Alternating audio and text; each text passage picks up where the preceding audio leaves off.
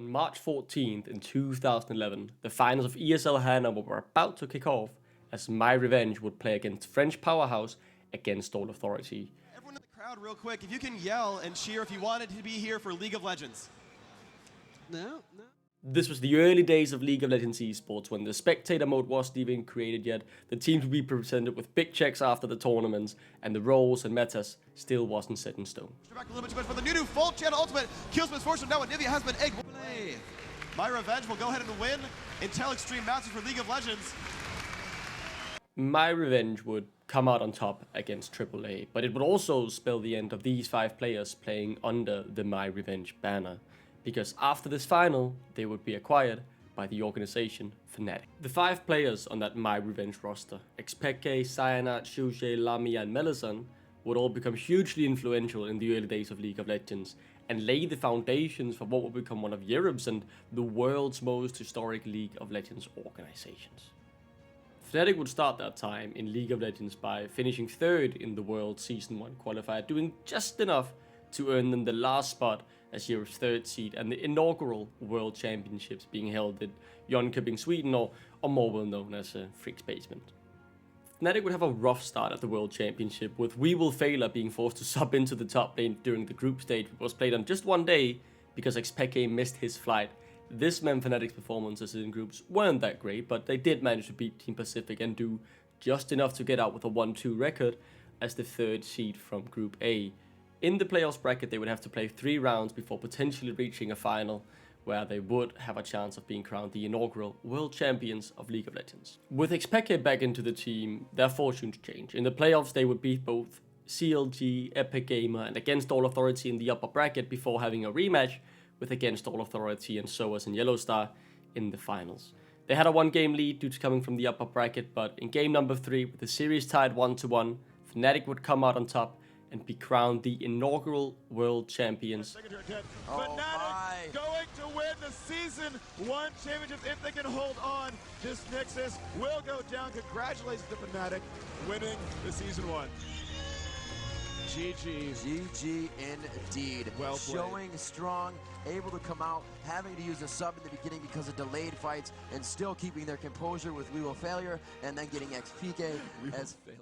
While there has always and will likely always be discussion around the pedigree of the inaugural World Championships due to the lack of Summoners Cup, any Korean or Chinese teams attending as they didn't have a server at the time and being held in Freaks Basement and whatnot, one thing remains undoubted and later forever immortalized in the game with their own skins. Fnatic and the roster consisting of Xpeke, Cyanide, the late Shushe, who was also tournament MVP, Lami and Melisande, were world champions, and they had forever etched their name into League of Legends esports history.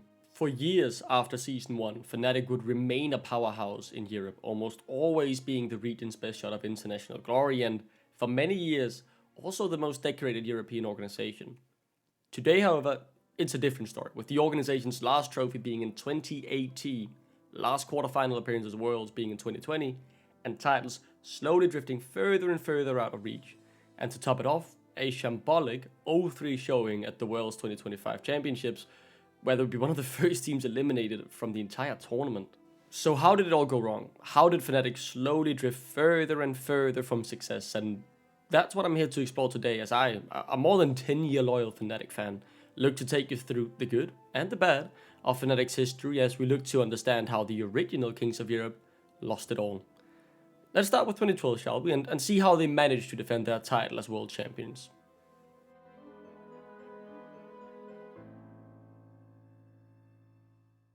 Heading into 2012, Shushe and Xpeke would swap roles, with Xpeke now playing the position he's most known for, the mid lane, and obviously Shushe moving into the top lane.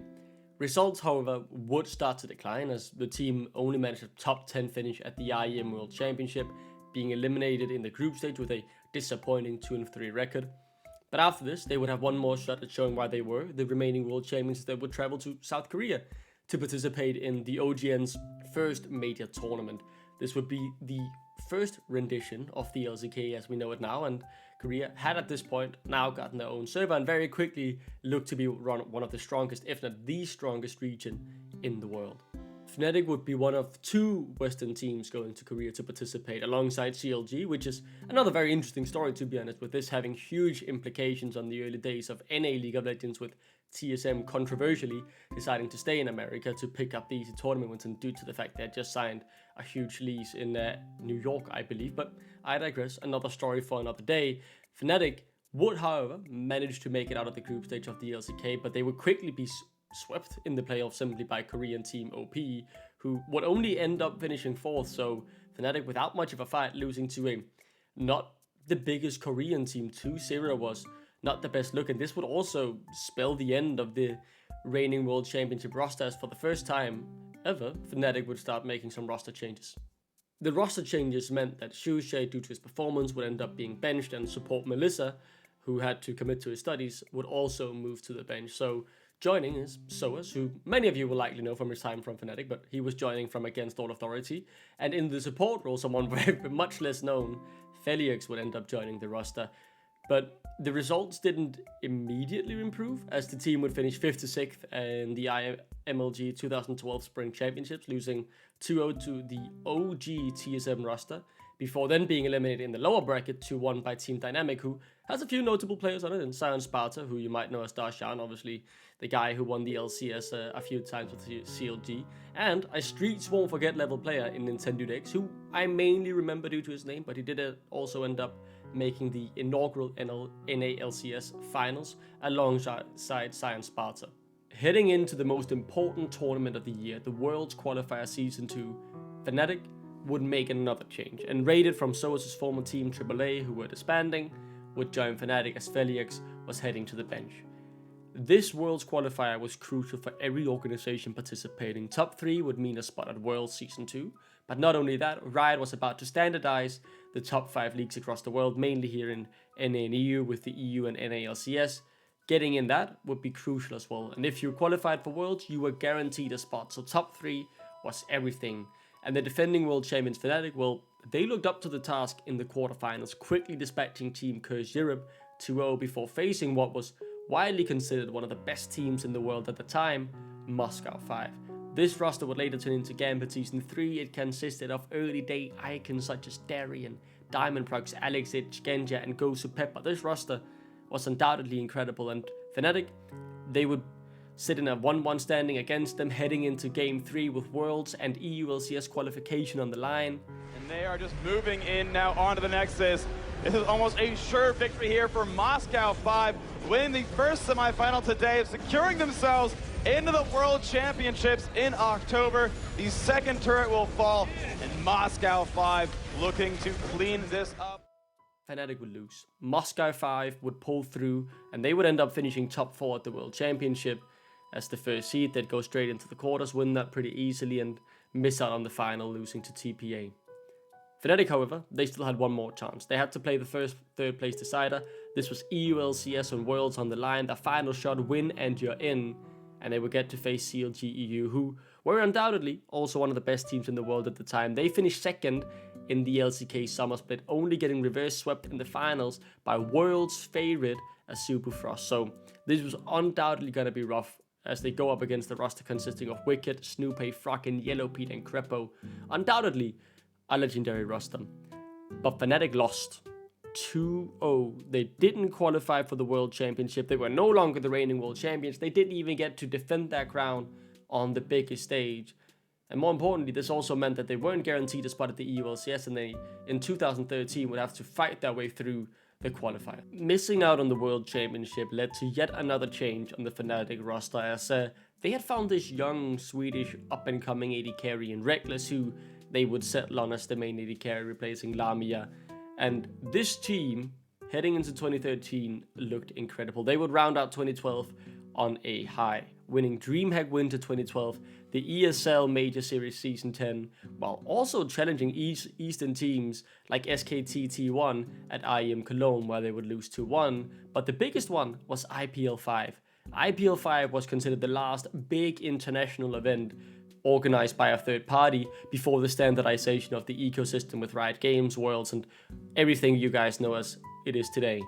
And here, every big team would be participating. Fnatic could get some revenge and show that they were still among the world elite, despite failing to qualify for Worlds, and they would do just that, beating the defending world champions TPA twice in a run that made it all the way to finals, only losing to World Elite, who was also among the best teams at the time, and Fnatic could keep their heads held high heading into Season 3, knowing that this roster was still capable of competing against the best the world had to offer.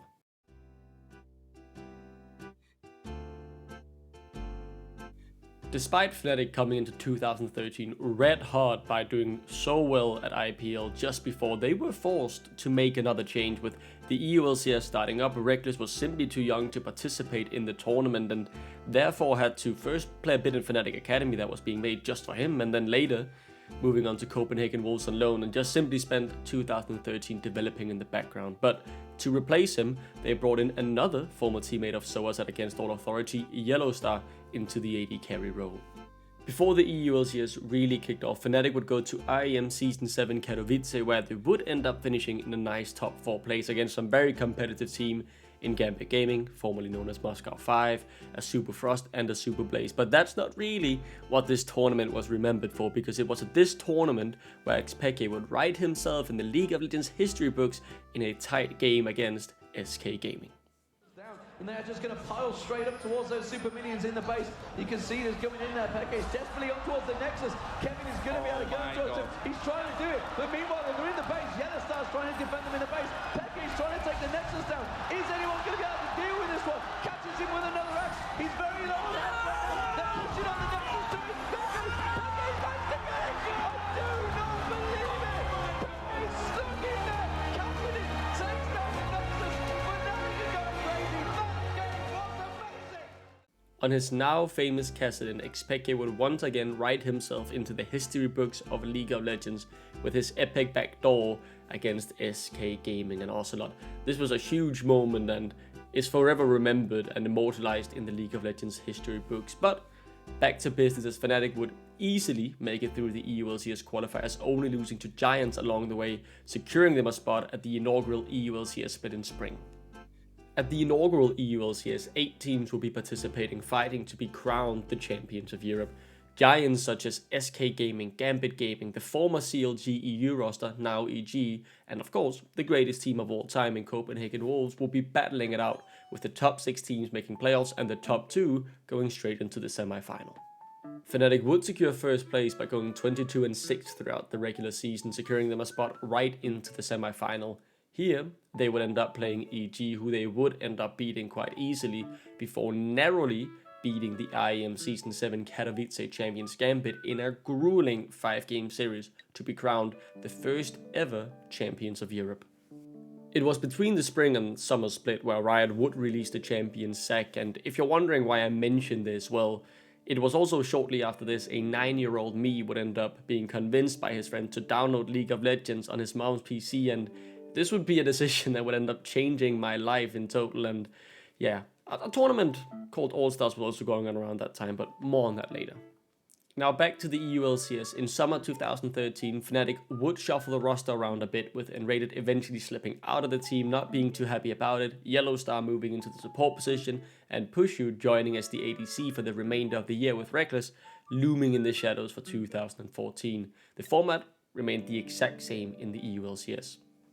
New to this split though was some newly promoted teams. Lemondogs, who came out of the gate swinging with the current FlyQuest coaching duo Nukeduck and Mythy, who also obviously have had long careers in both EU and NA between them. They would end up finishing first place in the regular season, and Fnatic, despite the roster shuffle, would finish second with a way more disappointing record of 15-13, but it was enough to get into top 2 and straight into the semi-finals, where they would once again meet EG. A quick 2-0 later, and Fnatic would face off against Lemondogs. Here, the veterans of Fnatic would be claiming a pretty solid 3-1 victory and retaining their title as the best team in Europe, and more importantly, qualifying them to the Season 3 World Championship as the first seed from Europe. Worlds 2013 had a bit of a weird format in the sense that 4 teams would be seeded directly into the quarterfinals. This was based on the performance of the All-Star 2013 tournament I briefly mentioned earlier. This was a tournament where I believe fan voted All-Star teams from each major region would be participating. SOAS was participating from Fnatic on the European All-Stars, along with 3 players from Gambit and Yellow Pete from EG. They would finish last, however, against the other All-Star teams, and this meant that every other first seed would be seeded directly into the quarterfinal. But Fnatic, well, they would have to go through the group stage, which was 2 big groups consisting of 5 teams in each, and Fnatic, they would have to play some big teams like Team Vulcan from NA, the Southeast Asian representative in Mineski, but the big one was Korea's Samsung Ozone. This, however, didn't really change much. Fnatic would walk this group, beating Korea's Samsung Ozone and only really dropping a single game against North America's Team Vulcan, and therefore they would go into the quarterfinals where they would draw the first seed from NA, being Cloud9. In that best of 3, America's first seed Cloud9 had their judgment completely clouded by either sheer confidence because of how well they've been doing in NA, or incompetence, as they would leave XPK's Kassadin open in both games. Fnatic were on the blue side. Even think about playing and a first pick Kassadin. This is Fnatic saying they don't respect High's ability in mid lane, because normally Peke waits for that Kassadin pick very late. Gendo from Lemonation blows SOAS in there, pops that ultimate straight off though. Peke picks up one. Peke gonna close in towards Lemonation. He's gonna be the next focus target. There it is, the Rift Walk force pulse straight on towards High, gonna be next. Sneaky goes down off the side. Peke's gonna roam in. There's the triple kill, and it's Fnatic cleanup duty. That's an ace. They realizing that did not work. That leaves Kassadin open. Will they first pick it again, or will they allow it to go over to High? Do they feel there's a higher value first pick? They should just go for Kassadin again. It worked worked for so them well in the first game. And since Cloud9 completely stuck with their bans, why wouldn't we see this? This is what Fnatic won with. I don't know if there's anything Cloud9 really could have done against this. It's either that or Orianna, I feel like. Inhibitor turret of the game is being focused, and Yellow Star manages to land his ultimate. Elimination, and High manages to get his Zhonya's Hourglass off just in time. Chain of Corruption comes out, pulls his drone, puts some damage down. Hemo Plague on towards Cyanide, tries to get the kill. Yellow Star does go down. That's the second kill of the game for Cloud9, but it is going to be another triple for Peke. Here comes the Quadra. They're going to give it to him. Yes, they are. It is Peke dominating 11-0-7. Fnatic are going to go through to the semi-finals, taking down the North American champions, Cloud9. And you don't do that. You don't leave his Kassadin open, and he would punish it. And this meant Fnatic, they'd eventually come out on top 2-1 and advance into the semi-finals, where they would face China's #1 seed, Royal Club, who had a special Chinese super ADC in Uzi. Raise me up so I can stand on mountains. Unfortunately for Fnatic, Royal Club had done their homework and would probably ban the Kassadin in all 4 games of this series. And despite Pushu doing his best to cement his legacy at Fnatic while Reckless his return was looming in the shadows, they simply couldn't beat him. His Varus could do whatever he mustered, but Uzi was simply too strong, and Fnatic would lose 3-1 as Royal Club would go on to be swept aside by SKTT1 and the undeniable GOAT Faker, who would win his first championship in 2013. But Fnatic would end their year with their heads held high. They had recouped the title as the best team in Europe. They had pushed the Eastern teams at the World Championship, beating Korea and challenging Uzi. And yeah, this was really good. And this was without the superstar AD carry Reckless, who was looming and ready to take over. And he would be joining them for 2013. Outside of that, the team remained the exact same. At this time, I was personally too new to League to watch or even understand much of esports at the time. I have faint memories of Faker winning his first Worlds, but how much of that is me just watching the tournament back as I got a bit older, and what was actual memories is hard for me to say. I do know though, I copped those SKTT1 skins as soon as they dropped with my allowance, that's for sure. I bought the whole bundle and everything, so some things about esport I definitely was aware of, that's for sure.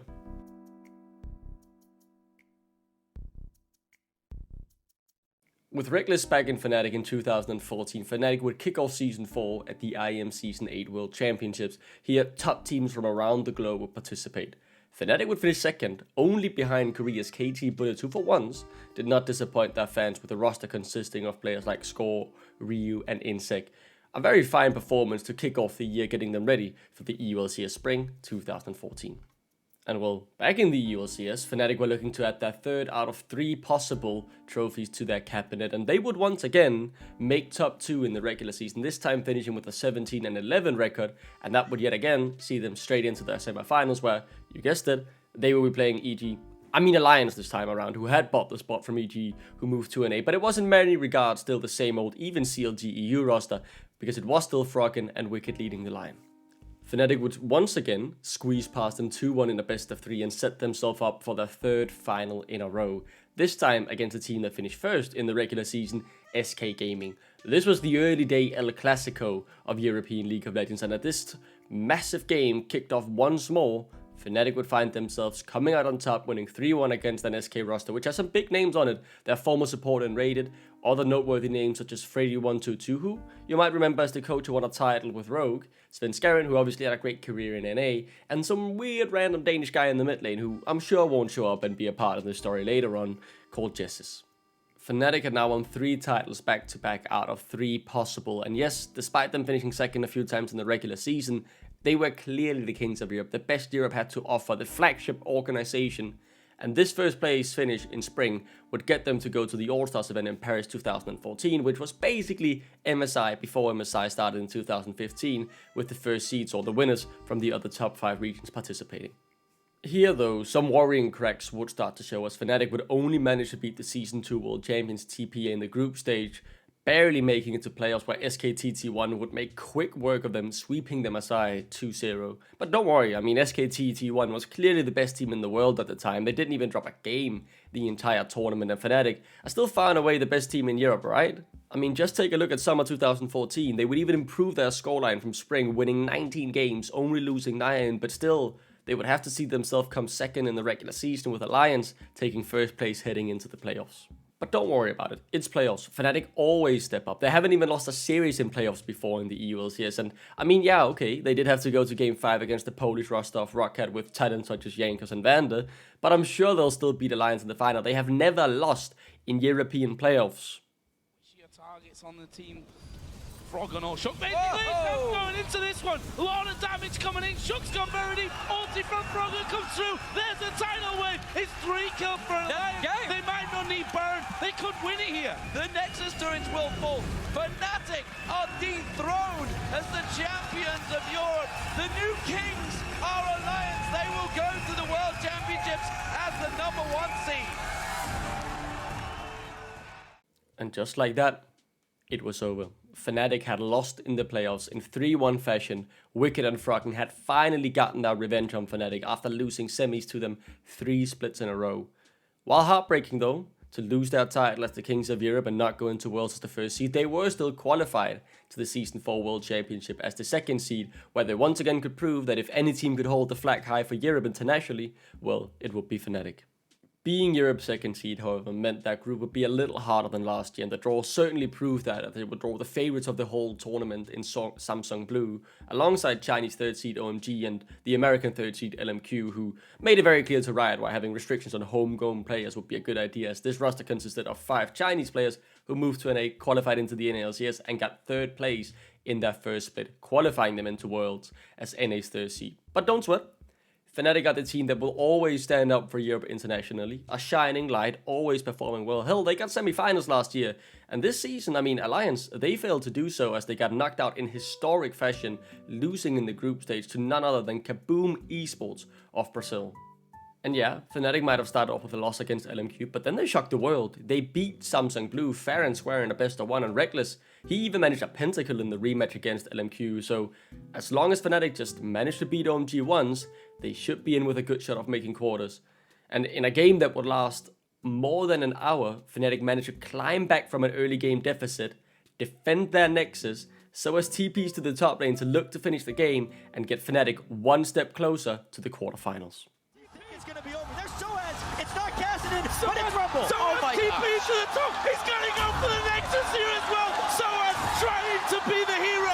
The recall's coming in, but Soaz is on it. One goes back, the rest come in. He's not going to get it. Down. I don't think he's got the damage here, but the super minions are coming in. I say he's not got the damage for the Nexus. He's down to half HP. He's already used his flash, and he will end up falling down. Yeah, but they're playing the stop stop the recall game, and Reckless is on the heels right now. The recall. Living Artillery, he's going to stop Sign, he has to. One of the big damage dealers, Going's going to make it in. Peke's there. Here comes Cyanide as well on the end. They're focused on the Guardian Angel Lasagnas. Can Cyanide slip in as the spider on this one? God. Will they be able to get it? Peke up from the Guardian Angel. A few more hits. Will this really happen? No. They did it! They saved the Nexus! The Nexus survived with just a slither of HP, and as OMG would somehow manage to win the game, Fnatic's chances of quarters were gone. And so were the story of the old guard, as this would mark the final game this legendary core played together. Heading into 2015, Reckless would leave to join the Alliance/Element Super Team. Cyanide would essentially retire, while Xpeke, he would move on to make his own team Origin, and he took SOAS with him. Fnatic were left scrambling, as all they really had left was Yellowstar, who they were determined to rebuild around and try and bounce back even stronger than ever, regardless of how unlikely it really looked, losing so many of the Season 1 World Champions, the players who defined what the early era of Fnatic was. 2014 was really the first year I started watching just a slight bit of esports. I was by no means a regular watcher or anything, but I remember watching some bits of All-Stars here and a bit of Worlds in 2014 as well, and it was around this point that I solidified being a Fnatic fan. A young me was completely awestruck at how good Reckless was back when I was 10 and 11 years old, while the legends of Xpeke, SOAS, Cyanide and Yellowstar were just absolutely historic, and that really made me cheer for Fnatic, something that stuck ever since, through the good and the bad. But let's go to 2015.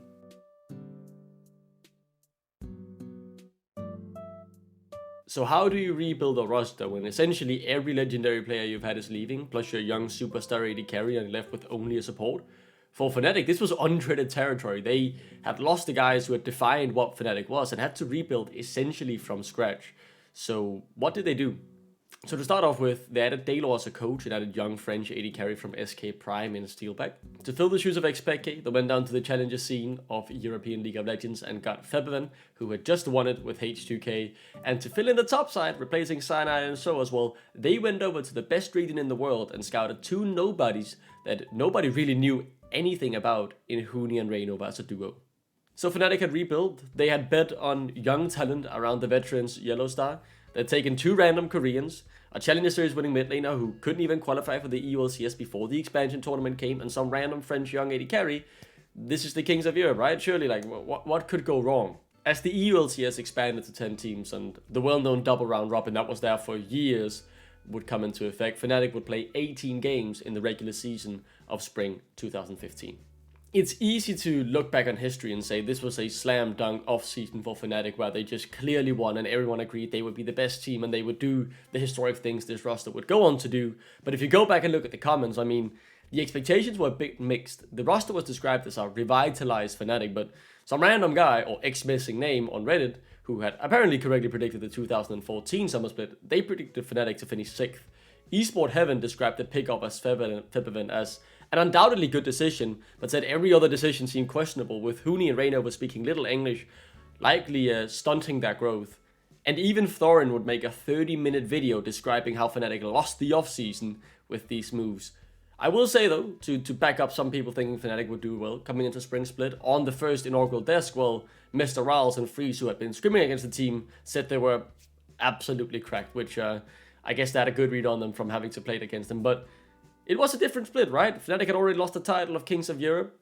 They are trying to claim it back with a mishmash of rookies and young upcoming talent, only one veteran in the team, while Elements, well, they had built an undeniable super team, taking the Alliance roster that had just won the split and added the best AD carry in Europe, Reckless, so I think it's fair to say Fnatic might not have been favorites heading into spring 2015.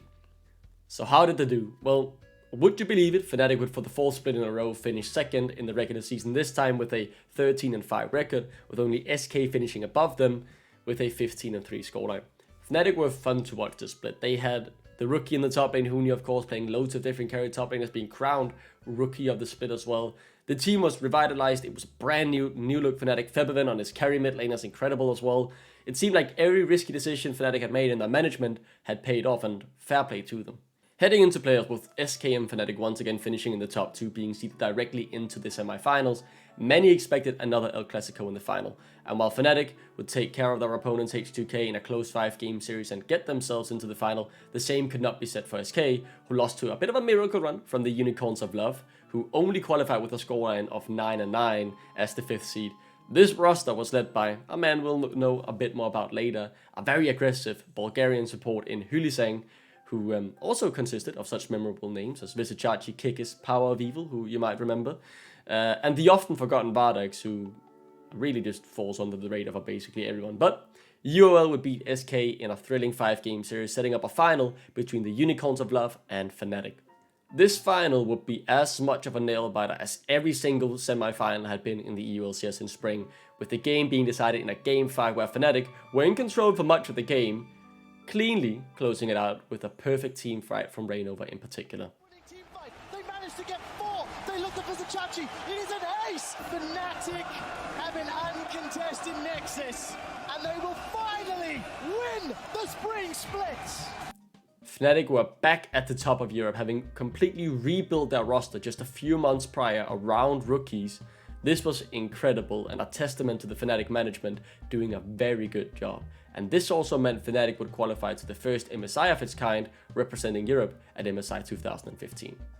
At MSI 2015, the group stage wasn't the greatest, as they failed to take any games off Eastern teams, but they did beat both TSM and Besiktas to end with a 2-3 record, and they did make it to the semi-finals as the 4th seed, meaning they would have to play the tournament favorites in SKTT1, who, might I add, they almost beat in the group stage, narrowly losing to a Bang pentakill, closing out what was an incredibly tight game, so Fnatic might have had a shot.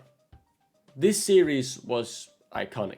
Febiven was incredible on his set, solo killing Faker, the GOAT, multiple times, and while Fnatic did sadly end up losing 2-3, they could go out with their heads held high. 4 rookies and a veteran had retaken the crown, had pushed SKT to their limit, and they were coming back to Europe with one roster change in mind after the Elements super team flopped, and this would be incredible. Then Fnatic offered me to come back again, and I felt like it was just very natural once again just to come back home, you know. With Reckless joining, the best AD carrier in Europe joining, the best team in Europe already, everyone saw Fnatic as serious coming into the summer split, and for good reason. They had taken SKT to 5 games, Reckless coming in of course. Who could really stop them? Unicorns of Love? H2K? There were only really one big joker in Origin who had just qualified for the split. Remember where Soas and XPK went? Well, they went to the Challenger Series, and this was a great roster consisting of those 2 veterans alongside Amazing X and young superstar Danish AD carry in Niels, who would later go on to be known as Sven, and some Spanish support who you might remember from Lemon Dogs in Mythy. This team was clearly there to compete, and they showed that very quickly, and they would also prove to be the only team to challenge Fnatic throughout the 2015 regular season, where Fnatic, they would go on to make history. He's dropped. Niels gets 2 more kills. Pekka will lose his life in reply. But Origin stole the Dragons. Not over yet, Trevor here. Fnatic is behind enemy lines, and Origin, they're looking for them. Well, let's see. Reckless is on Mythy. Amazing's on Huni. Where can Reckless get away? He's been stunned up. Niels is going to be able to get one to reply. And Yellowstar keeps him alive. Monsoon saves Reckless's life. Harder than the enemy team, and that excels in the mid-game. This is going to hurt. The original death push by the original gangsters. Origin, stop this one out. Amazing is split up on the rest of the team by the Monsoon. He's down. Beckett follows quickly. Soaz is being focused out as Feathervin is chasing with a death ray. The Feathervin flash finds another target. Mythy is down. A quadra kill. Can't even finish the game. I mean, the 2 guys dead from the They're gonna try. Oh, belly bump. He's not gonna be able to get it. Chachi looks to go in on a Reignover, but the towers are being fired down. Bardax, his health bar just evaporates again. Hootie picks up another massive kill as Reckless takes down the turret. Fnatic look to end this game quicker than we've seen this entire split, and Fnatic will become the first team in LCS history to do it. The perfect split, 18-0. 18-0. Unbelievable for Fnatic. No one had or will ever achieve the same feat, as the same format is not in use anymore. The super team of G2 in 2019 and 20 couldn't replicate this. The super team of Fnatic in 2018 couldn't replicate this result. 18 games unbeaten. It's unbelievable, unheard of. I personally, as I was watching every game at the time, believed that it would be home after Fnatic took down both H2K and Origin in week 7, with the remaining opponents not being nearly as strong as those two, and that's when I thought it could really happen. 12-year-old me was completely awestruck at how good this Fnatic was. They were entertaining, they were fun to watch, they were lovable, with the Legends in Action series being in prime form at this time. It's a series they still continue to this day, to be fair to them, but this team was lovable. I mean, how could you not love Huni Reignover?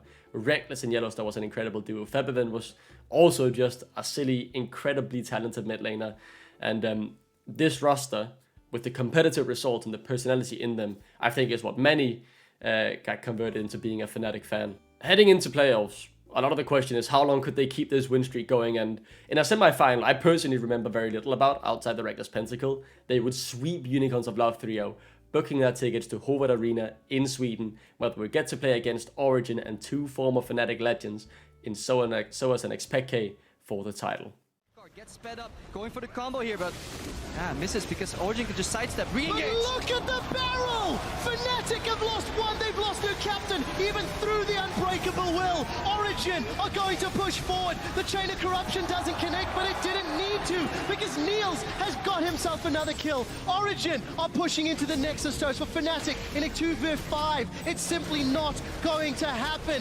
For the first time in 3 months, 12 weeks, 6 patches, one team added 1 loss to Fnatic's roster. 5,000 gold. Void Staff picked up for Febiven. And we're going to see Huni and SOAS go toe-to-toe. Triforce Eye-Edge.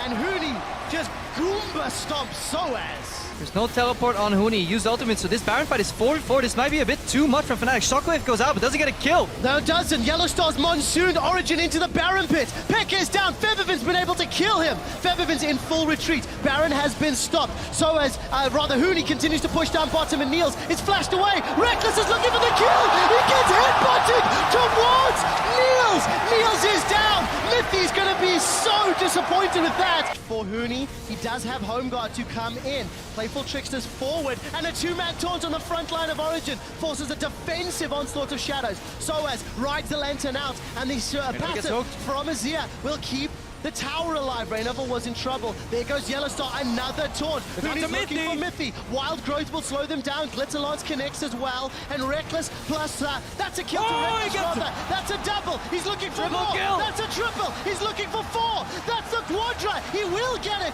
The reset forward. Looking for a pentakill. We're in Sweden. The Swedish gets a pentakill. We don't even need to risk a fight. We're just gonna take your base. Look at the damage. We're gonna see Yellowstar nomming Reignover. That'll keep him alive a few seconds. Inhibitor comes down. Huni's down. Niels is looking for more. Defensive flash from Reignover. They've got another inhibitor. Baron empowered super minions onto the last Nexus turret. Origin in the 4th game after 15,000 gold down and giving away 2 Barons. They're going to force game 5. They're going to play Silver Scrapes, and they're going to make the summer finals go all the way. Origin will take you down. That previous inhib fight may have been enough. Tibbers finds Peke. Peke does not have time. Peke's down. Equalizer burned him through. Reignover is trying to run down Reckless. We are going to see Niels rather. We are going to see the exhaust come out. Glitterlance catches. Undertow catches. Mithy's down. Double kill for Huni. Triple kill for Huni. That's the game.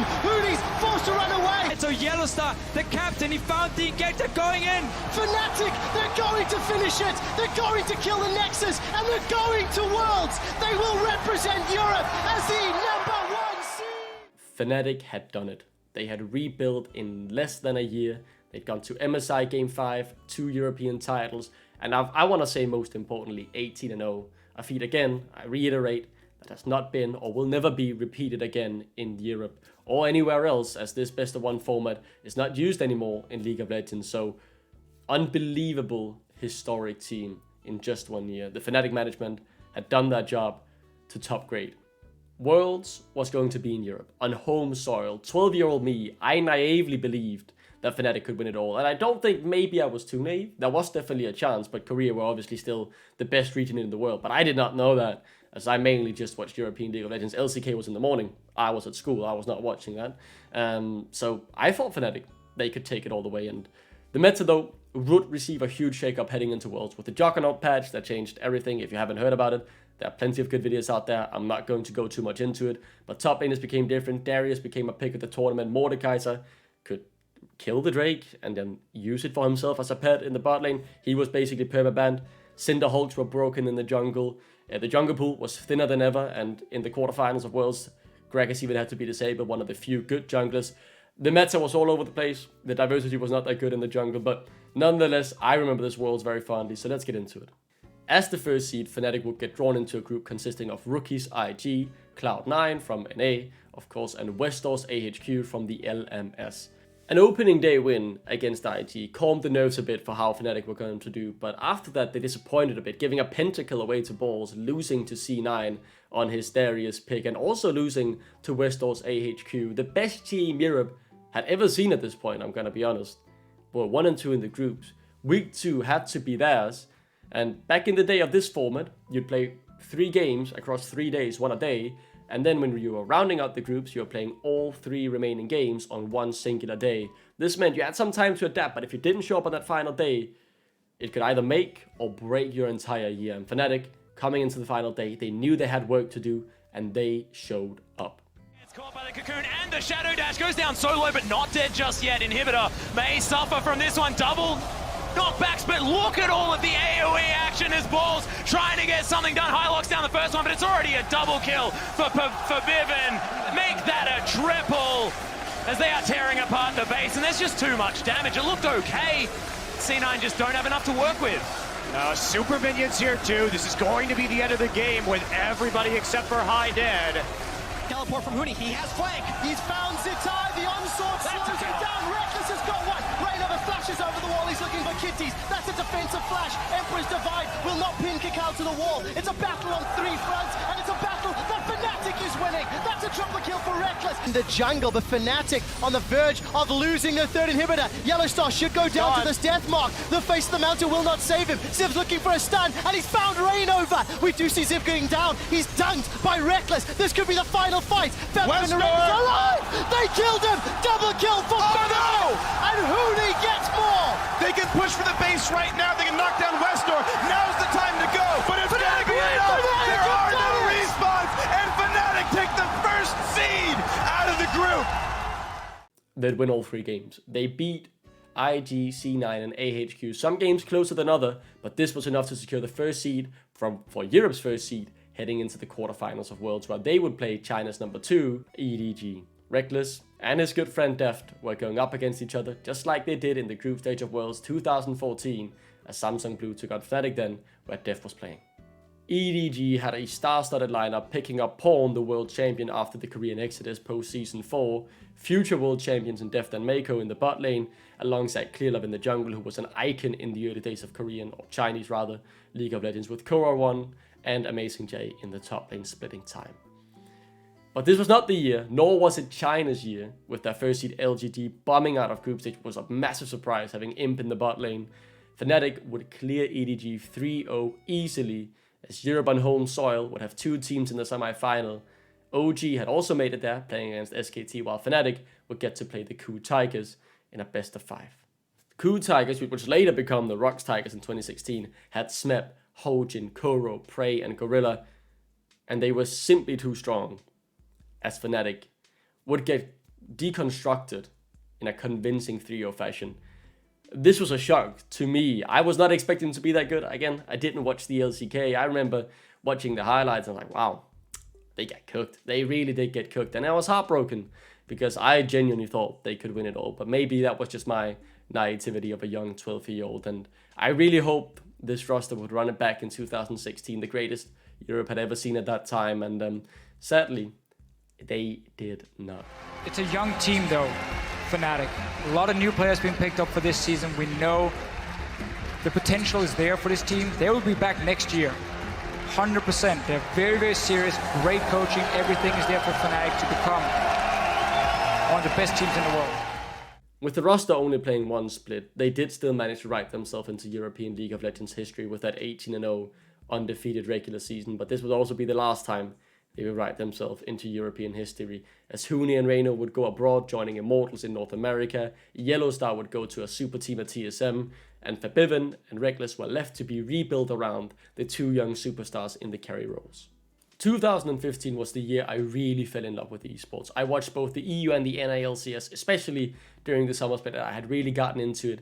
I consumed Primetime League, that program, as much as possible with Rift, absolutely incredible. And I consumed as much content as I could around Fnatic. The Legends in Action series was obviously incredible, as I already mentioned.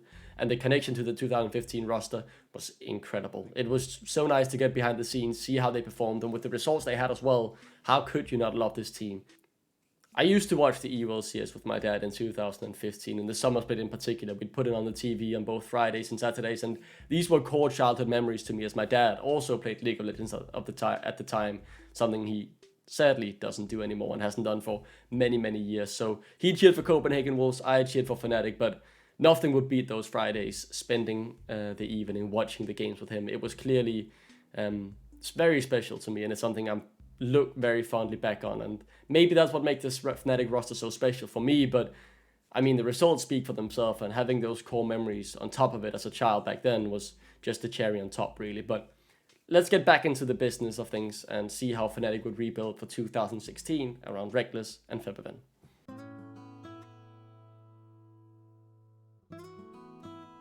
So, it's 2016, Fnatic had just had one of the best years of all time, and this is the year many now look back on as one of the best before the world became completely crazy. And how do you, as Fnatic, going into this year, replace and rebuild the roster that went 21 games undefeated in summer, while you try and replicate the same formula you did last time?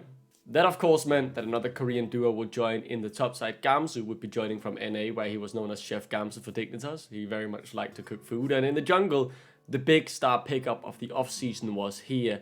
It was Spirit. The guy who had won the LCK with Samsung Blue, went to semi-finals at World, and yeah, he did have not the greatest year with World Elite in China, but he was a top jungler. And it was kind of the reverse of what we saw in 2015, where it was the carry in the top lane and the supporting jungler and Reignover. This time around, though, it was Spirit who was the main carry, while Gamsu was a big weak side top laner and very much a big tank enjoyer. But who did they replace Yellowstar with? The captain, the leader, the shot caller. This had to be a big replacement to replace the lack of voice all of a sudden in this team. And well, they ended up getting Noxiak, who had played it with Meet Your Makers before. I believe he also got relegated outside of out of the LCS just last year, and he'd played a bit for Fnatic Academy in the past.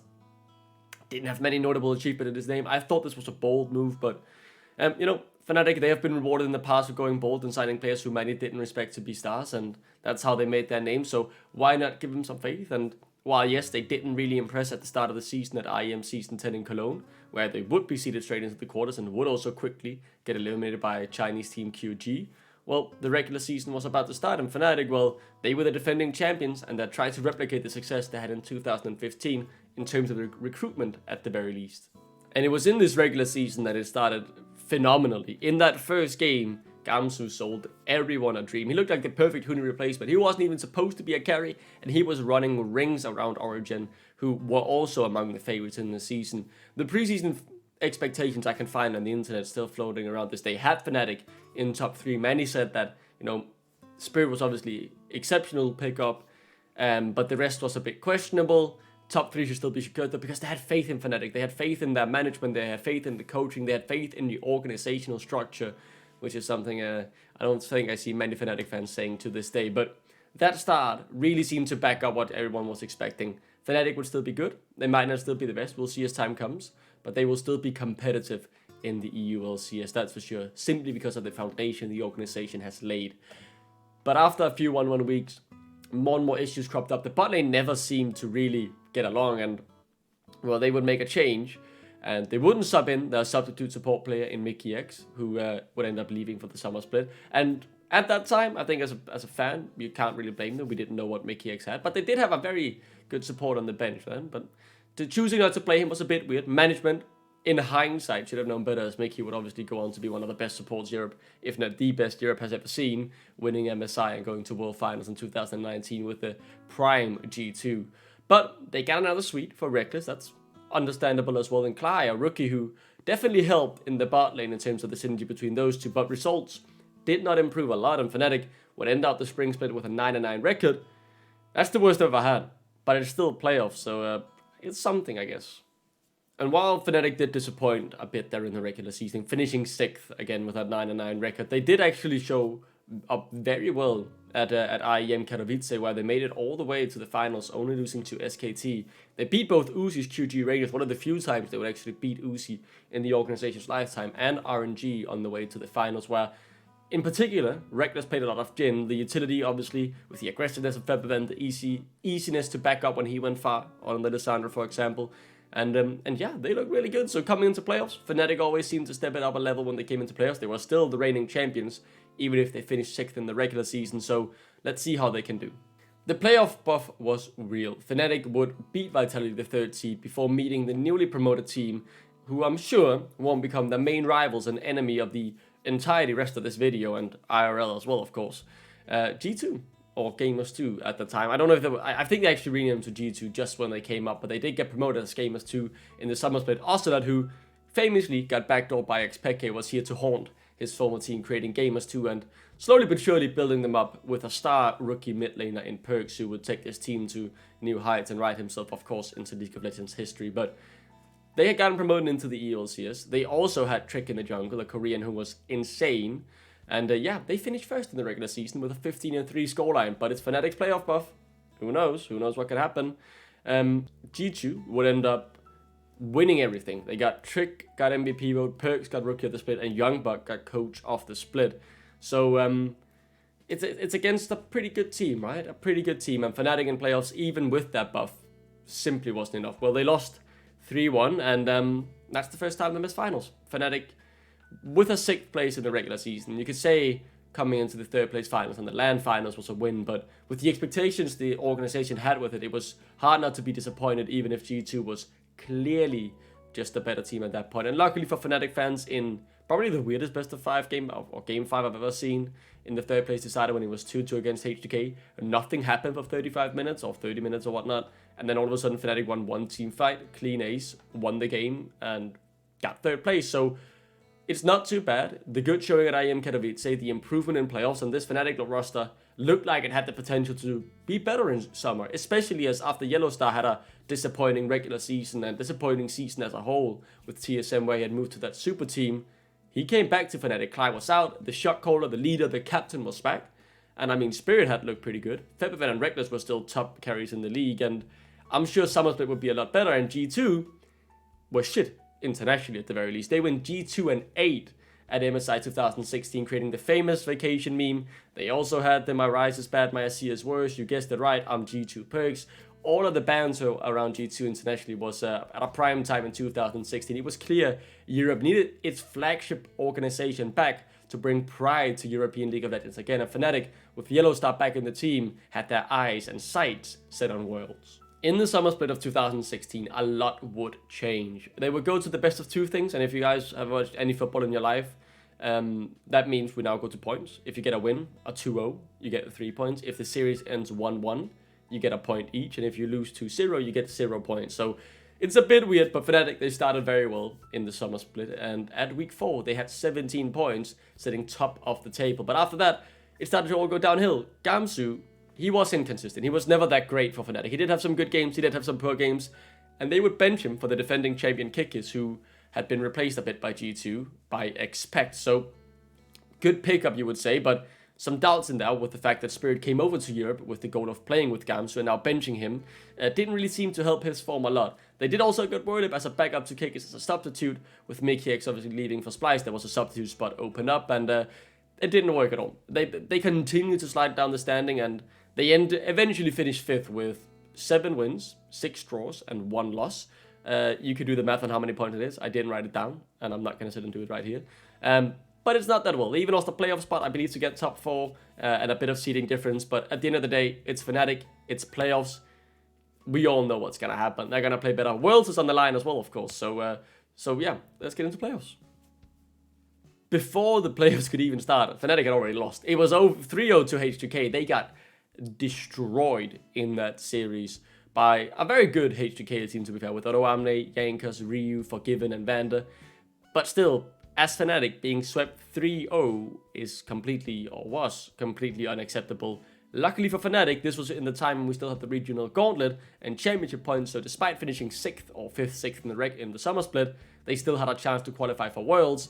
So now Worlds was really on the line. They would be seated 2nd out of 3 rounds, also in the 2nd round out of 3 rounds. The gauntlet, if you remember it back then, I really loved it a lot. The final spot at Worlds would be decided there, where 4 teams would be participating, and then you would be seeded based on your championship points you've earned throughout the year. The team with the most championship points would have to win 1 best of 5, the team with the second most would have to win 2, and the last 2 teams would have to win 3 best of 5s in a row to qualify for the World Championship. And Fnatic, they had the second most championship points of teams who weren't already qualified to the World Championship. This means they would have to win 2 best of 5s, and they would play Unicorns of Love in their first round, or Unicorns of Love second round, and now Worlds was really on the line. There was nothing more to fall back on. This is where Fnatic had to step up if this year had to amount to anything. Fnatic had not missed Worlds since Season 2, and since then had made semi-finals twice in that span. A top 4 team, a top organization domestically and internationally, was about to play for their life in 2016. And they lost. Again, 3-0. They got swept by the Unicorns. And that's the year over. Fnatic would get 3rd in spring as the highlight of that year in a tight best of 5 against H2K. They would get 6th and 5th in regular seasons and be swept in both the summer playoffs and the regional gauntlet. Completely unacceptable, and I felt empty at that time. I very much remember 2016. You were expecting to build on 15, and obviously already losing the players who you really fell in love with in 2015 was tough, but with Yellowstar coming back for summer, I had a lot of hope, and yeah, losing to both the playoffs in H2K and UOL, a complete shock, completely unacceptable, and I felt very empty, but obviously, there was still Worlds around the corner. Could any team really do Europe proud? As a Fnatic fan, the only thing you could really laugh at there was how G2, even though they looked stronger than ever coming into Worlds, buying Sven and Mithy from Origin, sucked ass internationally. They couldn't do anything. They got, I think, 1-5 in the group. They lost to wildcard Russian team Albus Nux Luna, who did make quarterfinals as the only wildcard ever, which is insane. Credit to them. They were fun to watch. Played the Puppy and Nivea comp as well that, G2 pulled off this Worlds in 2025 as well. But yeah, that was the best thing for Fnatic fan this year, watching G2 get embarrassed internationally, and that's kind of like bittersweet, because at the same time, I think many European fans, myself included, I put my region above my team at Worlds, so like, I cheer for G2 when they're playing at the World Championship.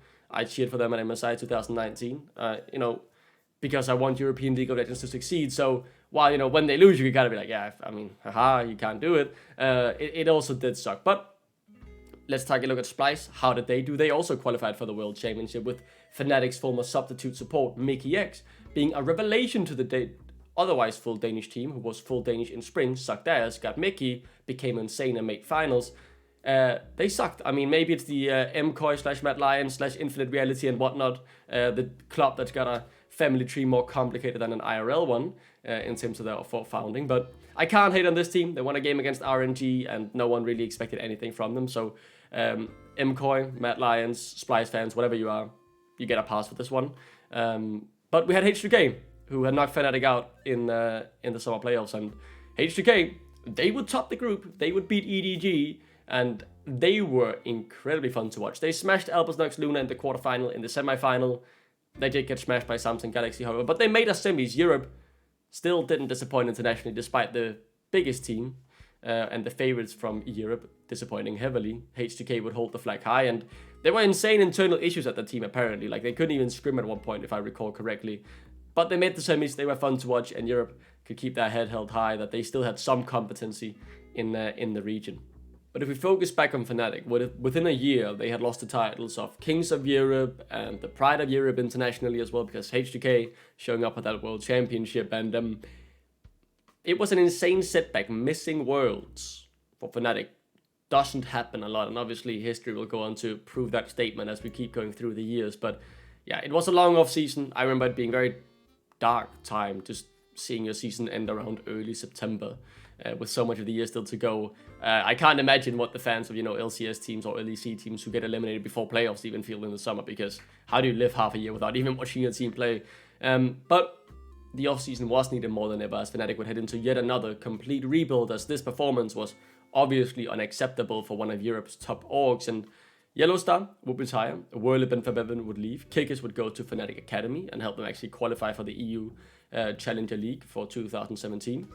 And yeah, this left an entirely new roster to be built around Mr. Fnatic himself in Reckless. So 2017, Fnatic, they would change their approach to roster building after a failed 2016, and let's take a look at how they did.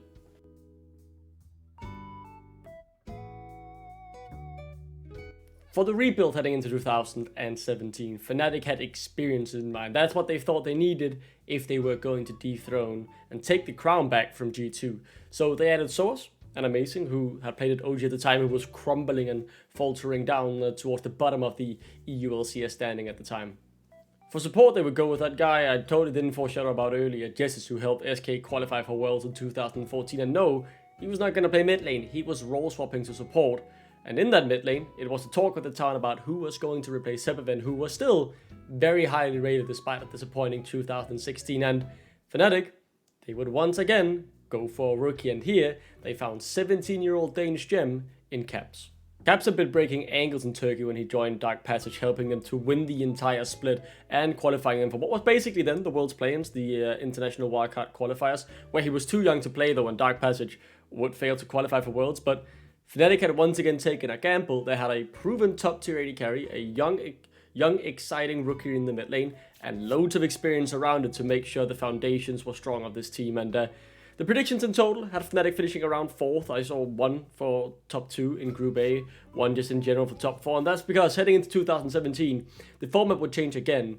They would go over to best of 3s now, the more warded and, I don't want to say traditional approach, but the Korean approach, at the very least, now being more common around both Europe and North America as well. And this would mean teams were split into 2 groups, so the one prediction I found had them top 2 in Group A, where G2 also were.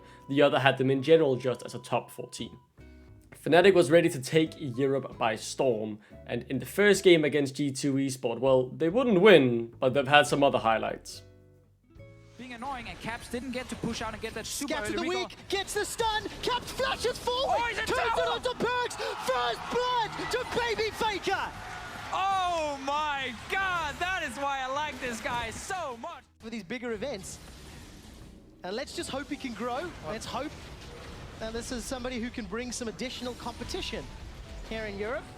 As I'm getting a little carried away, Caps is in trouble, knocked up, gets the shield, running for his life. The Ghost is buying time. Perks has got 300 HP, looking for the kill. 1 auto, the shield, Caps does it again! God.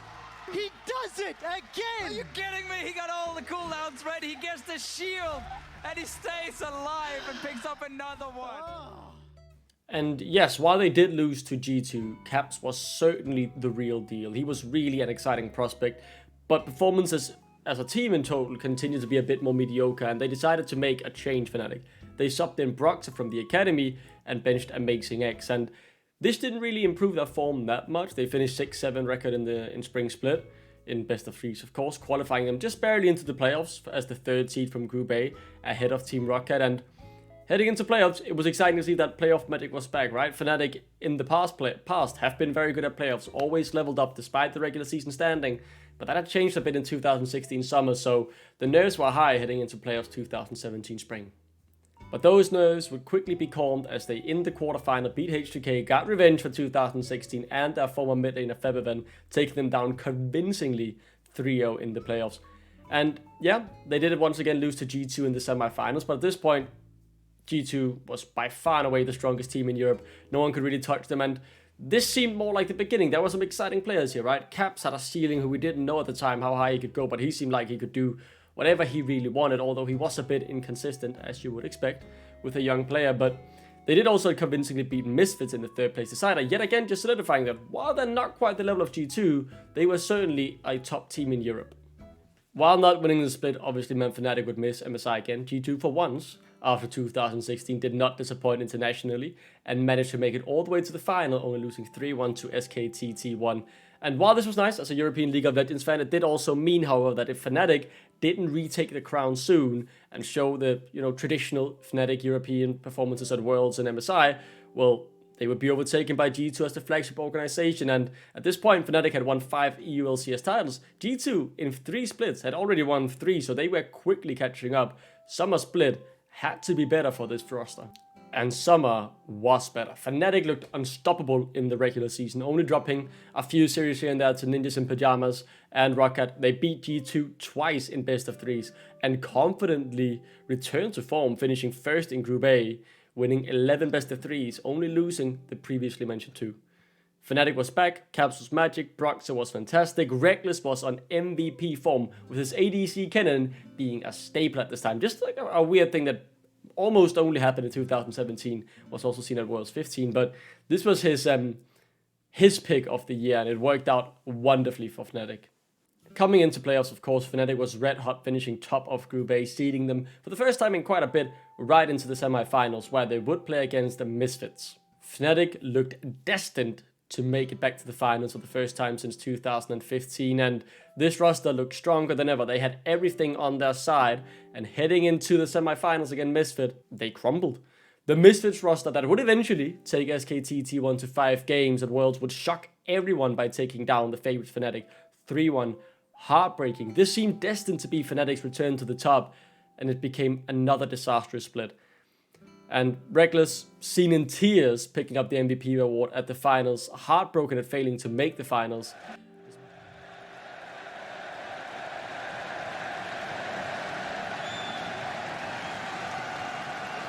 Well, first of all, I just want to say that all of this, what's happening right now, is something that I will cherish for the rest of my life. Like, I'll never be able to have something like this again, but the fact that we're not able to play tomorrow is just, it's hurting me so much.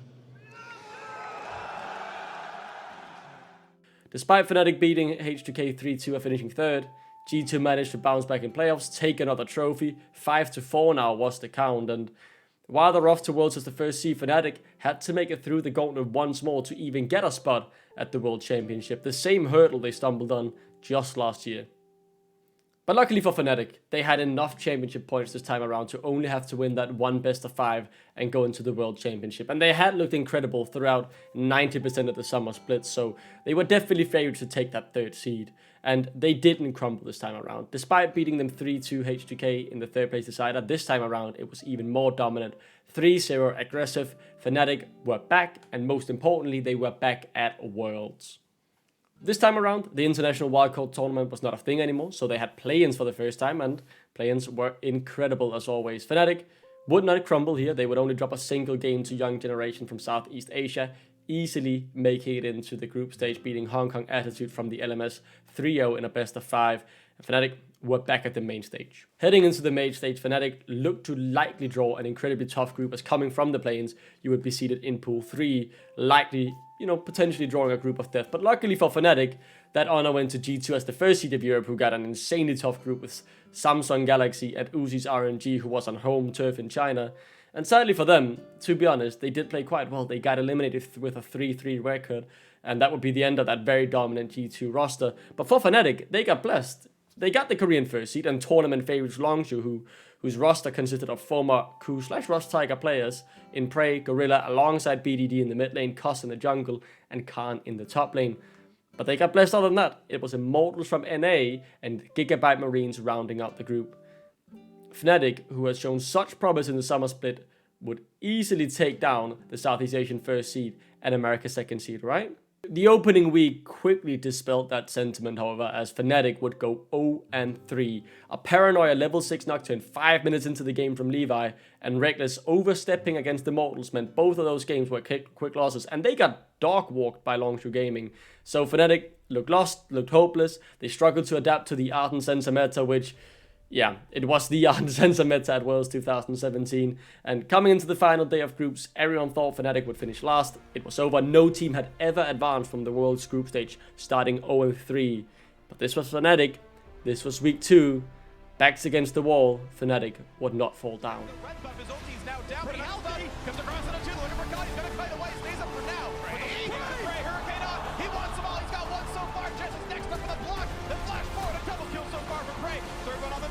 It's the bot lane, the support going down. 3v4, Immortals forced to run away, but Fnatic, they want this one. The chase forward on top of it, not quite the blade color range, and just barely missing onto that Miami. There's still more to be done. They look for the kill. Reckless gonna come in and Brock's gonna get the kill credit on that one. And the flash bar goes on. Oh, the insect but betrays his teammate. And it's gonna be the ace for Fnatic. Klein and Knockup is there. Cap's a bit low. Do they have the damage closer? Must go big. Shockwave. Get his Reckless. Now on the Necklace they're going. Do they have the damage output? The hits are coming in. Is it gonna be the game? Fnatic. Oh, knock him down. Will they get someone? He's trying. Got me out of the game. Fnatic 1-4. They knock down Immortals. After the tragedy of 2014 for Reckless not killing the Nexus against OMG, Soaz makes it work with his dying. Dardo, it goes down. Oxy gets stunned.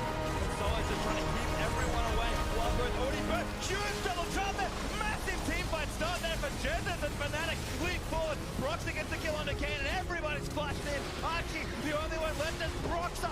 Finds the final execute with the ulti. And Fnatic, they needed to win, and they have done it. Reckless is more than enough insurance for these fights. Cody lets it go with the ultimate. Flash fill there from Flame, trying to start something. The root onto Cap is not enough damage as Soaz again moves back through. Reckless getting aggressive, jumps forward towards the waters, and Soaz just eats away, gets the kill. Cody caught by a Rupture. That's going to be it. Fnatic push through, take down the Nexus, and look to make world's history as they go up against once more the Gigabyte Marine. Gets chased down, but the jungler has changed. No, he's trying to bury out the Drake. But they're going to get this. They shred this thing. It's a 6-item Trist with Ardent Sensor. They're going to get out there. RTTP. Fnatic do know what's happening. Nars here. Sivir's coming. Sivir is running fast. Ultimate actually trying to bait them in. Reckless. Little too far forward, but Saya taking the damage. Oh, they barely get it. Forward. Judgment to fight. Oh my God. Grizzly's face up. Still going for it. Soaz. Mega needs to avoid it, but he got the double kill. No way. Still fighting in the Soaz with the Mega. Cat. Oh, he missed his shutdown. Shockwave. No. Missed. Oh no. Fnatic inching closer as Optimus getting it taken down by the veterans. Very close. Still going in again. Say it. Showing the big but the Nexus is open. No way. Makes his way back in, but he's not gonna die. Captain's a clutch play, and Fnatic do the unthinkable and make their way to the quarterfinals. The miracle run had happened from 0-4 down to results going their way, 2 tiebreakers, a 4-4 scoreline. Fnatic had run the gauntlet. They were into the quarterfinals of the World Championship, and that's what a European flagship organization does, despite their backs being against the wall earlier. It was absolutely incredible. I vividly remember watching this day of games as I was setting up for a project with my friend at school at the time, using a projector in a meeting room sort of at school. And whenever the teachers weren't there to check on how the project was going, well, we put that on the screen, and it was incredible seeing that come back.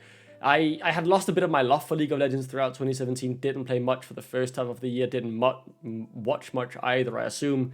Maybe Fnatic missing Worlds and not looking too good made me fall out of love with it. I don't really know, to be honest, but I had the longest break I've ever had in my life from playing League of Legends, and I had already gotten slowly back into the game over the course of the summer, watched the semi-final against Misfit, but this day made me fall back in love with League of Legends, and it's a love that's stuck around ever since then.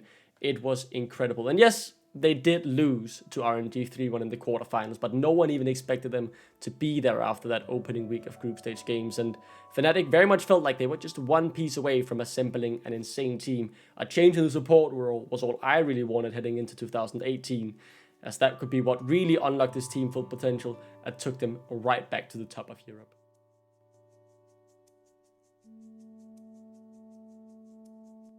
It's 2018. I know the jersey might be a bit small nowadays, but it still works. We can make it work here, guys. As Fnatic heading into 2018, they did decide to make that change in the support position. Jesus was out, and coming in was the long-time Unicorns of Love support, who had made multiple finals in the EU LCS, despite never actually winning anything or making Worlds. He was seen as one of the better, if not the best support in Europe, and he would join Fnatic from Unicorns of Love. And I'm just going to note this now, I'm sure it won't be important at all later on, but in the top lane, Fnatic got a substitute nobody really knew in Whippo, who I'm sure won't be needed at all, because Soaz was, heading into 2018, doing a great job holding down the top lane for Fnatic. So, heading into 2018, Fnatic were among the favorites, if not the favorite, with G2 being in the middle of a rebuild, or just starting a rebuild, you could say. So, everyone expected Fnatic to come in red hot, keeping that core from 2017 that dominated the regular season. And they would do anything but that in the first few weeks. They would start off with a win against Splice, a bit of a slow one, but they took it home in the end in another slow game against H2K and Kadra though. that wasn't going to happen. Cadril baited in the team, dealt 700 damage in the team fight on a late game Kassadin for Sheriff to then clean up and start the comeback. It was simply too much for Fnatic and Caps to handle. Heading into week 2, they would also lose to the young, exciting rookies of Vitality, who were very good this year, to be fair, with Jisuke's rise hard carrying the team. He was incredible on that rise. And yes, they did beat G2 in the Fnatic versus G2 rivalry. But then heading into week 3, that was a very long game against Misfits, which they lost. But that flicked the switch in Fnatic, and they would just level up after that. They would only drop one more game for the rest of the split, and that was against Misfits too.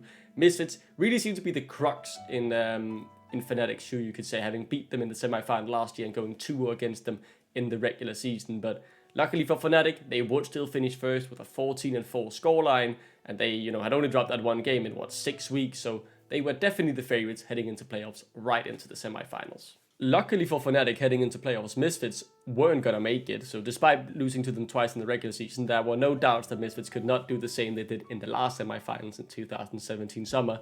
Instead, they would play against the young Vitality, who, really had Reckless on their mind. Reckless had been incredible throughout the 2018 spring split on MVP form, looking to get back-to-back MVPs, and Vitality decided to ban 5 AD carry champions against him, leaving a very broken rework Swain open, and Fnatic would win the series 3-1. And they were back in their first final since 2015 summer. In the semi-final, where they did beat Vitality, Whippo would actually be playing, and this was because Soaz had gotten a hand injury. This didn't matter too much for Fnatic. They had been scrimming with Whippo. He had been playing a few times towards the end of the regular season when Fnatic were guaranteed playoffs essentially, and he did look solid. Played some Swain, played some Sion, and despite it would be nice to have Soaz, who was, the veteran heading into their first final in a few years, Whippo was certainly an exciting rookie, and as long as he could get on something comfort like the Sion, Wonder wouldn't be able to exploit him too much, was the expectation. And just before we go into the first Fnatic versus G2 final, I want to talk about DonJake real quick. I mentioned him in 2016 as getting coach of the split with G2. For 2018, he joined the Fnatic roster and elevated an already good coaching staff to an elite one. He was praised repeatedly by players in the interview. Can G2 win their 5th title in a row, and with that equate to the 5 titles that Fnatic already has? No. Or will Fnatic finally lift the trophy again after 2 years? What people don't realize is that we have Joey and they don't, so...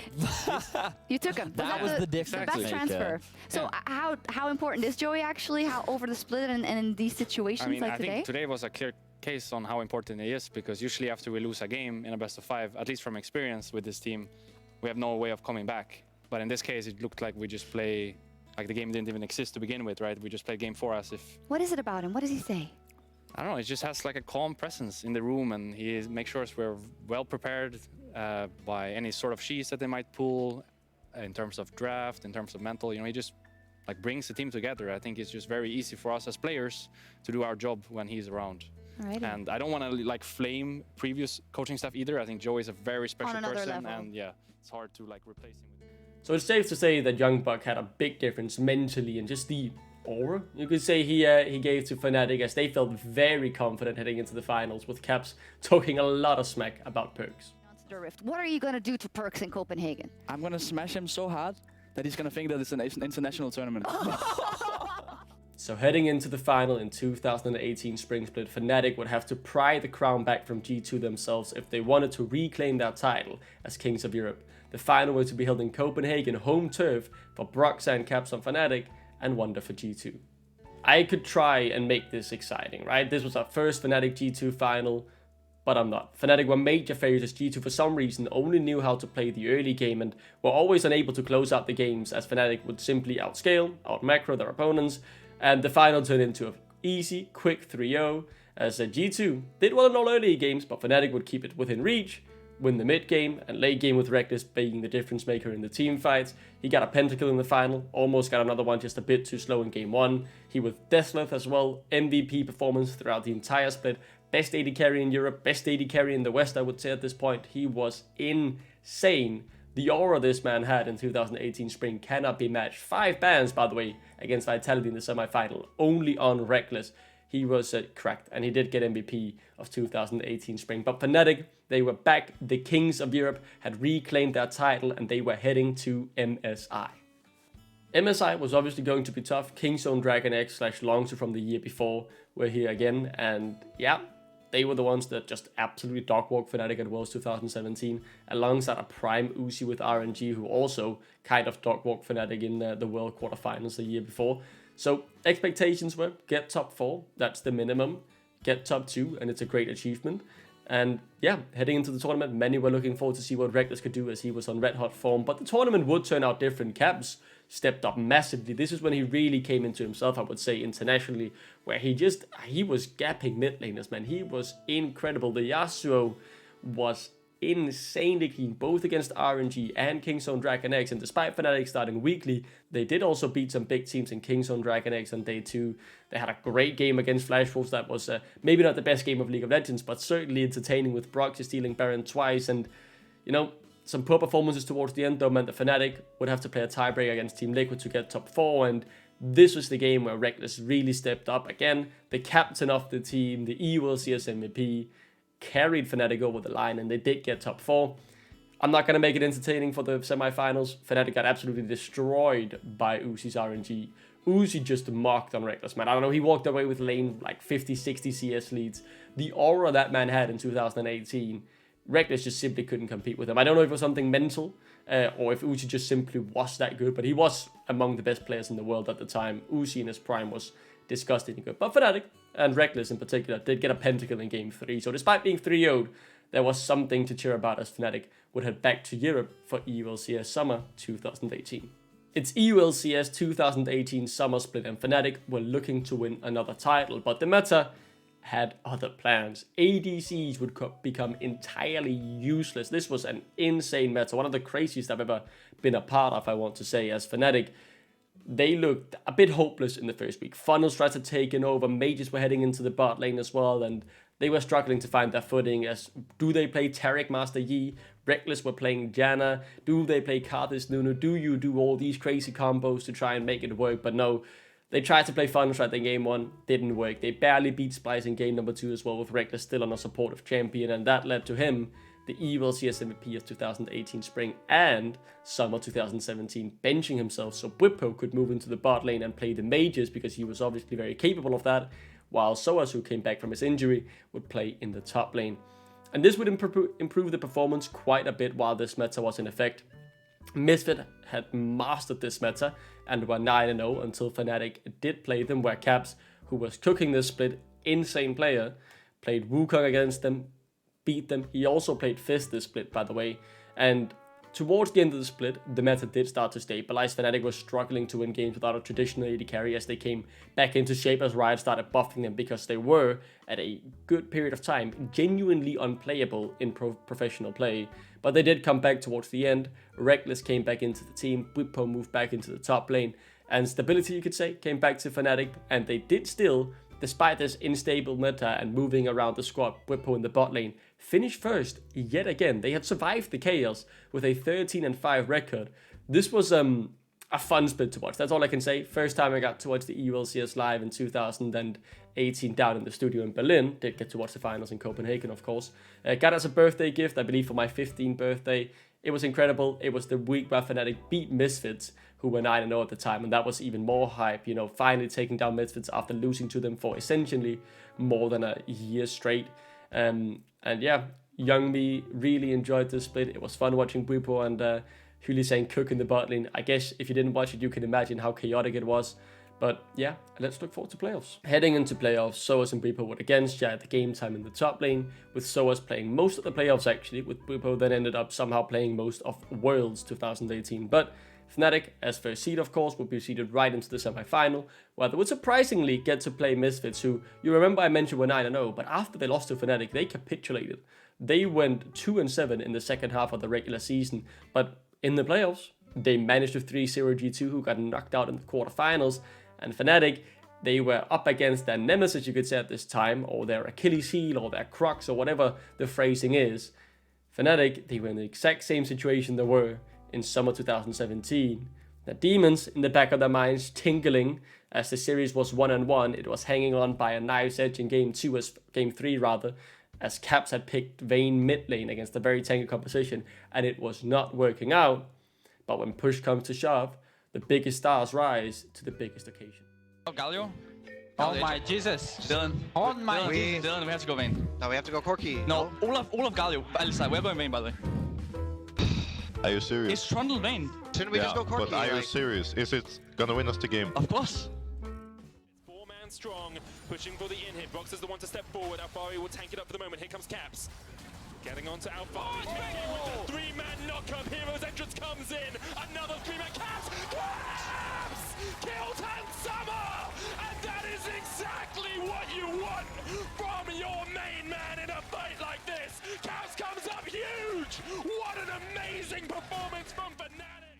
Caps and Fnatic had pulled it back, won game 3, turned the momentum around, smashed game 4 with Caps playing yet again incredibly, and Fnatic were in another final, back-to-back finals in 2018, where they would get to play Schalke 04 with a young upset in the AD carry position.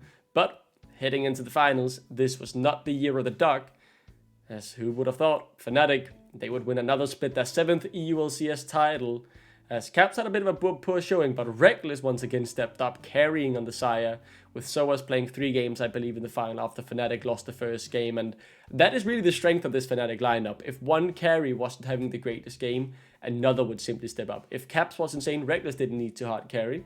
If Caps had a bit of a stinker, Reckless was almost always there to catch him and hard carry the game in the late game team fights, and it was very good, and it definitely made up for the few inconsistencies Cap still had, despite being one of the best players on the planet, to be honest, heading into the summer split. He was insane. I mean, top 10 at the very least, in my opinion. His creativity, his laning, everything around Caps was incredible. This is when he, I don't want to say got into his prime, because we know how great he still is, and the GOAT, of course, of Europe. But he really became a superstar in 2018, in particular, starting from MSI, I want to say. It might have taken a few years, but Fnatic were now again undoubtedly the best organization in EU. They had rebuilt, although it took a few years, dethroned G2, who would have to play in the World's Gauntlet to qualify, which they did, luckily for them, with a very strong top side, of course, in Perks, Yankas, and Wonder. And Fnatic, they would move into the World Championship as an outside favorite, not a main favorite, but someone who could definitely do damage as they looked red hot in that summer split. I personally had more hope than ever that this would be our year. I had faith that Fnatic could beat anyone except for maybe KT of Korea, who was incredible at the time with Score in the jungle. And of course, Uzi's RNG, who Fnatic's kryptonite. I think at this point, against RNG and Uzi, Fnatic were 2-11 in combined scorelines, having lost to him in multiple international tournaments, of course. Only really winning when it didn't matter at IEM Katowice, where they knocked out QG Reapers 2-1. So, yeah. As long as they didn't face Uzi and RNG, Fnatic, in my opinion, could make it very, very far. While you might be able to complain that Fnatic had taken a few years to rebuild, they had now come back stronger than ever. And for a 15-year-old me, I thought Fnatic were going to win many times in the future. They'd win 19, they'd win 20. This roster was incredible. They were among the best teams in the world, I thought. And yeah, little did I know that that title I had just watched in Madrid 2018, I wasn't there personally, but over Twitch, of course, would be the last time I'd ever see Fnatic win a trophy up to this point, which is heartbreaking to think about. And this video has now been way over an hour, and I want to try and keep it somewhat short and not 7 hours, but don't worry, we're getting to the Fnatic downfall soon. This was their last title in 2018, and there was still a Worlds to be played though, so the downfall didn't start quite yet, so don't worry, if you're hate watching, we will get there soon, but let's talk Worlds. As the first seed of Europe, you would obviously be put into Pool 1. Fnatic would draw an easy group with IG, 100 Thieves, and G-Rex, who made it through the play-ins, and the ambition was to finish first in the group. The only real challenger here was IG, who very narrowly lost in the LPL finals 3-2 to RNG. So they were a good team, but they didn't have Uzi. Heading into the tournament, the LoL Esports Top 20 had Uzi as the best player in the world competing in the tournament, with Caps, the only Fnatic player on the list, finishing 9th. I'm not going to beat around the bush for the group stage. Fnatic and IG would giga stomp 100 Thieves and G-Rex. Just watch these few highlights playing in the background while I talk about the teams, because they had no chance. I think Caps got like 8 solo kills or something like that in the first game against Ryu and 100 Thieves. They were genuinely giga gapping them. The exciting games in this group was when Fnatic and IG would play against each other, where in the first matchup in the first round of the Robin, Fnatic would actually lose to IG. IG were a bit clinical around a Baron, they would take a decisive gold lead, because in the beginning, Fnatic were actually very good at keeping it within reach, but they had taken that defeat, and that meant, once again, Fnatic would have to show up in the second week of the group stage, and after battering both 100 Thieves and G-Rex once more, it came to the big games. IG and Fnatic would play for the first seed. Fnatic would first have to beat IG once in the second round robin, and if they did that, they would guarantee a tiebreaker against IG to play for the first seed. And in that last group stage game against IG, Fnatic absolutely dumpstered them. They were playing with their food, only giving away 4 kills, clean, clinical, controlled. Fnatic, they had their eyes set on the first seed. And heading into the tiebreaker, we know EU has always loved our tiebreakers. We so rarely lost them. I think at this point we had never lost one. And despite rookie giga-gapping Caps in the mid lane being prime rookie, and the rest of IG not being bad either, it was Broxah and it was the rest of Fnatic to step up and carry it over the line. And Broxah, he would make his iconic Lee Sin play in this game. They're going to try for another one, though, and this one, Body Slam stops the queue. Here comes Baolan as well. 2v1, Broxah may have bit off more than he can chew. The health bar's running down. The kick, the Q, the second. That was gorgeous. And there's another one coming as Jackie Love also falls. Fnatic win the skirmish. Fnatic had done it. They had fair and square beaten IG twice to secure that first seed. A first seed that will turn out to be crucially important when we go in and take a look at the brackets.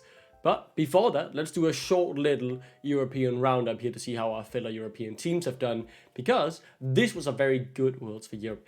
G2 had managed to, for the first time in their history, make it out thanks to a tiebreaker victory into the quarterfinals as the second seed, while Vitality took a game off world's favorite RNG and Uzi, and beating the defending world champions Gen G / Samsung Galaxy twice. Samsung Galaxy / Gen G did suck ass as well. They went 1-5 in the group stage, but that was still very impressive. Some great memories for them, and an impressive speech from the coach Yamato Cannon about how Europe needs to play their own style and believe in their own view of League of Legends and play style, and that is what was going to win them the World Championship. But sadly, due to losing Cloud9 twice, the North American representative, they did not manage to make it past the group stage despite having a 3-3 scoreline. So 2 teams through to the quarterfinals, one as the first seed, and Vitality, who no one expected anything of. This team, mainly consisting of rookies like Jack Troll, Attila and Jisuke, had turned some heads, and it was very impressive.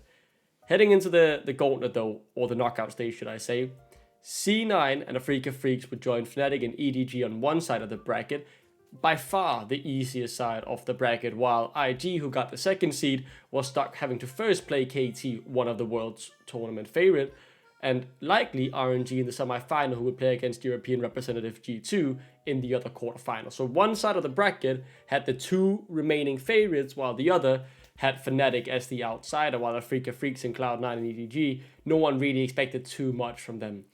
And in the quarterfinal, Fnatic would, just like in 2015, defeat EDG in a pretty convincing 3-1, while Cloud9 would upset Afrika Freak, setting up a European versus NA semi-final, while on the other, the tough side of the bracket you could say, KT and IG played one of the best of 5s ever seen, where IG had shocked everyone, being 2-0 up on the cusp of winning the series 3-0, sweeping Score's KT, but Score would not have it, and despite the Shy hitting the Nexus down to 10% HP, KT would win the base race and take it to game 4. In the end, they managed to take it to game 5 before Jackie Love slammed the door in KT and Korea's face, who would get eliminated in the quarterfinals and secure IG a spot in the semi-final, where they would not face RNG as G2 in another insane best of 5. One of the best of 5s I've ever watched as a European League of Legends fans, because this was insane. I've never seen Perkz play this well. This series was insane. His LeBlanc in Game 5 might be the best mid lane performance I've ever seen a European put up on an international stage. It was insane.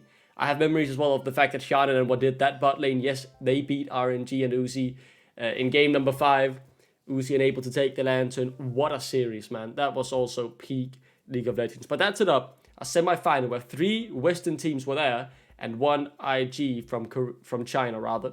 And in the semi-final, Fnatic would make quick work of Cloud9. As you would expect, NA LoL, they couldn't do anything. Fnatic, they were heading to a world final and they were confident. And they would not get to face G2. IG would sweep them Rookie, The Shy, Jackie Love, Ning, all insane. And they would slam the door in G2's face, securing their spot in the final. So it was a rematch of the group stage matchup, and it's easy to rewrite history knowing the result and what happened in this best of 5, but coming into it, this was a tight one. Many people actually predicted Fnatic to be slight favorites, and while people were bouncing around between should IG win, should Fnatic win, the consensus was at the very least that this would be a hard-fought, close final with both teams able to take it. If you look at on the World's broadcast in the pre-show, they compared the roles, and while they did prefer the solo lanes of IG, they would rather have Broxah in the jungle over Ning and Hulisang Reckless in the bot lane over Jackie Love and Baolan. We came into this tournament as the one true Western hope, maybe you could say. I think everyone truly believed that we could do it even before the favorites were kicked out. And now that they got taken care of for us, I think it's time to reclaim that title. But with what's left in the tournament, I'm confident that Reckless is better, and he's going to take us where we want to be. We should have won Worlds in Season 5, but I wasn't ready yet, I wasn't good enough, and I could just not stand up to the Korean players. But this time around, I think I'm the best AD carry at this tournament after Uzi's gone. So I just don't see anyone stopping us. I never see us losing 3 games straight because I will never allow that to happen. Even though we might have an off day like we did against EDG and we might drop a game or 2 like we did against EDG, I will never let it go to 3. I will always step up when it matters and I'll always be there in the clutch moments. So I just don't see us losing this tournament. I just see us going the whole way. Regardless if it's 3-1s, 3-0s, 3-2, we're gonna win. And that's it. This was just to try and make the sentiment very clear that there was a reason for Fnatic to be faithful coming into the final, to have hope, to believe that they could conquer the World Championship and once again rule the world and be the first Western team to win Worlds since they themselves did it in Season 1. Obviously though, the finals were a completely different story. IG Giga Stomp Fnatic, a series I never wanted to watch again. I had to watch a few highlights to capture some footage for this video. It's horrific. It still hurts me to this day. It haunts me as I, 15-year-old, woke up 5 AM to go to the big cinema in Copenhagen and watch what I thought would be world's history for Fnatic. Instead, I watched history for the LPL, who would claim their first world championship title, and this loss hurt a lot. It was horrible, absolutely disgusting to watch, and Caps had a stinker, everyone had a stinker. I'm not going to point a single individual out, to be honest. The only thing that really got the crowd cheering was Broxah stealing the Baron in game number 3, but even that couldn't save Fnatic, as they fell on the final hurdle to immortality, writing themselves once again in League of Legends history. And this would also be the last time this Fnatic roster would play together. I had hopes they would go into 2019, run it back, and take that final step. But as the news broke on November the 20th from the original roster leaker Jacob Wolf at ESPN, Caps was leaving Fnatic to go where? Their biggest rival G2, with Perkz moving to the AD carry position and Mickey X joining as support. This was a super team like Europe had never seen, I want to say. But there were also doubts if Perkz AD carry could work. But everyone was pretty clear that if Perkz AD carry could work, this team was insane. Caps rated top 10 players in the world coming into Worlds 2018, has shown consistent spells of that, I want to say, during the World Championship, only really getting outclassed by Rookie, but that was also to an extreme extent. Fnatic were left without their shining light in the mid lane, but they still had Reckless, they still had Hulisang in the bot lane. Broxah and Whipper would also remain with the team heading into 2019, Soaz would leave to join Misfits and a super team they were building for the up-and-coming rebrand of the EU LCS, the franchising, the LEC for 2019. And Fnatic, they had to look for a new mid laner. I think ESPN put it quite well in the article called Fnatic Worlds 2018 and the Pain of Believing. This is an article that talks about why this Worlds was so hard, in particular because Fnatic, Europe, the West actually believed that they could win a world championship again. And it says it pretty clearly here, right? It hurts because Fnatic could have won it all. This was a team that didn't want moral victories. They didn't want to be qualified as the best Western team in history. They wanted to be the best team in history, period. And no individual accolades or moral victory will ever be enough to mask that pain.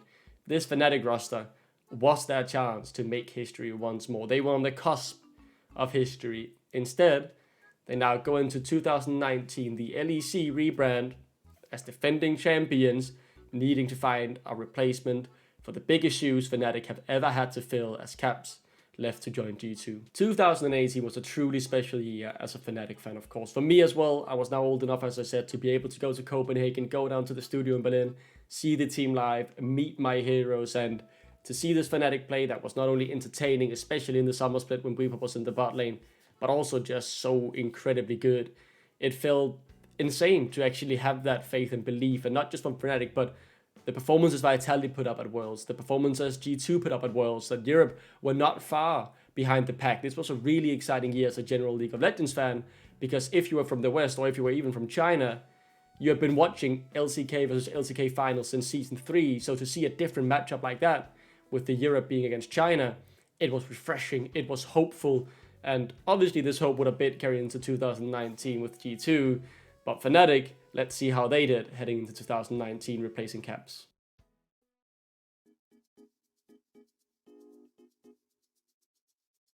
Heading into 2019, the EU LCS would rebrand franchise into the 2019 LEC that we still know to this day. The format would remain the exact same for the regular season, playoffs would change, but we'll get to that later. This just means some teams changed, and some of the most fun matches to watch throughout the year in terms of the promotion and relegation series was out due to creating stability with the then 10 franchise teams. But moving into it, Fnatic had just lost Grabbz, and who did they replace them with? Well, there was only really one realistic option, as in 2018 EU Masters started kicking off, and Mad Lions were brilliant there in the summer split, with a roster consisting of names such as Crownshot, Selfmade, and Nemesis. Nemesis in the mid lane was the obvious Grabbz replacement, a highly regarded talent in the ERL scene, and Fnatic, they would manage to pick him up for 2019. To kick off the LEC, G2 had of course built their super team as previously mentioned. Misfits also looked incredibly strong, adding Gorilla, a multiple-time LCK champion, to the bot lane alongside Hansama, while putting Soaz in the top lane from Fnatic, who had just been at the World Finals of course, and Maxwell and Febevent to round out the roster. So these three teams were probably the highest expectation teams coming into the year. While I think for Fnatic, many expected them to keep the same core, of course, meaning they would likely have a stronger start than many teams such as G2 and Misfits, and then the question was if these new two super teams could catch up to Fnatic. But it turned out completely different. Fnatic sucked ass in the first few weeks, losing 4 games in a row before they would scrape a win against the horrible Rogue, with a pentakill from Reckless being needed to close out the game. And Fnatic, they really just had a poor start to the split. They were not good to watch. They did start to improve, however, and towards the end of the split, they looked really good, winning 7 games in a row heading into playoffs, where they would qualify as the 3rd seed with an 11-7 record. Fnatic would also manage to take a game of G2 in the spring split regular season, where, I mean, it's probably one of the craziest games of League of Legends I had watched. They were very far ahead early on, through the entire lead as G2 scaled into the game, and then it became a base race at the end, with Fnatic winning the game with the inhibitor up with 2 seconds remaining before it respawned. I mean, this was an insane game, absolute cinema.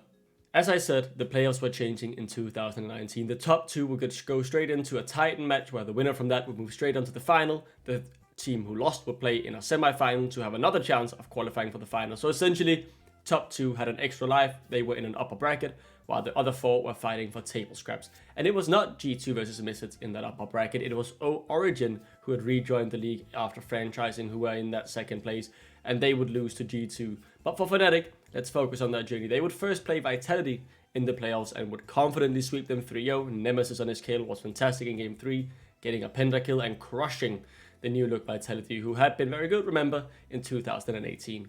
In the last best of 5 before the playoffs would hit on the road for Rotterdam, Fnatic would play against Splice. Splice would lose here as well. Fnatic 3-1 them quite confidently. Vayne was played in the mid lane, this time by Nemesis, and worked out wonders for Fnatic, as they were red hot. They had dropped 1 game in 4 or 5 weeks. Everyone expected them to beat an Origin that couldn't even compete with G2 in that Titans match, but instead things would turn out different. On LAN finals, Fnatic would miss their first final in a bit more than a year, as OG would pretty confidently, I want to say, beat them 3-1. That series was not that close, and Fnatic came in with all the momentum in the world compared to an Origin that had been scrambling a bit towards the second half of the season, but nevertheless had to rebuild, or I don't want to say had to rebuild, but it took more time to adapt with Nemesis in the mid lane than expected. Nemesis was great. He had some very good games, obviously getting a pentakill, but he wasn't Grabbz, right? Like, that was a clear difference between them, as Grabbz was just that level of his own, a a golden talent, and it's really not to sit and talk any shit about Nemesis. He was, in my opinion, the second best mid in the league that year, or that split in particular too. It just took more time to adapt. I guess maybe the team dynamic, there were changes behind the scene as well, with Dylan Falco leaving the team, Young Buck being the head coach now, with Mephisto behind him.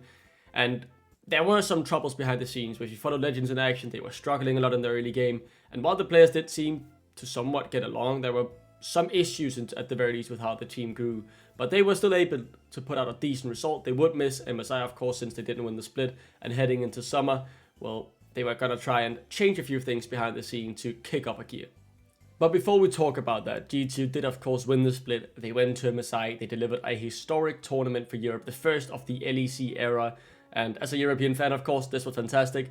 They had a bit of a weird group stage. They dropped games to Fungwu Buffalo and IG. Of course, IG were still incredible at this time. But beat SKT twice in the group stage, obviously beat NA once as well. They made it out. They had that fantastic series against SKT. And I'm not even going to show a clip of it. They Giga Gapped the final, quickest international best of 5 final ever against Team Liquid. And they won MSI. Fantastic achievement. Europe was at the top of the throne. And heading into Summer Split, all eyes were on who can beat G2, who can challenge them. Because if you measure up against this G2 super team, well, you can stack up internationally too. Heading into the Summer Split, those behind-the-scene changes meant that Fnatic would bring in a performance coach, which I do actually believe they brought in halfway through the spring split. But outside that, I had an analyst as well, and they moved to a 6-man roster. They took up Dan from Fnatic Rising, who was playing in the, not NLC at the time, UK LC, before they became combined to be the NLC. And this didn't really change much. Dan would appear in the Legends in Action series. He did play a few games at Rift Rivals, but didn't play at all in the LEC. But it was, I guess, just to put pressure on Broxah at that 6th man, at that 6th voice. They wanted to replicate the success they had with Soas and Bwipo in the top lane in 2018. And Fnatic, whatever they did in the offseason worked, because they started phenomenally in the LEC 2019. They were incredible. They went over to Rift Rivals, won that with EU as well. And when they came back, they had lost a step or two, but they would still get top 2 in that regular season, only finishing behind G2. And this meant that they would go into the Titans match against G2. Winner gets a spot in the final. In the Titan match, Fnatic would step up. They would show that they could compete with the greatest team Europe had ever assembled, going not just 1-0 up, but taking the first 2 games in the series with a pretty confident lead in Game 3. They were looking to close this series out against G2 3-0 and move on to the finals. Instead, however, they threw Game 3, G2 came back, and G2 would then turn up the blasters because they stomped Fnatic in Game 4 and Game 5 in about, 40 minutes combined. It was absolutely shocking. Fnatic had just gotten reverse sweep. They were one step away from guaranteeing that spot in the final and showing that they could beat G2, the super team, the greatest team Europe had ever seen. But instead, they would have to play Schalke 04 first in Athens, where the finals would go on the road once again. And they showed that this league in 2019 Summer Split was Fnatic and it was G2, because they giga-stomped Schalke 04 very easily, sealing another final against G2. In what would be one of the best finals Europe had ever seen, 2 teams at the prime of their powers would go head-to-head. It was a back and forth, Game 1 for Fnatic, Game 2 to G2, and it would continue like that up until the final game, where Perkz had to pull out his Syndra bot lane to be able to get it over the line.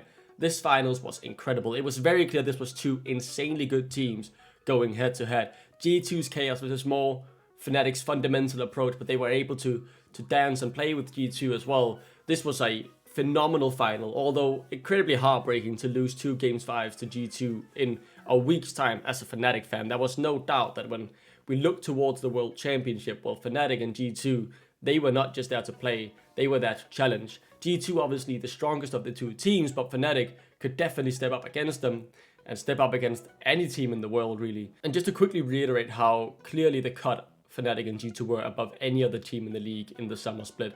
Fnatic would have to play the regional gauntlet because they changed it in the final time, where the team with the second most championship points would not be guaranteed the 2nd seed.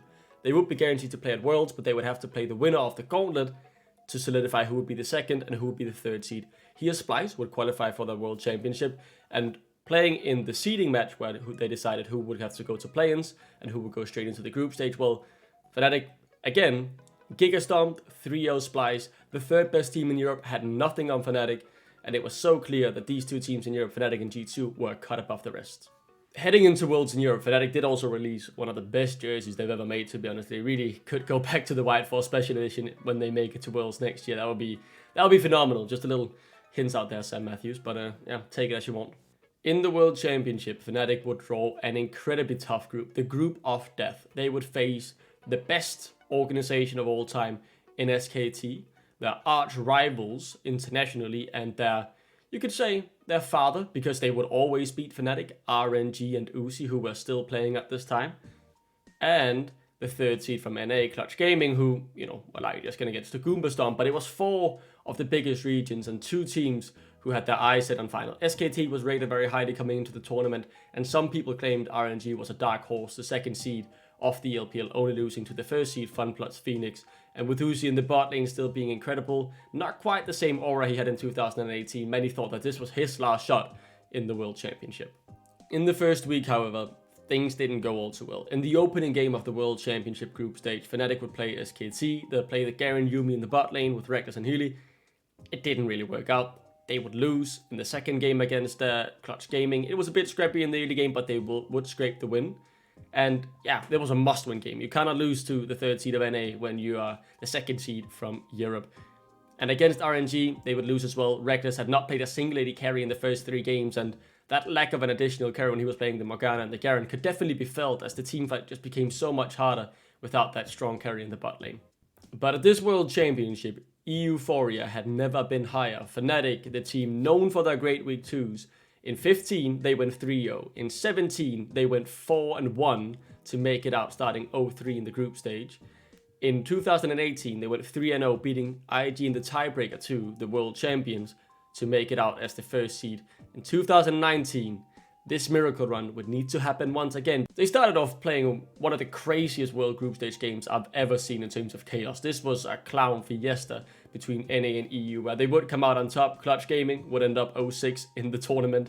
That was a classic NA moment there. But Fnatic, they'd gotten the win, they scraped through, they kept their hope alive, but if they played like that, they were gonna get stomped by SKT. But against Faker, against SKT, rookie Nemesis would show everyone what he could do to the GOAT when he was on his Vega, solo killing Faker under the tower.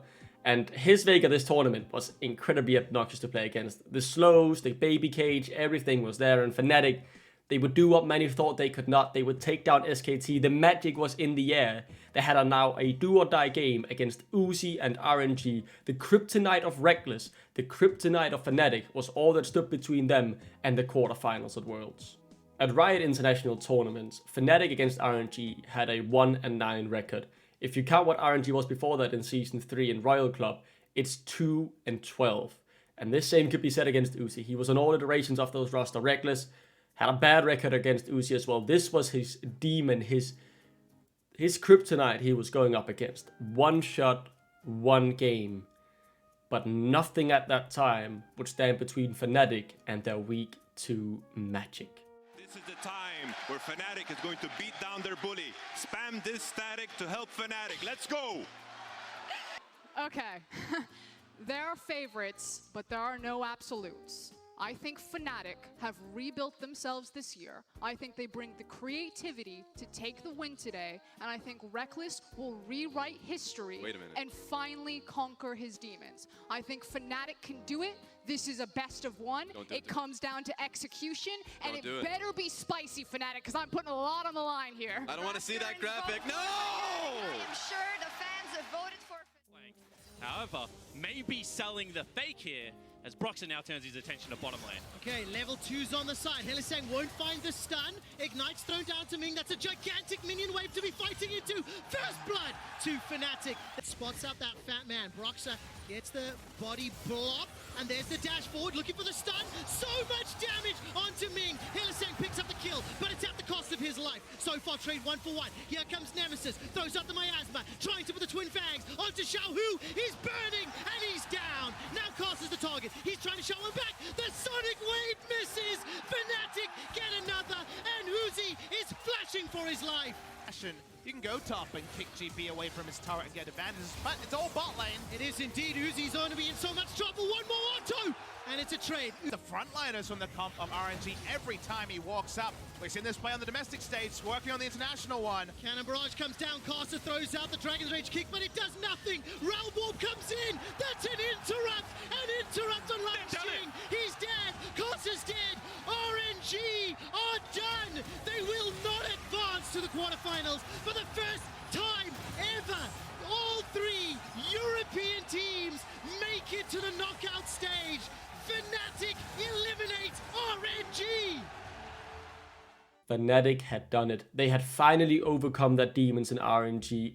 Rekkles had finally overcome his demons against Uzi, and they had made it to the quarterfinal. They had survived the group of death 3-0 on the final day. The one way they could have made it out, they made it happen. This was just like so many other fairy tales before. When pressure was at their highest, when there was no more games to be dropped, Fnatic would step it up another notch and show why they are still one of the best teams Europe had ever seen, as they made it out of such an incredibly tough group.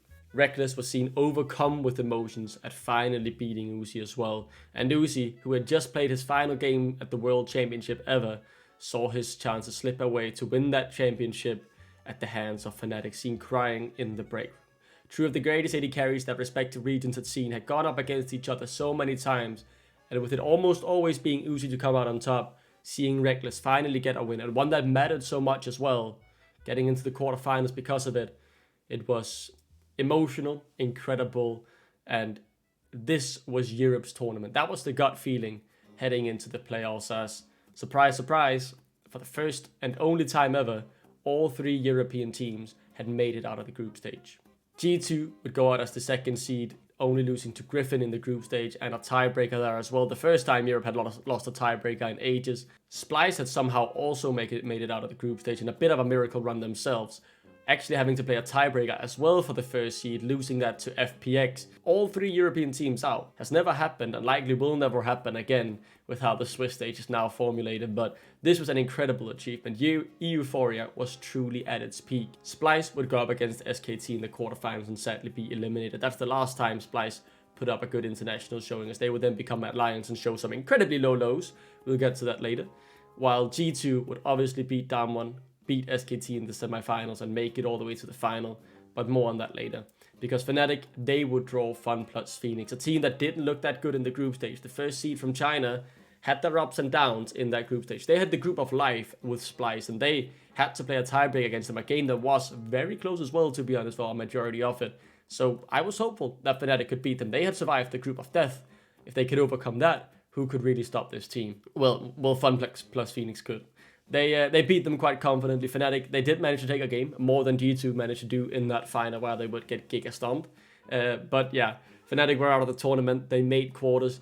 It's the bare minimum, you could say, for an elite esports organization. But the way they made it happen, Fnatic always made their fans feel things, giving them these heart attacks, you could say, by how up and down Fnatic's performances were. And there were clear internal issues in this team. When you watch Legends in action, they were struggling on their early game, worked on it for 3 years. Joey was very clear that there are things that were wrong. And while the players did, someone seemed to get along, and I think it would suggest that with 4 of them sticking around for 2020 as well, only one change being made, it was clear that it probably wasn't the best working atmosphere, and this is where the cracks would start to slip out at Fnatic in 2019. But still, overall, Fnatic, they might not have won an LEC in 2019, but this was still an acceptable year. They were the only European team that could even contest with G2, and a miracle run in the group of death against Faker and Uzi at Worlds.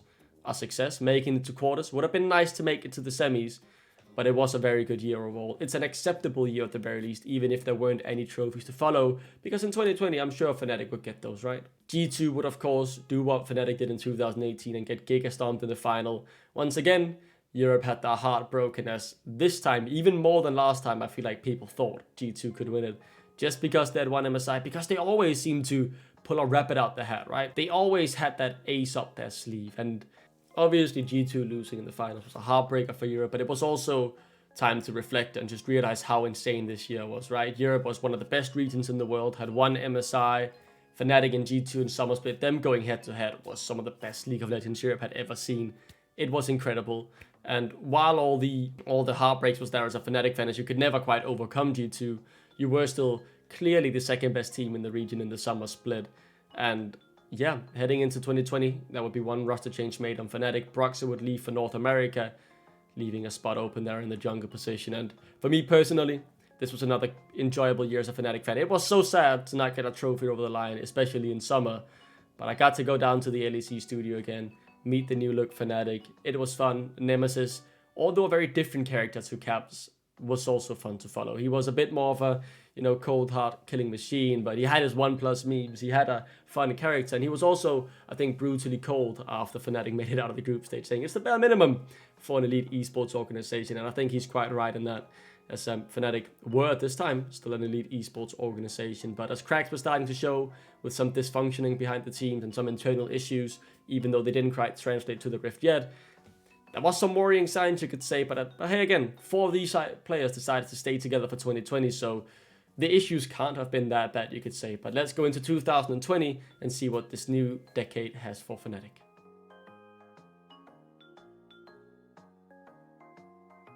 Heading into 2020, who did they then get to replace Broxah? Well, there was only really one obvious option. The former teammate of Nemesis at EU Masters 2018 summer, who was a carry jungler who had a pretty good year in the LEC in 2019 in his rookie year too. It's Selfmade. A good carry jungler, guaranteed good synergy with Nemesis. What could possibly go wrong? It was the slam dunk replacement. Behind the scenes, however, Fnatic would undergo huge changes as well. First of all, Youngbug, after 2 years with the team, would leave, and instead Mithy would be joining, who just a year prior had played in the LEC finals and now find himself as a head coach. He would later, throughout the summer split, be joined by Chavez as an analyst/assistant coach. And even higher up, a person I think many has feared being mentioned in this video so far, Dardo also joined Fnatic, and he had La Formula ready. Dardo is someone many has coined the man behind Fnatic's downfall, and I'll try and figure out throughout the rest of this video if that really is the case. But when you look at his track record, one thing is for sure: he leaves organization worse off when he joins than when he leaves. He joined Origin in May 2015 as he got promoted into the EU LCS, and he left them in April 2017, just a year and 11 months later, when they had gotten relegated out of the EU LCS again.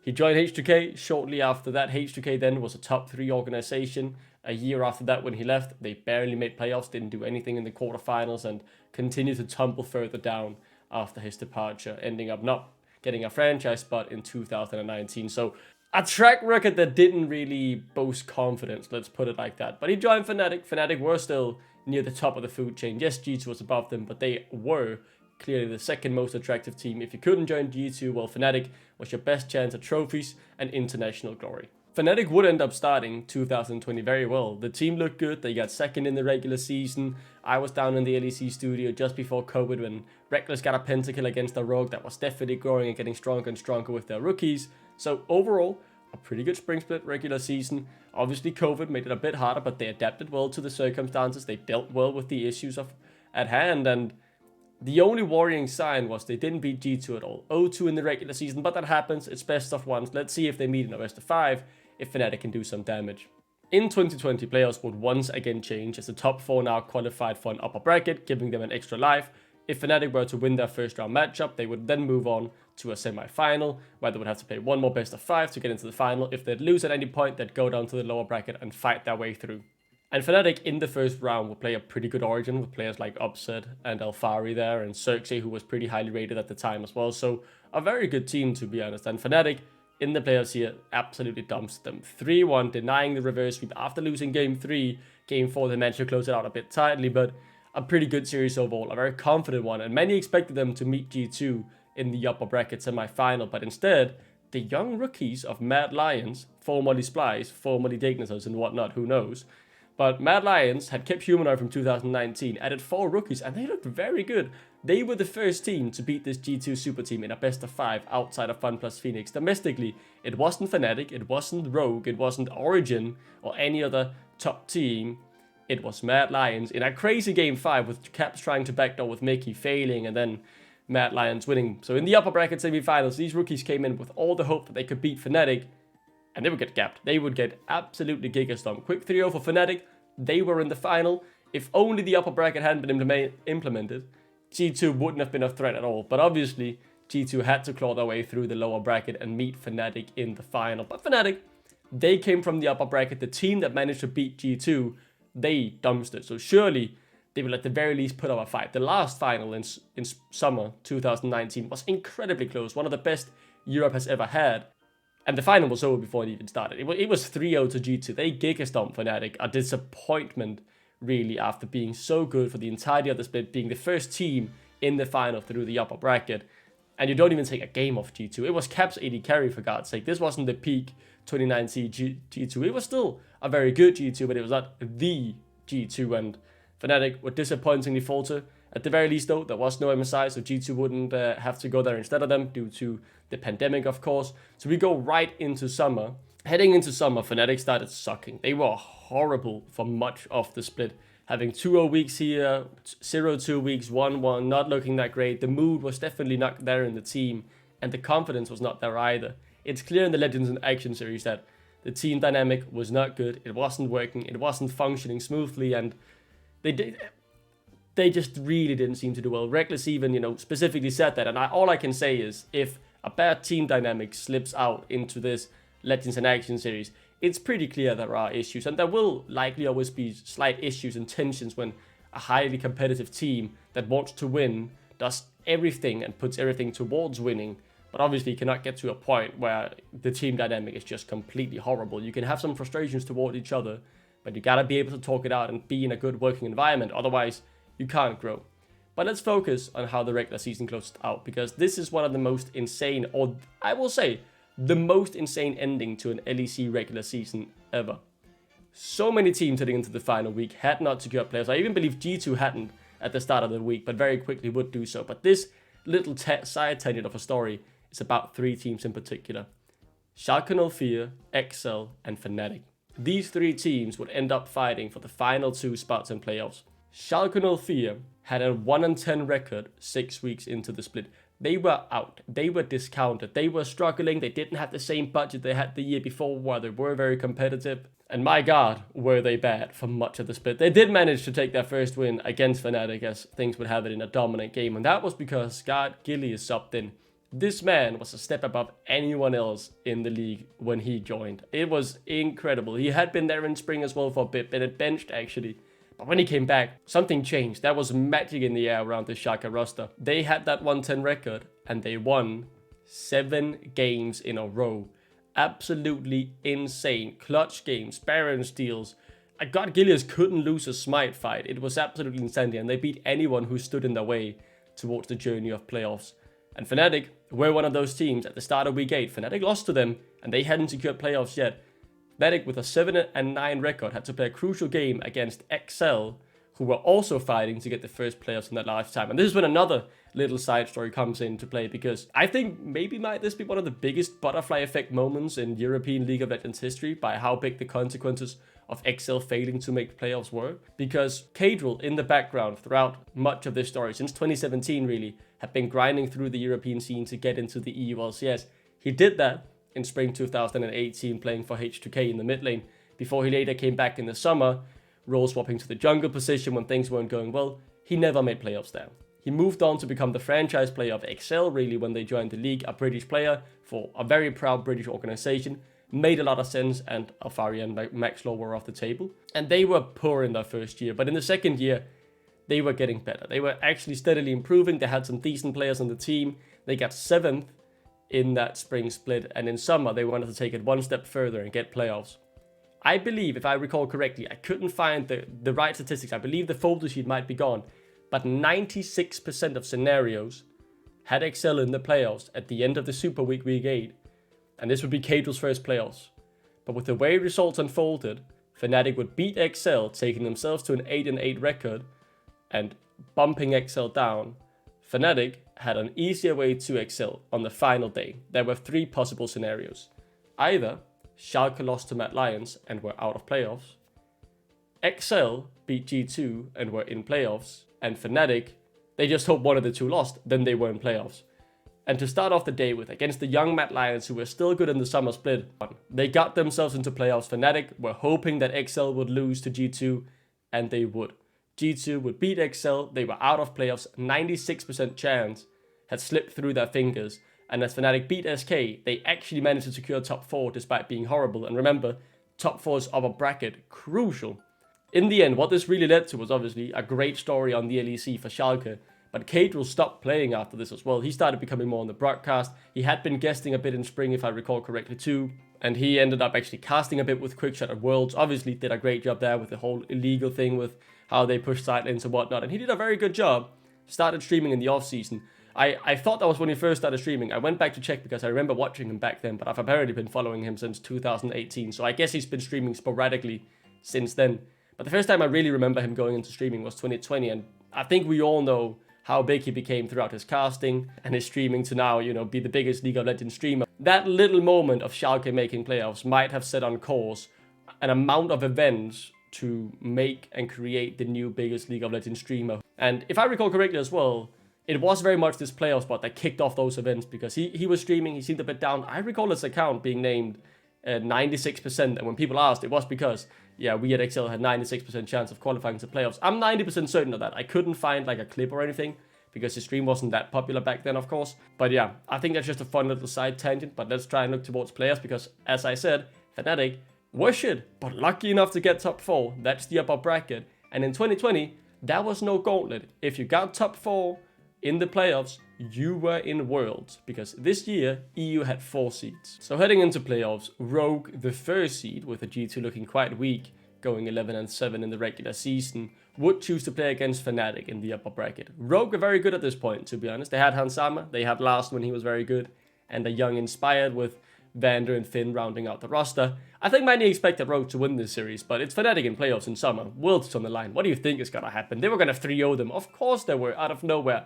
With so many internal issues, playing like shit for the entirety of Summer Split, of course they would beat the first seed 3-0 playoffs to make Worlds. That's just the way Fnatic rolls. And in the upper bracket semi-final, they were against G2, who had beaten Mad Lions this time around. G2 were 7-0 against Fnatic in 2020, hadn't lost a single game to them in the entirety of the year. Out of nowhere, I guess when that nothing really is on the line, Fnatic, they stepped up massively. They played an insane series, a great game 1, into G2 winning a pretty confident game 2. Game 3, however, Fnatic with a massive comeback.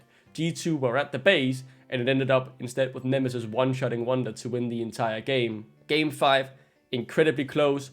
I mean, Fnatic had essentially won the game until Yanker saved it. Then G2 had won the game with Reckless and Nemesis without flashes, the 2 AD carries, defending against 4-man. They managed to do that. Then Nemesis solo kills Grabbz, and Fnatic somehow win the game. They move up into the final. They had overcome their demons, and for the first time in 875 days, they had beaten G2 in a best of 5.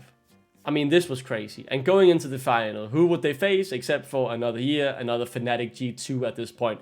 3rd final in a row between Fnatic and G2, but this time there was hope. Fnatic had beaten them just a week prior, and yes, it wasn't pretty. Yes, it wasn't the best series either of these teams have played, but Fnatic, they could battle with G2. Game 1, a slugfest. Fnatic almost came back from a 9,000 goal deficit, but in a 50-minute game, the longest of the summer split, G2 would pull through. Game 2, Fnatic would look to strike back. Hecarim for self-made. Pretty big lead. And he literally sprints it down. Fnatic lose again. 2-0 down. The reverse sweep. G2 did it last year. Can Fnatic do it this year? No, they lost. Another 3-0 final for G2. They had then overtaken Fnatic in LEC/EU LCS titles. 8-7 was the count now. And the crown had really been given over to G2 now as they went back to back to back to back. That they were the best team in Europe and the best organization over the course of history in European League of Legends. A sad title to give away as Fnatic couldn't compete anymore, but they were still the 2nd best team in Europe despite looking shit for 90% of the regular season. And of course, that would mean Worlds for Fnatic. And it didn't start very well for Europe as a whole, because Mad Lions would go on to become the worst team Europe has ever seen at an international tournament, going 1-3 in the play-ins, being forced to play a tiebreaker to even advance it out of group stage, where 4 out of 5 teams would make it out. Absolute clown performance. And in the first of 2 best of 5s to make it into the group stage, they would lose to Turkey 3-2. Supermassive beat Mad Lions. This is the worst team Europe has ever seen internationally, and that curse from this Mad Lions seems to have carried on for much of their history into what MCOY is nowadays, to be honest, with their international performances. But we'll go through that as we go through more international performances. And there was a bit of a time where they were actually very good. We'll get to that soon, don't worry. So that means only 3 teams in the group stage instead of 4. We definitely didn't deserve the 4 seeds. Or we did deserve the 4 seeds. The 4th seed couldn't just show that they were good enough. We were a bit of a 2-team region at the time, and this group stage would show that. Fnatic would end up in a group with Gen.G from Korea, LGD from the play-ins from China, with Peanut in the jungle, by the way, and the first seed from NA, TSM, who had somehow managed to win the summer split despite being poor for most of it. Pretty good group for Fnatic, in all honesty. Gen.G were clearly the strongest team. TSM was expected to be gapped, and LGD had looked poor in the play-ins too, to be honest. So Fnatic should be getting out of this group, even if they were also shambolic for 90% of the summer season. Fnatic would, as you would expect, beat North America. They would beat TSM, and then they lost to LGD. A bit of a disappointment, because all of a sudden you would kind of need to beat Gen.G, but no problem. Fnatic would beat Gen.G. They were aggressive. Hulisang was Hulisang. The bot lane of Fnatic looked insane at this tournament so far. Whippo was smurfing on the Volibear. There was the game against TSM where they got Lucian Evelyn, which Fnatic have wanted to play for ages as well. There were good vibes around the team, to be honest. And even in Legends in Action, it felt like things were going surprisingly well between the players. There were definitely better energy than the first 2 episodes where they were still in Berlin and struggling to make playoffs. But they were heading into week 2, this time not with their backs against the wall, just needing a few wins. And Fnatic, they would deliver a bit of week 2 magic. Not the same insanity, but in the first game, they would once again, who guessed it, beat TSM. TSM would end up going 0-6, the first seed from any major region to ever do that, by the way, at Worlds. Another record for North America, congratulations. And then they managed to beat LGD, which was crucial, because up until this point, results had gone such way that if Fnatic beat LGD, they would be guaranteed top 2, and they would get into the quarterfinals once more. It didn't matter that they were poor in Summer Split. They made it to Worlds, they made another final, and they have now made it to the quarterfinals. They had to play Gen.G for the first seed, and Fnatic will get kind of kick or stomp there, but okay, they couldn't get the first seed. Gen.G were also the better team, and that's okay. Fnatic would still go through as the 2nd seed, but sadly, that meant in the quarterfinals they would play against tournament favorite alongside Damwon Kia, to be fair, or Damwon Gaming back then, but the Chinese favorite, Top Esports. Before we get into what is a historic best of 5 for Europe, sadly in the negative way, let's quickly take a look at how the other European teams did. Let's start with Rogue, and I mentioned Europe at this time, very much a 2-team region, especially when it came to internationals. I don't want to say that in the past, but we are becoming a 2-team region internationally, with the other team guesting from Europe not really being able to keep up, because Rogue, sadly for them, got in the group of death against JDG and Damwon. But they did also have PSG, which they should be able to beat. They had to play with like substitutes in the play-ins, and like they should be able to beat the PCS's play-in team, but they failed to do that more than once, and that meant that they would finish last in their group with a 1-5 record. So a bit disappointing, but they were a young team. And G2, of course, this was still the prime G2, not the same level, but still a very good G2, would make it out of the group, sadly losing a tiebreaker for first place yet again. Europe ended the lock with tiebreakers, not being very great. They made it out of 2nd seed. They would play Gen.G. They would batter them 3-0. Thank God. Europe had another team in the semi-final before they would then lose pretty hard to Damwon, who got their revenge for 2019, made it all the way to the final and won the final. Damwon was unbeatable this year. I think it's fair enough G2 lost to them, but it is what it is. Let's get back to Fnatic's quarterfinal against Top Esports, because no one expected Fnatic to put a finger on them. And in game 1, and for much of this series, Rekkles and Hulisang looked like the best bot lane in the world. Against tournament favorites, Rekkles was smurfing, predicting a flash E from Jakilov on his Ezreal. Fnatic would somehow take game 1, and they wouldn't just do that. They would keep the momentum up. 2v2 kills in the bot lane once more, and they would take game 2. They were 1 game away from knocking out a tournament favorite and making it into the semi-finals. Shucks would proudly step up on the stage in Europe and be known forever as Miss Champagne in China, because you never celebrate too soon about how Fnatic were making history. Right now on the world stage. And I want to talk about something in specific. It starts with success. And success, it is all about growing. Success is all about overcoming your demons. Success is about getting knocked down time after time and getting back up. No one embodies that more than Martin Larsson. Rekkles, he is one of the most experienced and celebrated marksmen in Europe and the world, but regardless of that resume, he has never won an international trophy. but he has never lost his drive. And what's more is that until a couple of years ago, even making a World Championship final seemed out of reach. Until 2018, everything was set up to perfection for Martin and for Fnatic. They reconquered Europe after years of G2 domination, Cap stepped up as a true carry, and they faced an IG in the final they had beaten twice in the group stage. But as we all know, it was a tragedy. It was a quick exit. It was a shameful display, and what was worse, it felt like a lost opportunity that may never come again for Reckless, for Fnatic, and for Europe.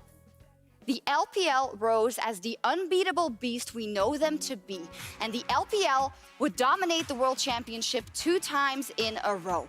But Reckless, he did not stop fighting. In fact, in 2019, he was finally able to put one of his biggest demons to bed with Uzi and RNG.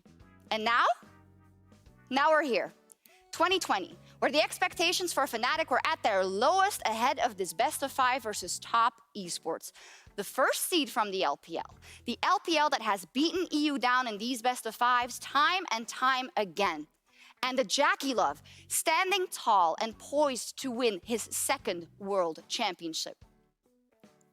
But so far, we haven't gotten LPL domination. We haven't gotten the Jackie Love highlight reels, and we have gotten Reckless and Hylissang lane kingdom. It all comes down to this next game. Demons can be slayed, expectations be damned, and Reckless can cement himself as the player he always wanted to prove he was in this. And just like that, Fnatic had been cursed by Shox' speech, lost 3 games in a row, become the first team ever reverse swept at Worlds, a record for Fnatic. And that's the end of the year. Reckless said this is the team with a higher skill ceiling than 2018, and I think in glimpses you saw that, but it was very clear that for much of the year, this didn't work. It was also abundantly clear that there were huge internal issues in the team, and for Dardo, I don't think this is the best first year he could have had. 2 finals was very good, but to go 0-6 in 2 finals, that's not acceptable either. I can accept losing finals, and I think Fnatic fans can. When you're playing against G2, who were very good, we're still one of the best teams in the world at the time, if you can push them to the limit. I could accept losing a game 5 or, having some very tight games, but losing 3-0 both times, very disappointing. And to Cap's ADC, man, he played 1 split, 1 sign at ADC. That's more than Upset has had in his entire career. We'll get on to that soon. But Fnatic, they were done for the year, and it was very disappointing. Luckily for Fnatic, of course, they were able to save what would have been a disastrous year had they lost those few games. That game against Excel, for example, had Fnatic lost that, the year would have likely been over. They would have been out in the summer split, no playoffs run, no Worlds run, no quarterfinal at Worlds against top esports, and it would have been a complete disaster. So they managed to save the year, and they did look good in the spring regular season and much of the spring playoffs, but they couldn't pull it over the line, they couldn't stop G2, and the Fnatic rebuild would continue. Just to round out 2020 here, Nemesis would end up leaving the team. He has later gone on to state that this was an environment he wouldn't wish on anyone to be a part of, which is obviously not good enough. I think when players leave, there will often be something they aren't totally happy about. I think that's very natural. It's not always players leave on 100% good terms. We'll get on to a case where I think Fnatic management have been given a bit too much blame. But for 2020, if a player like Nemesis says that this was an environment he wouldn't wish on anyone, it very clearly wasn't good. It was clear that it wasn't good in the Legends in Action, your polished series where you're supposed to look good, look competent, and look like, 5 good mates. So this is when the Fnatic drama, you could say, started to happen. I think more importantly, it's not okay that the work environment is so bad that players like Nemesis would end up leaving. I think some of the issues, I don't know if it was the fans, but the fans were very rough towards Nemesis. There was a lot of criticism on him and Hylissang in 2020 Summer Split, who both performed a bit below level. I still think Nemesis was a great midlane at the time. He had some very high highs, like in the best of 5 against G2 in the upper bracket semi-final. For the first few games against the top esports as well, he played against the Prime Knight and beat him. Did then have a few very poor games to round out though, and I think that left a bitter taste in many fans' mouth because, short-term memory, right, for many fans, and many wanted Nemesis out after 2020. I think it was a bit rough. I think he probably wanted to leave himself considering how bad he said the environment was, but hopefully Fnatic would make changes behind the scene to improve that environment, and it would seem like it with a lot of changes happening to the coaching staff and management behind the scene too, but Dardo and his La Formula would remain heading into 2021. But 2020 couldn't end without one last heartbreak. Exactly 2 years to the day the rumor of Caps leaving to G2 came out, Mr. Fnatic himself, Rekkles, who had been there essentially since 2012.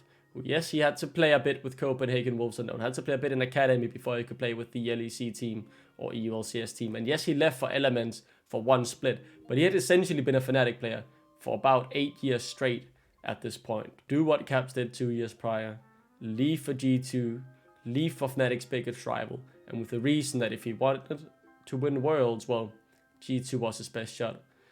Another heartbreak, another dagger in the heart, and considering what happened in 2020 and how bad the team environment clearly was and the issues that were, I think many could understand Rekkles' decision. It was clear that if he wanted to not just be competent internationally and be the best internationally, G2 seemed like the best offer. He was joining a super team that made finals in 19, semis in 2020, won MSI as well. He was replacing Perks. He still had Mickey, who he had wanted to play with for a while as well, since 2016 actually. He wanted Mickey promoted to the main team when DonJake would leave, and I think many fans understood his decision, regardless of how much it hurt, but it did also showcase the shortcomings of Fnatic, as they would let yet another star player leave to their biggest rivals. Remember, Rekkles looked like one of the best AD carries in the world in that quarterfinal series against Top Esports with Hulisang in the bot lane. And that's the last we would see of a very, very good Fnatic Rekkles at the very least. But let's see what 2021 has, as Fnatic decide to keep their top jungle and support, but had to replace both carries in mid and ADC.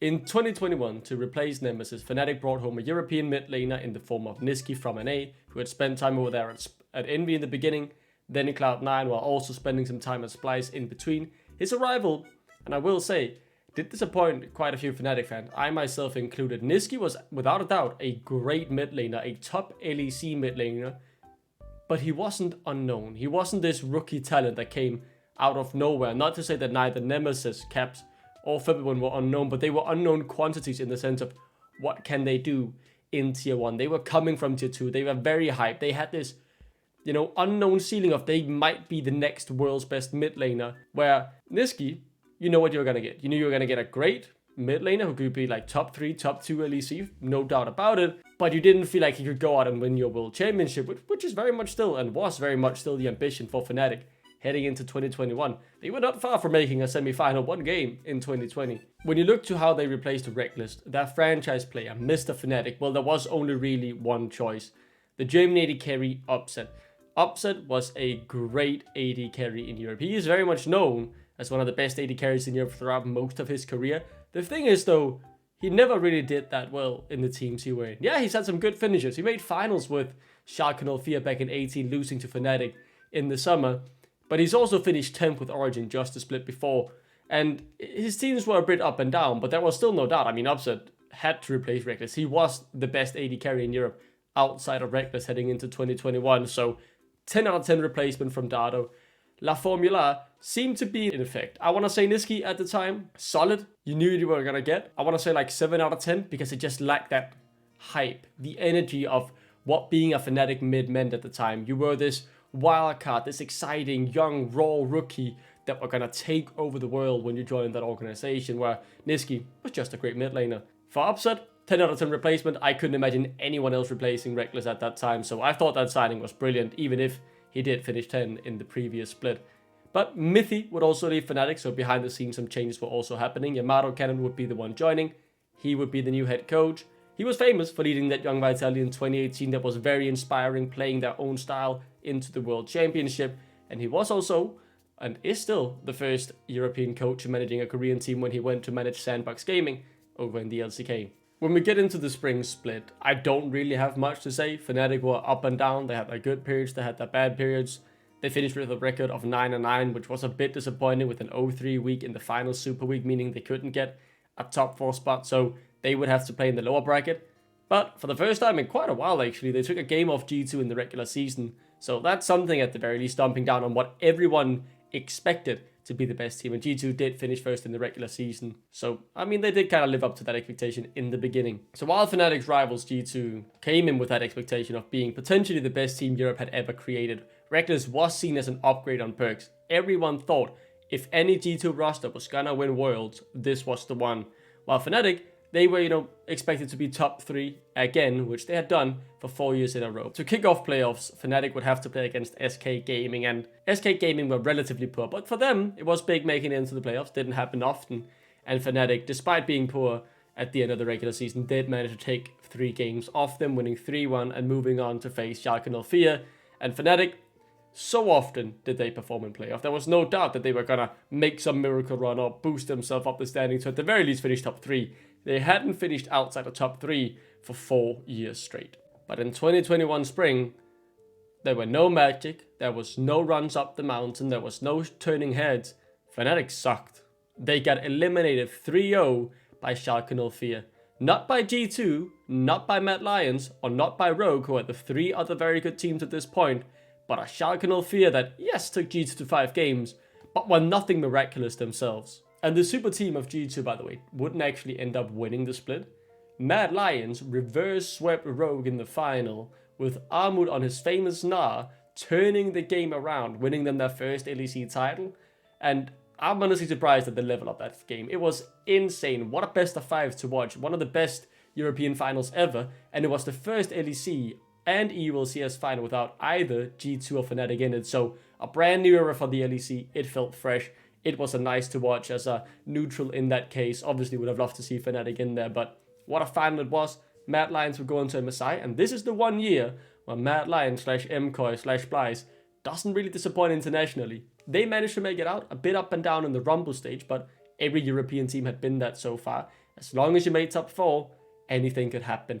And against the reigning world champions, Dardo, Kia, Mad Lions would push them to their limits. They sadly wouldn't win game 5, but oh boy was this best of 5 entertaining to watch.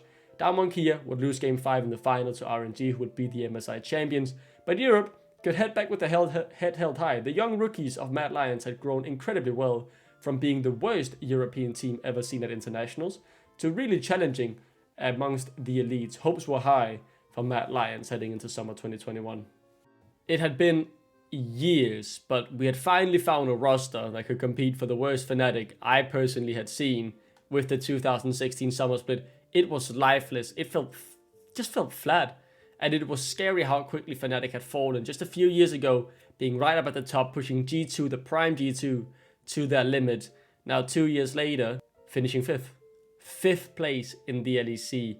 It was horrible, but credit to Dardo and Fnatic's management, they decided to act. They decided to bench Selfmade, which I think was the right choice, to be honest. Selfmade, without a doubt, a good jungler, but I don't think he contributed much to a positive team environment. That's all I can say from watching Legends in action. It is just, over-observing into small little clips, so don't read too much into that opinion though. But I did like the fact that they wanted to change him. I'm not sure though about the replacement, because Fnatic went over to Carmine Corp in the LFL, undoubtedly the greatest organization in ERL history, and bought their young, promising top laner Adam. It was reported at first for 500, 600k. I read some places as well, it was maybe only around 200k, but without a doubt, Fnatic paid a shit ton for him. That was a lot of money, and is still a lot of money to pay as a buyout for any player. But what about Bwipo? He had been there since 2018, and instead of benching him, he moved to the jungle position, where Selfmade had obviously been kicked.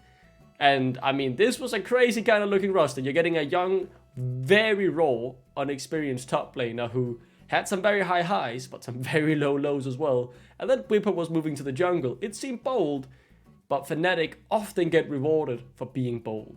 And Fnatic would actually improve in the summer split regular season, finishing with an 11-7 record, but sadly it wasn't enough to get them top 4. The previously mentioned G2, Mad and Rogue would take up 3 of the spots, while a bit of a surprise in Misfits came out of nowhere with a young Razork in the jungle who had been there for a year and really came into his own in 2021, taking the last spot in the top 4 with Misfits. The main thing a Fnatic can take away from the regular season was the fact that they did a 2-0 over G2. They had faltered a bit in the regular season, but it's not often Fnatic goes 2-0 against G2, so that's something we could enjoy as Fnatic fans at the very least. And this roster was chaotic. It was fun to watch, I'm not gonna lie. Bwipo in the jungle, I mean, he was a bit of a madman, and I love watching it. They were aggressive. Bwipo Huliseng in the jungle, Adam was down for the chaos, Niski was down for the chaos, and Upset, the guy reining in control a little bit, but also willing to join in on the Tristana. So despite the performances not always being the best, and sometimes Fnatic going way too deep, they were incredibly fun to watch. And Yamato Cannon, man, if anyone was going to lead me into war, it would definitely be him. That man just seems like the perfect team leader. And yeah, credit to him. I shouldn't be glazing him this much, but I will, because I genuinely thought he did a good job of Fnatic with the circumstances he was given. But the 2 times I met him at the NLC finals in spring and summer, he both times, you know, flamed my outfit. So yeah, shame on you, Yamato, but it is what it is. He does very much seem like a nice person still, though. But we move. Heading into playoffs, the first goal for Fnatic was to keep their world streak alive. They hadn't missed it since 2016, but that would be tough considering the fact that they were in the lower bracket. They would have to win 3 best-of-5s in a row to make top 3 and make the World Championship. If they wanted to make it to the final, they would have to win 4. And if they wanted to be crowned champions of the LEC, well, they would have to win 5 best-of-5s in a row. And this is genuinely one of the best times I've had as a Fnatic fan in the past 4 years. I'm not going to sit here and spend 50 minutes going through this run, but Fnatic took this bracket by the balls in a thrilling 3-2 victory. They took down Vitality and their former jungler Selfmade. These games were tense, they were back and forth, they were chaotic, they were aggressive. As I said, Fnatic were fun to watch, and the heart attacks happened every single series. Next up, Misfits and Razork, the team that took top 4 away from them and made that road to Worlds so much easier. Again, games going back and forth, the games going long, being chaotic, being peak Fnatic in 2021. It was nail-biting, but Adam on the choke, I think Game 5 found a huge engage. Fnatic had a lead, and they would not let it go. Another Game 5 victory. They were climbing towards the top of the mountain. But next up, the world's deciding series, G2, the super team, would await them. In the 2020 summer playoffs, Fnatic did beat G2 in a best-of-5 in the upper bracket. But when it really mattered, in the final, when pressure was on, Fnatic lost. The same in the spring final, when pressure was on, Fnatic lost. Now again, these 2 teams would meet in summer 2021. The 2 most successful European organizations fighting for one last world spot.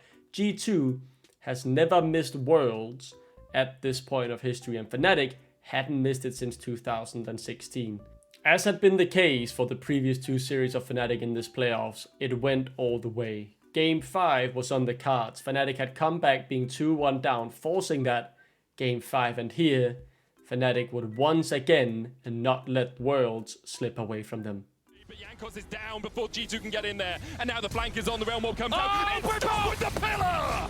Bwipo stops G2's retreat right in its tracks. Shutdown comes out for Reckless because he's going to get killed towards the side. Hillisang kills off Reckless, and now Fnatic have found it. They can continue to chase this. Reckless, the target for him. Everforce, stun card. Reckless rooted, pillar of filth. Realm Warp coming out, Reckless will be found. Oh, he apprehends him out of the flipping Realm Warp, and it works for Fnatic. Away! Reckless trying to get away from his former team, the team that he left to join G2. And Fnatic, they don't care that you're not with them anymore. They will take you out, they will lock you down.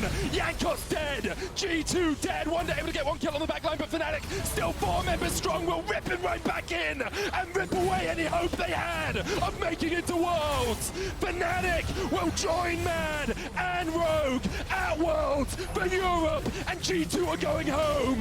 Fnatic make it through to Worlds. For once, Fnatic had finally beaten G2 when it actually mattered. They had eliminated G2, denying them for the first time in their history World Championship qualification. And Fnatic would keep their streak alive, and for the first time in ages really, have a better year than their rivals G2. I think the last time might have been 2018, to be honest with you.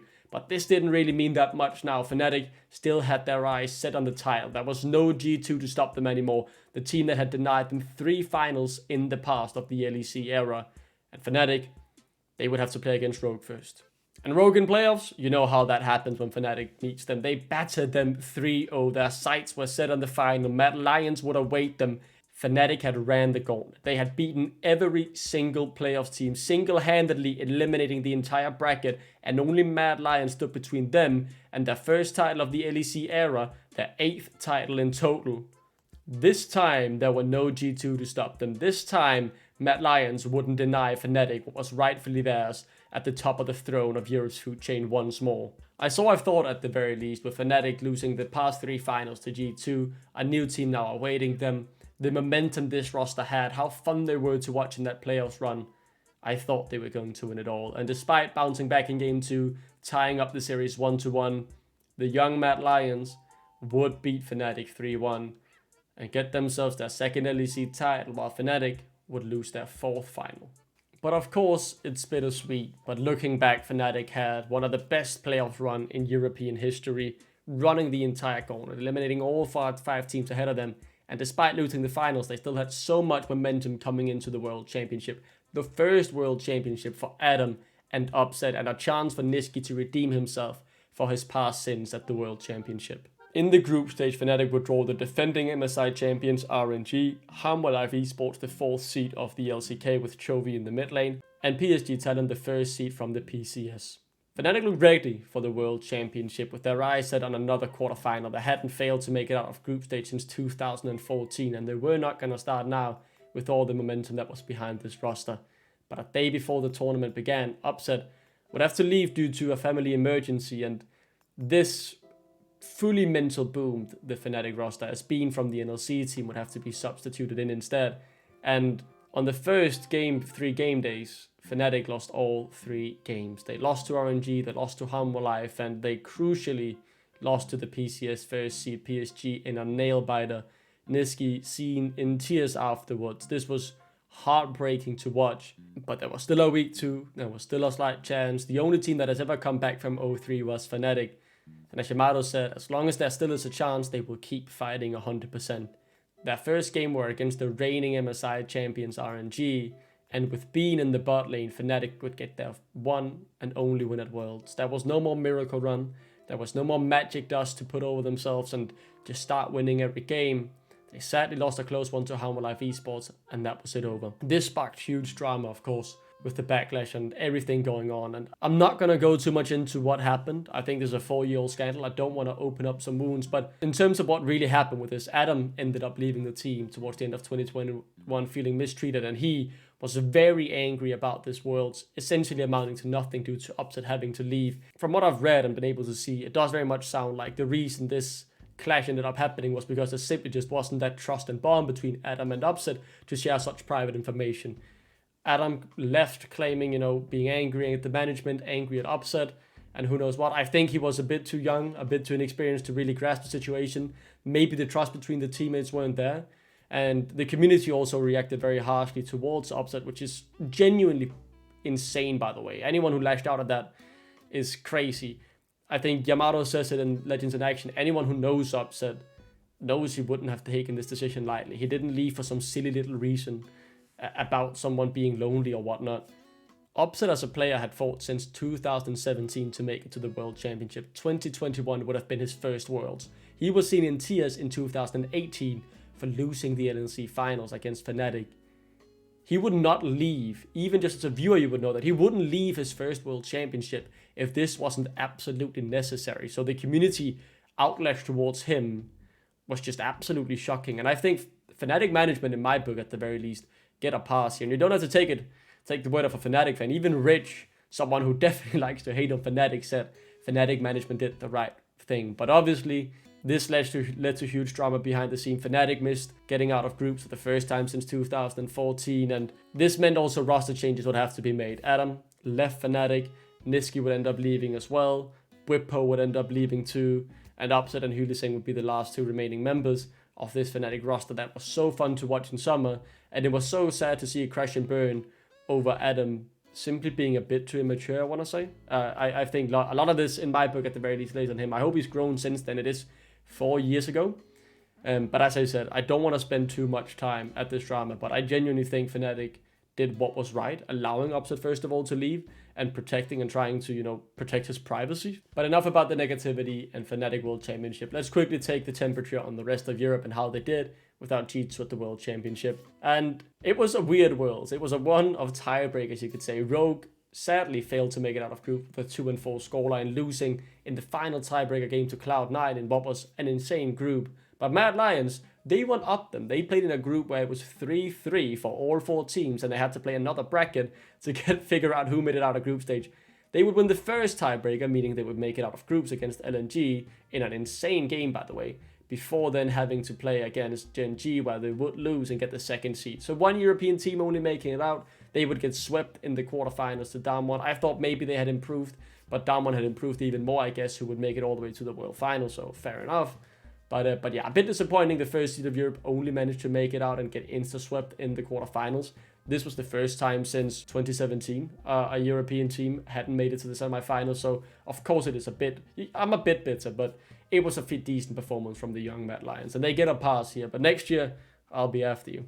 The last thing I want to say for 2021, and the thing I probably disagree most with the Fnatic management, was what they decided to do with their academy team, Fnatic Rising, in 2021 as well. I haven't mentioned the academy much, but over the course of the many past years, the academy has been playing in the UKLC first, before then joining the NLC when that became the merger between the Northern Championship and the UKLC. The NLC was a good ERL at the time. Fnatic Rising were there, and BTXL, who were the academy team of Excel. Good talent was in the league. In 2021, for example, the finals of the EU Masters were between BTXL and Carmine Corp in the spring, and Fnatic Rising and Carmine Corp in the summer. So it was NLC versus the best ERL team the world has ever seen, and you know, Carmine Corp still continued to be one of the most dominant forces in ERLs to this day. The NLC was very strong, and Fnatic Rising, who made it to the final, didn't even win the NLC split, by the way. They got reverse swept by the team I was a social media manager on in Tricked. But them leaving the NLC and moving to Superliga is a questionable decision at best. I'm not sure what they wanted to do there.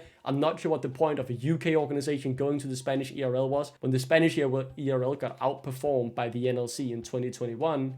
And this would mean Fnatic would end up missing out on some of the incredible talent that made it into the NLC in 2022. Just to mention a few of the talents that played in the NLC in 2022, and I'm counting the second division here. Yoppa, who has now made it to the LEC in 2026. Vladi, who has made it to the LEC in 2024. Impuros, aka Jack playing back then, who has made it to the LEC 2026. Linces, who has made it to the LEC with Vitality. Carlsen, who played LEC for Team Heretics in 2025. Emanes, who went on to win the LCS with Cloud9. Chasey, who has gone on to win the LEC, by the way. As well as SlowQ, who is now one of the top ERL prospects. And Fnatic leaving to Spain is one thing that I just personally disagree with. I'm an NLC caster. Of course, I like my ERL.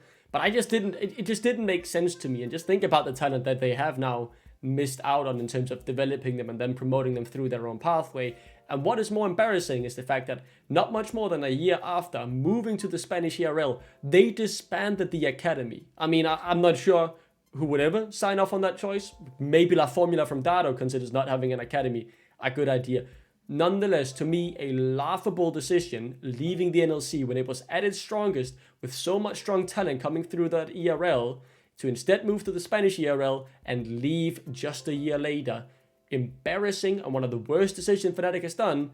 The NLC had so much talent coming through at that time. It was a growing ERL, and yes, the Spain had more strong teams, but the NLC was scoring at a rapid pace, and with Fnatic and BTXL at the helm, there were two very attractive prospects you could join if you then later wanted to get promoted into the LEC, like Macoon and like Advian did through the NLC ecosystem. So Fnatic and Dardo and whoever else made that decision, Sam Matthews, this is one of the worst decisions Fnatic as an org has ever made, to be honest.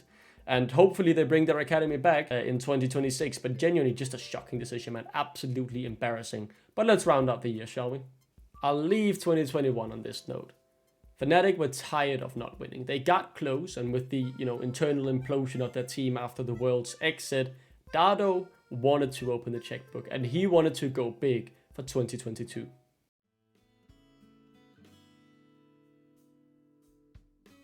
When I say Fnatic were willing to open the checkbook in 2022, I really do mean it. They signed back-to-back LEC champion in the mid lane, Humanoid from Mad Lions, a huge statement from Fnatic, being able to pry the best mid laner out of that organization, while adding one of the highest rated young junglers in the league in Razork from Misfits, and to top that, stability in the top lane, world finalist, multiple-time LEC champion, Wonder from G2. This was without a doubt a super team. If Fnatic were ever going to win a trophy, this would be the year. So of course, expectations were high heading into the spring split, with Fnatic highly rated alongside Rogue. G2 was always going to be up there, but with a rebuild around Caps and Yankos, I was personally very curious to see how they would do. The regular season did go very well. Fnatic went 13-5, finished second for the first time. In quite a bit it felt like Fnatic produced a very good regular season that would give confidence heading into the playoffs. They went 1-1 against G2, but they looked overall very good. Humanoid was good, Razork was fun to watch, Wonder was undivable in the top lane. Everything just seemed to flow well for this team, and that will continue heading into playoffs. Fnatic would confidently beat G2 3-1, and maybe, just maybe, Fnatic were back. Obviously, G2 weren't expected to be the top challenger this year considering their rebuild. They would still be very good, of course, but it was more Rogue I was looking at personally. They had grown a lot with their own talent over the years and their time in the LEC, and they would await Fnatic in the upper bracket final. But Fnatic, they would calm my nerves, taking a 2-0 lead in some tight games, yes, but a 2-0 lead meant they were just one game away from going back to the finals again. But like we've seen a few times now throughout this video, like against G2, against Top Esports, Fnatic would be reverse swept, and this loss seemed to flick a switch in this roster. They would never quite be the same again, or at the very least, that consistently just be a top team in Europe. And this meant they would go down to the lower bracket. Here they would mean a G2 who, to be fair to them, had just flicked a switch themselves. They had ran the gauntlet, 3-0ing everyone on their way, and Fnatic would not stop them. Despite Fnatic beating G2 earlier, it was G2 who stood there with the title at the end. They were going to MSI, and they did alright. They did beat T1 in the Rumble stage, but crumbled towards the latter half of it. Got 3-0 clapped in the semifinals by T1, and acceptable. The bare minimum you would expect from Europe at MSI, and this was when Europe as a region started to tick downwards in terms of performance internationally. But let's head back to summer and see how this Fnatic super team tried to bounce back from their tough losses in playoffs. Fnatic in summer were horrible. They really weren't that good to watch. It was up, it was down, there was good individuals, yes, but it didn't click like a team. It was dysfunctional for most of the split. They came into week 8 with a lot of discussion of Fnatic. Would they miss playoffs for the first time in their history? 20 playoffs in a row Fnatic had achieved. But in week 8, they had to win all 3 games. They would start by beating Astralis, but then against Vitality and Misfits, it would get a lot closer. But up stepped the German AD carry, the reckless replacement, Upset, because he would not let Fnatic die.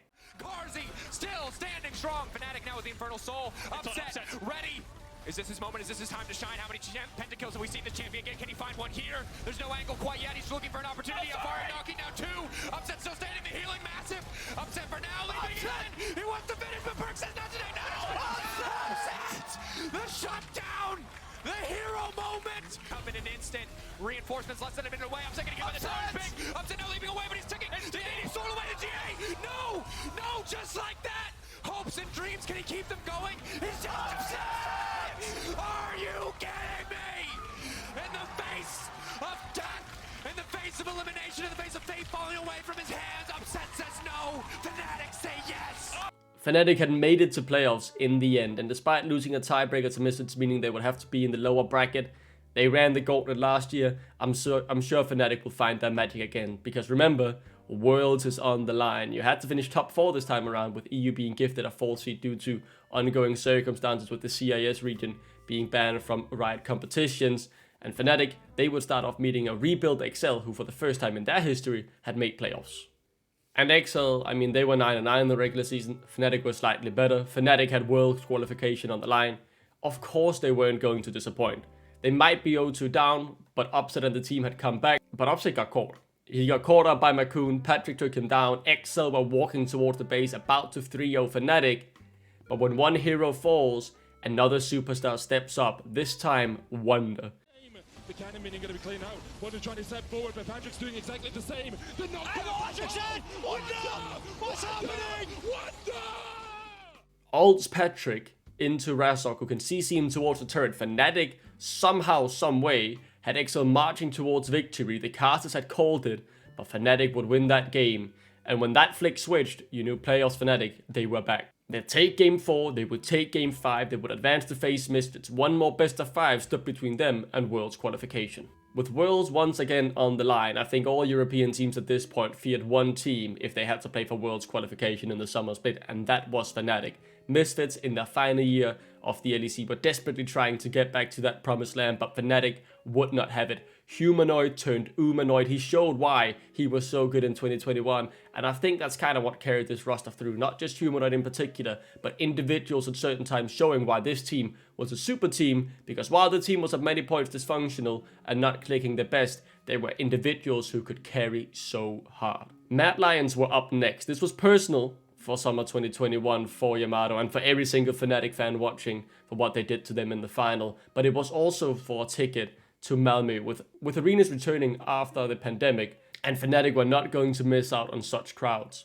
With Humanoid and the rest of the individuals once again shining, Fnatic would take down Mad Lions 3-1 and book their place in the lower bracket final, where they once again would meet Rogue. Fnatic were back in an arena, they were back in top 3. These big players surely would not crumble under the pressure of the big lights, and once again, they had all the momentum with them to make a run into the finals. Rogue came from a defeat against G2 in the upper bracket, weren't feeling as good, and in game 1, Humanoid made one of the maddest outplays I've ever seen. 1v3 on the Silas. And I was there in the arena that day, I was helping out with the crew, it was a great experience. Shout out to those who helped me get that. It was an incredible weekend, but despite that game 1 victory, Fnatic would falter to Rogue, who would go on to win the split. And that was nice seeing them dethrone G2 and Odoamne finally getting his trophy. You can't do anything but love that man, so he very much got the trophy he had been chasing himself since, 2015-16, which was at the very least nice to see Rogue and someone else than G2 in a final while you were there in person. But finishing third also meant that Fnatic would have to make their way through play-ins alongside Mad Lions, and Fnatic had a bit of drama heading into the World Championship, not because of drama between the players. There was probably plenty of that in the back room. This was very much a dysfunctional team, but because of illness. Obviously, it was still a bit of pandemic times, and Fnatic players would be sick just before the tournament. I believe Upset and Hylissang couldn't travel in the beginning, so it was 3 players only at there. Bean had to be there ready to potentially be substituted in once again, but just before the games began, Upset was able to make it into Mexico and play for the play-ins. But Hylissang wasn't quite as lucky for the first day. Rox for the Academy would have to step up, and in the first day of play-ins, everything went as you'd expect. Fnatic Giga stomped their opponents. Rox looked surprisingly good from the Academy, and Upset even got a pentakill. After the first day, Hylissang came back. Fnatic somewhat confidently closed out the group. They finished first, going straight into the group stage. Despite losing 1 game to Loud, it didn't matter. They were through. Their companions, Mad Lions, however, finally found a challenger for the worst team Europe has ever seen internationally. And it was compared against themselves in 2020, because once again, Mad Lions would fail to make it out of play-ins. Embarrassing from that organization.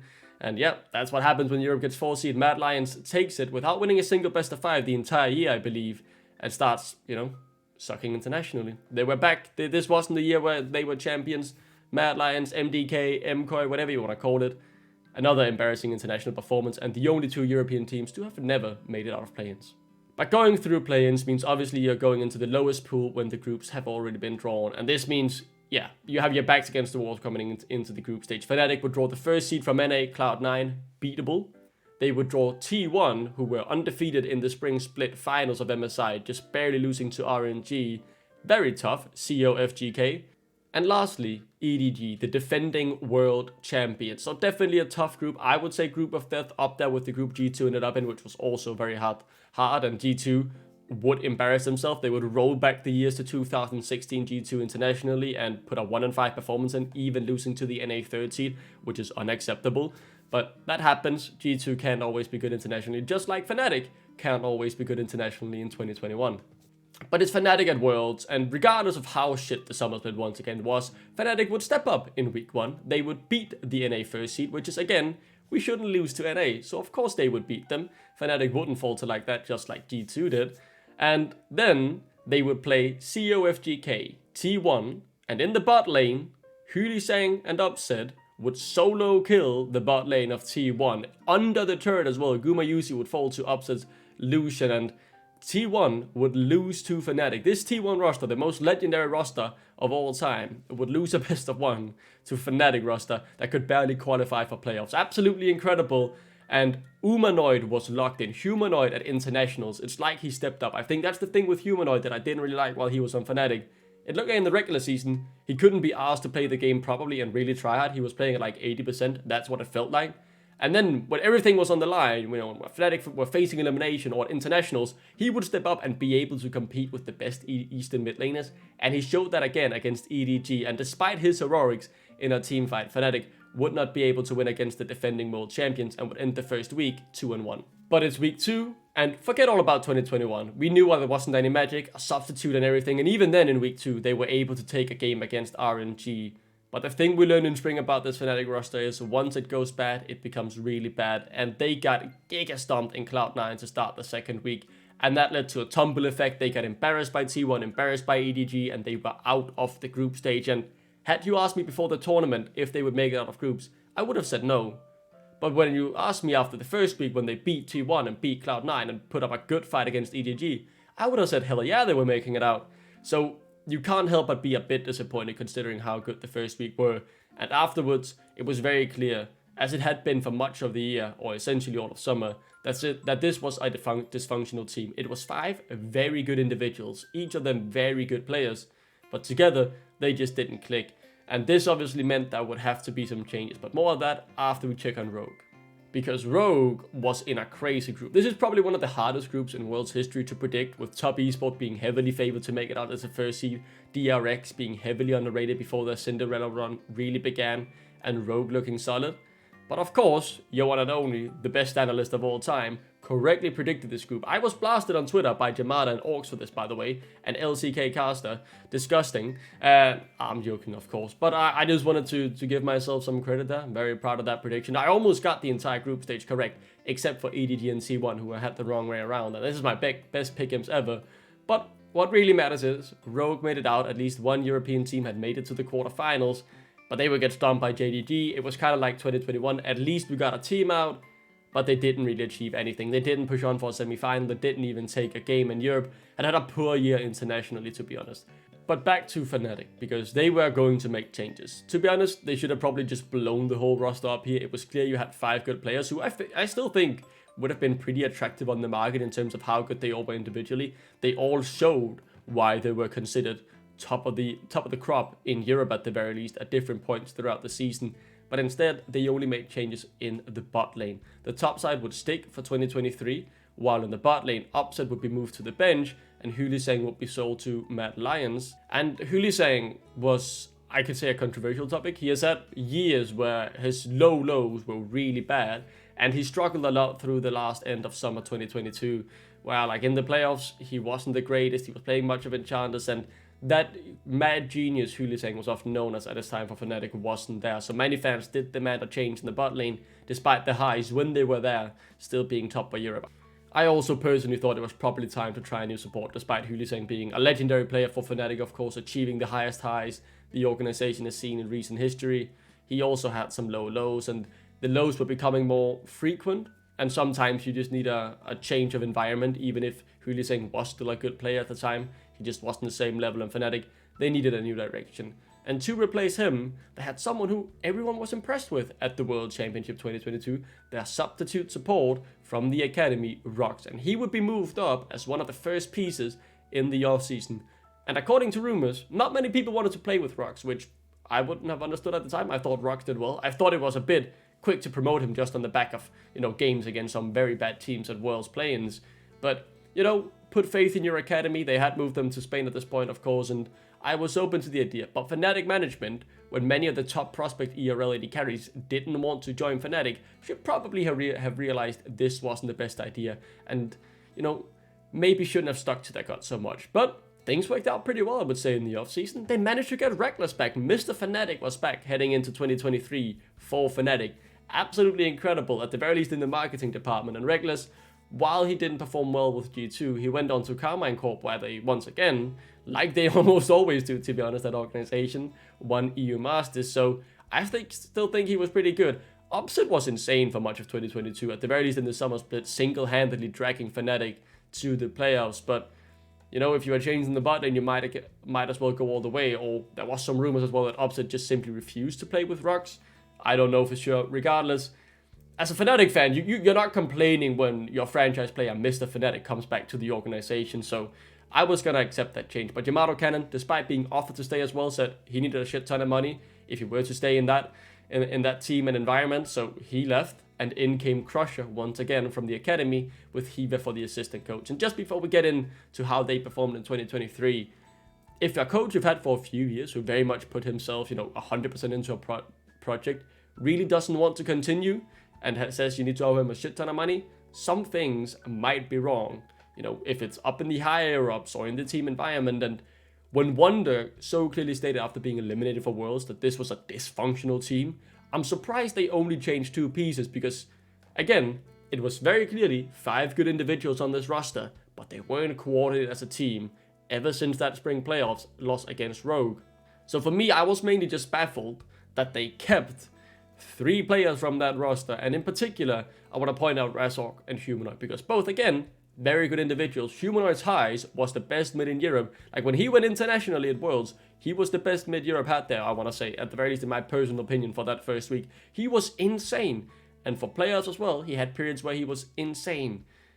But him and Razork, they didn't work together. They viewed the game differently. One was chaos, one was control. And that mixes like water and oil. Like it just doesn't work. But regardless, Fnatic had given them huge contract. Maybe they were tied up due to financial reasons to keep them both for at least the end of that contract, which I believe was about after 2023. So maybe it was just 1 more year of these 2 playing together. But let's head into 2023 and see how this somewhat rebuilt, a bit weird Fnatic would do heading into 2023.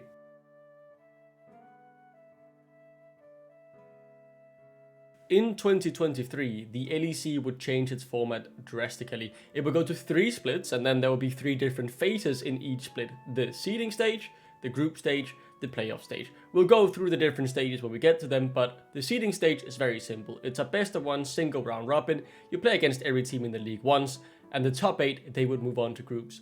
And how would this new Fnatic winter roster do in 2023? Well, that jersey was certainly very lit. I thought this was a brilliant jersey, to be honest. One of my favorites in recent memory of Fnatic. Not as good as 2019 Worlds, but a very good jersey nonetheless. But this roster, and I've said it before, sucked. The other times I've said our roster sucked. They've made playoffs, they've gotten some respect back, maybe gotten 5th place at the worst in 2021 or knocked out in quarters in 2016. But this roster finished 9th in the seeding stage. They would not make it out of the seeding stage / regular season with a 2-7 record. They were the worst Fnatic team I have ever laid my eyes upon. They were horrible, genuinely shockingly bad. Rox and Reckless didn't work in the bot lane. Humanoid and Razork didn't work together well, and Wonder was just minding his own business in the top lane.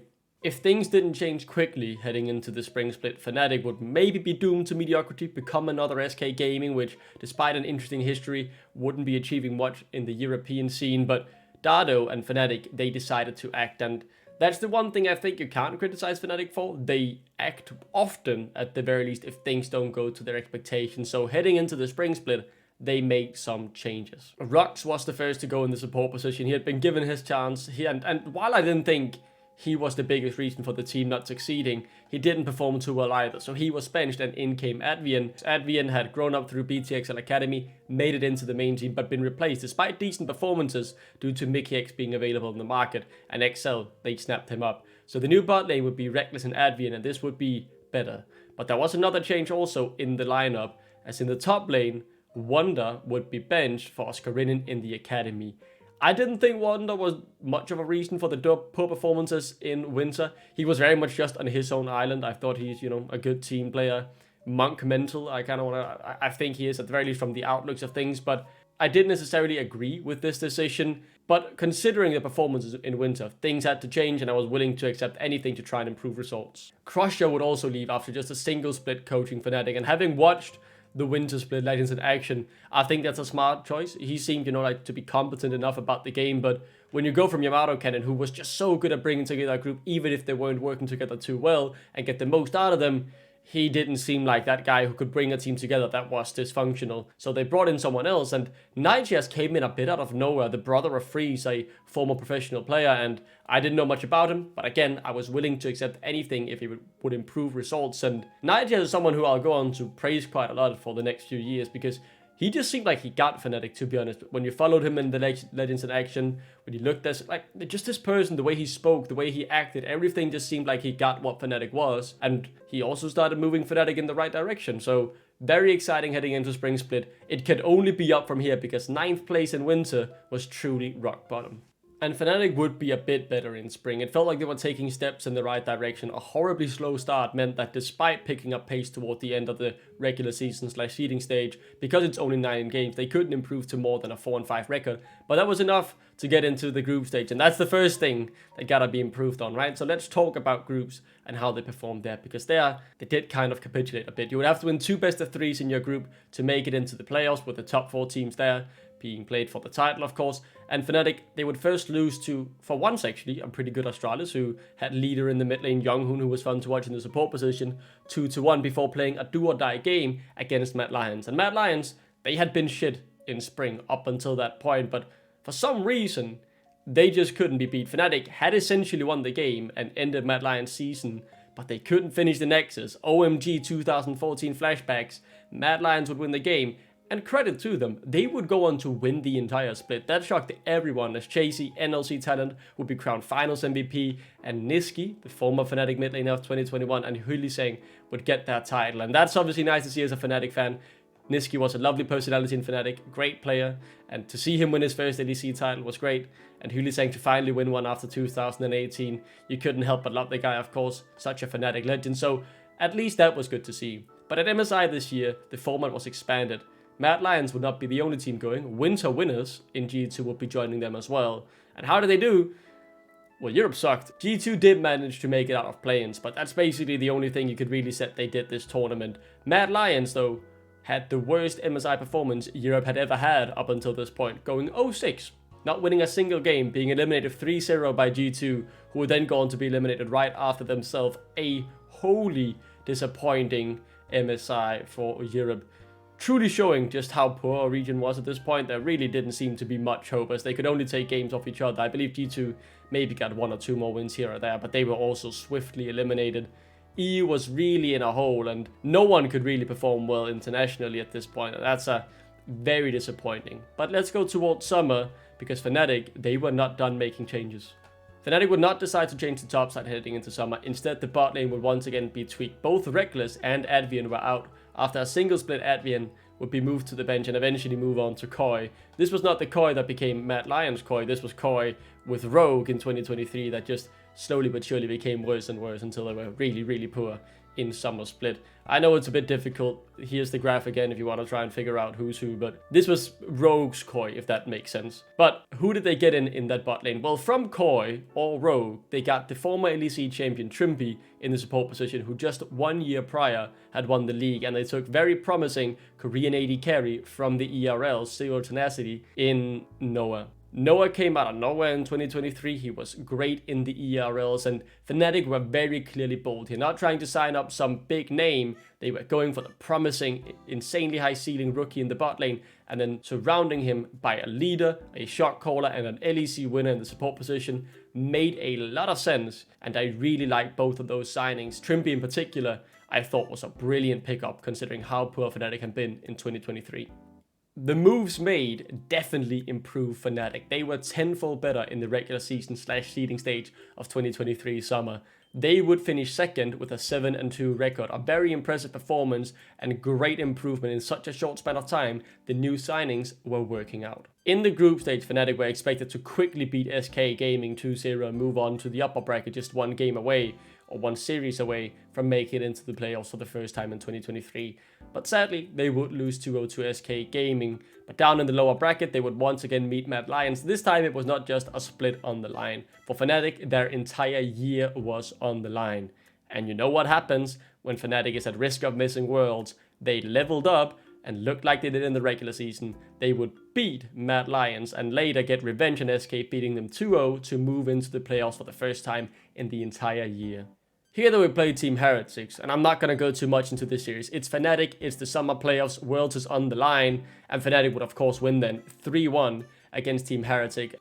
Here they would move on to play Excel in the lower bracket final, and that would mean top 3 for summer was secured. And you might think that should be the World Championship, but with the season finals, that's when the world tickets would be given out. Instead though, Fnatic had now just barely earned enough season points or championship points to make it into the season finals. Considering how poor they were in winter and spring, that was a miracle. So they would lose to Excel because Worlds was no longer on the line, and Excel would go on to play in their first final. G2 would win that, and Fnatic had gone from 9th in winter to 3rd in the summer split. They had saved their season, but Worlds was still not on the line, and there was still much more to be done at season finals.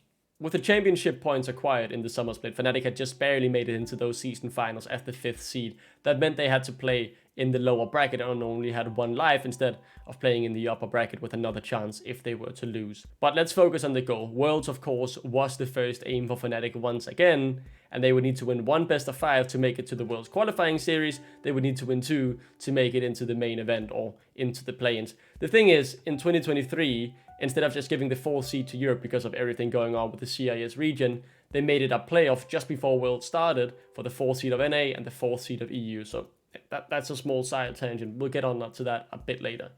But Fnatic in the first game would face XL, who had lost to Mad Lions in the upper bracket. And this time, now Worlds was on the line, and Fnatic, you know what happens, they simply refused to lose. They won Game 5 against XL, knocking them out, ending their year, and they were great in the summer split XL. But Fnatic, they had their sights set on Worlds. They were technically almost qualified now, but BDS would await them. The loser would have to play that Worlds qualifying series. The winner would move on to the lower bracket final and Montpellier in the grand season finals.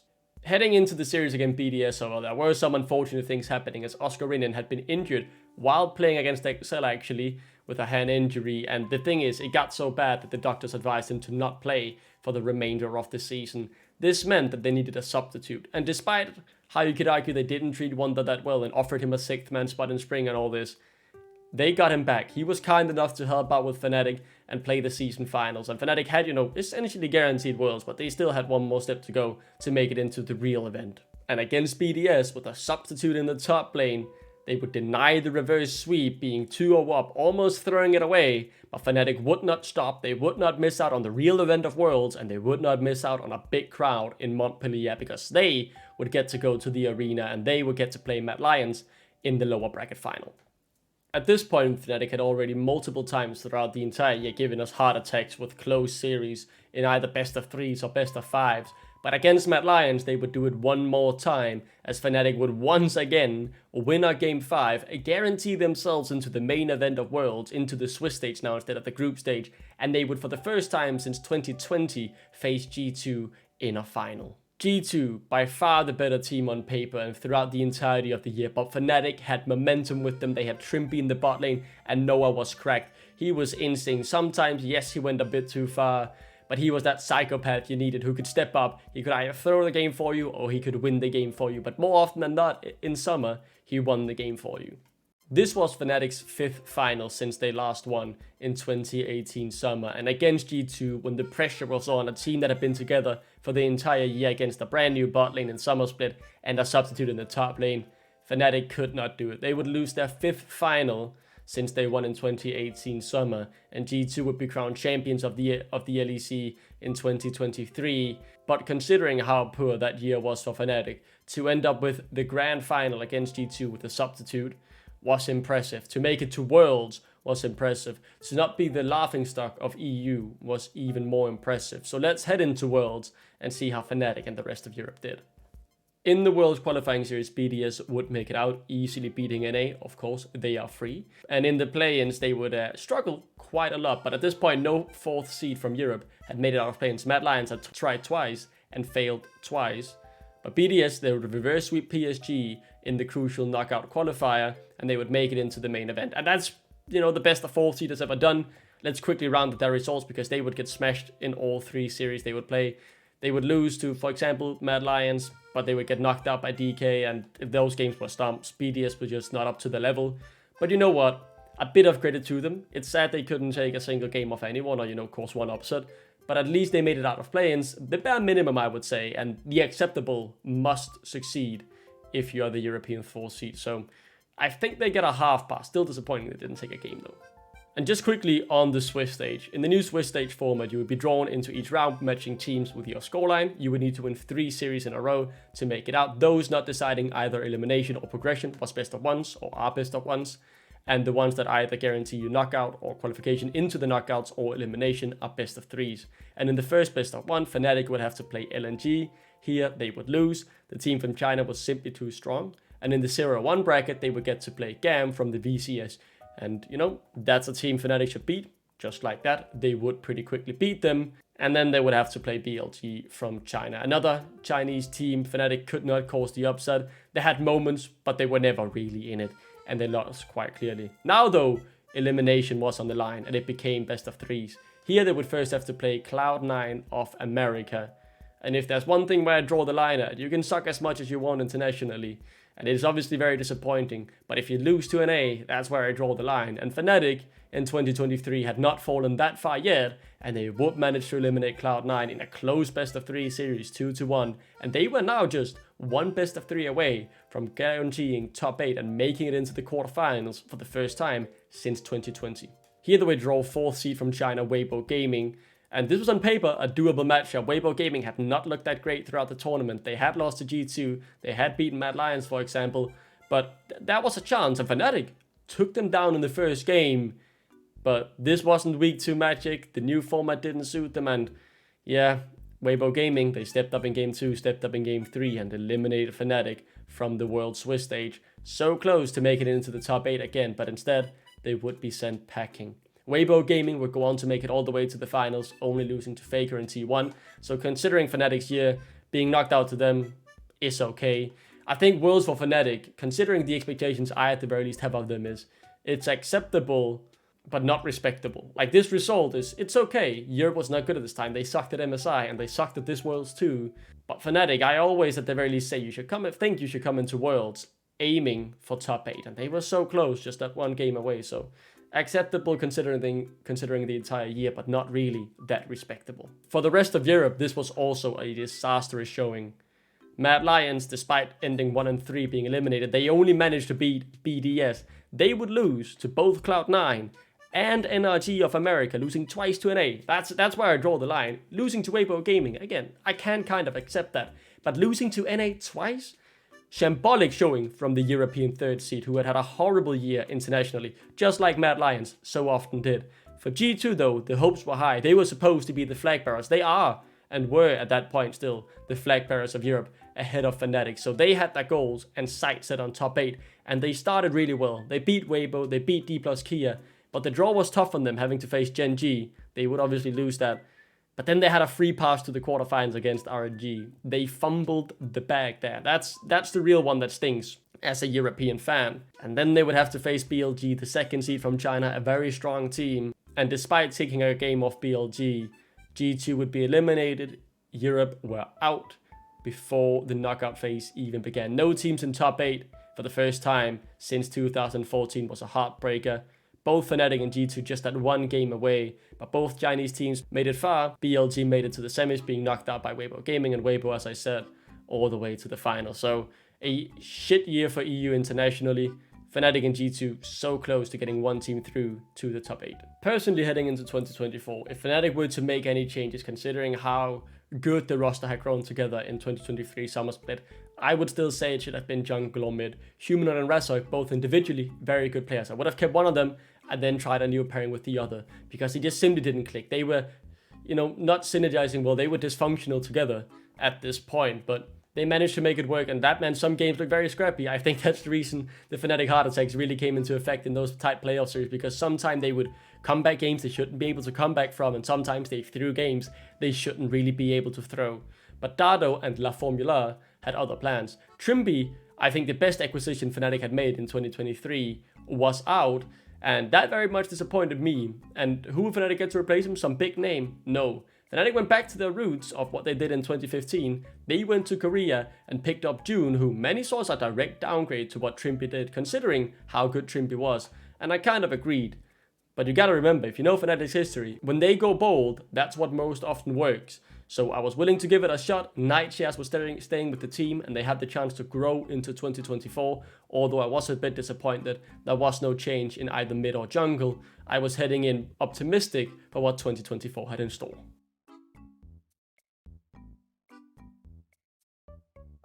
When June came into the team, he didn't speak a lot of English, and that could definitely be felt on the level Fnatic had in winter 2024. The regular season was very middling, but they did look good at parts, and I think this Fnatic roster will go through this year had some very high highs and some low lows, and this was just a bit of meh. But they made it into playoffs with a 5-4 record.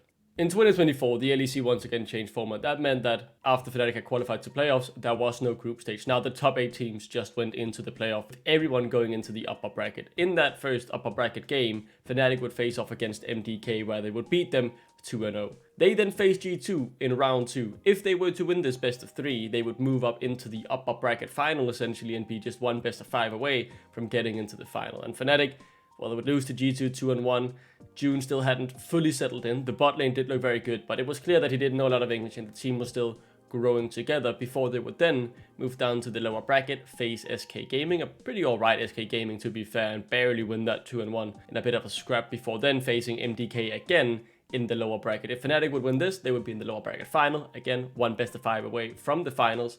But instead they would lose game 5, and that meant the split would end with Fnatic finishing 4th in winter. A pretty disappointing split, but there were clear talent in the team, of course. I mean, June and Noah looked pretty good in the bot lane. Pressure, though, seemed to be a bit of a problem for Fnatic this year. Didn't feel like they would be able to step up like former Fnatic rosters would do when they would elevate when pressure was really on. But heading into spring, Fnatic had just steadily improved in the background. The team was lovable in Legends in action. They seemed to go along well together and grow nicely, and that could be felt when they came to spring split. Fnatic would start spring split incredibly well. They had grown well over the small off season between the winter and spring split.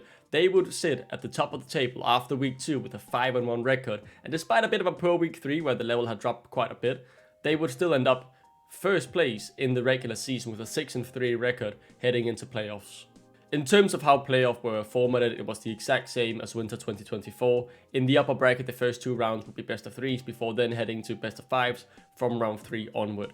In the upper bracket though, they would first face GX, where they would beat them 2-0 quite easily. They would also obviously on paper have an easy matchup being the first seed heading into playoffs.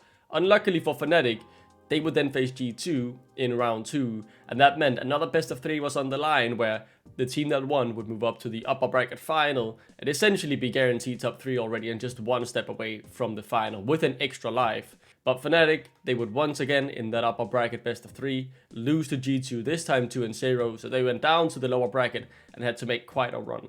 They would first face Team Heretics, beat them 2-1 before then facing Vitality, beat them 3-1.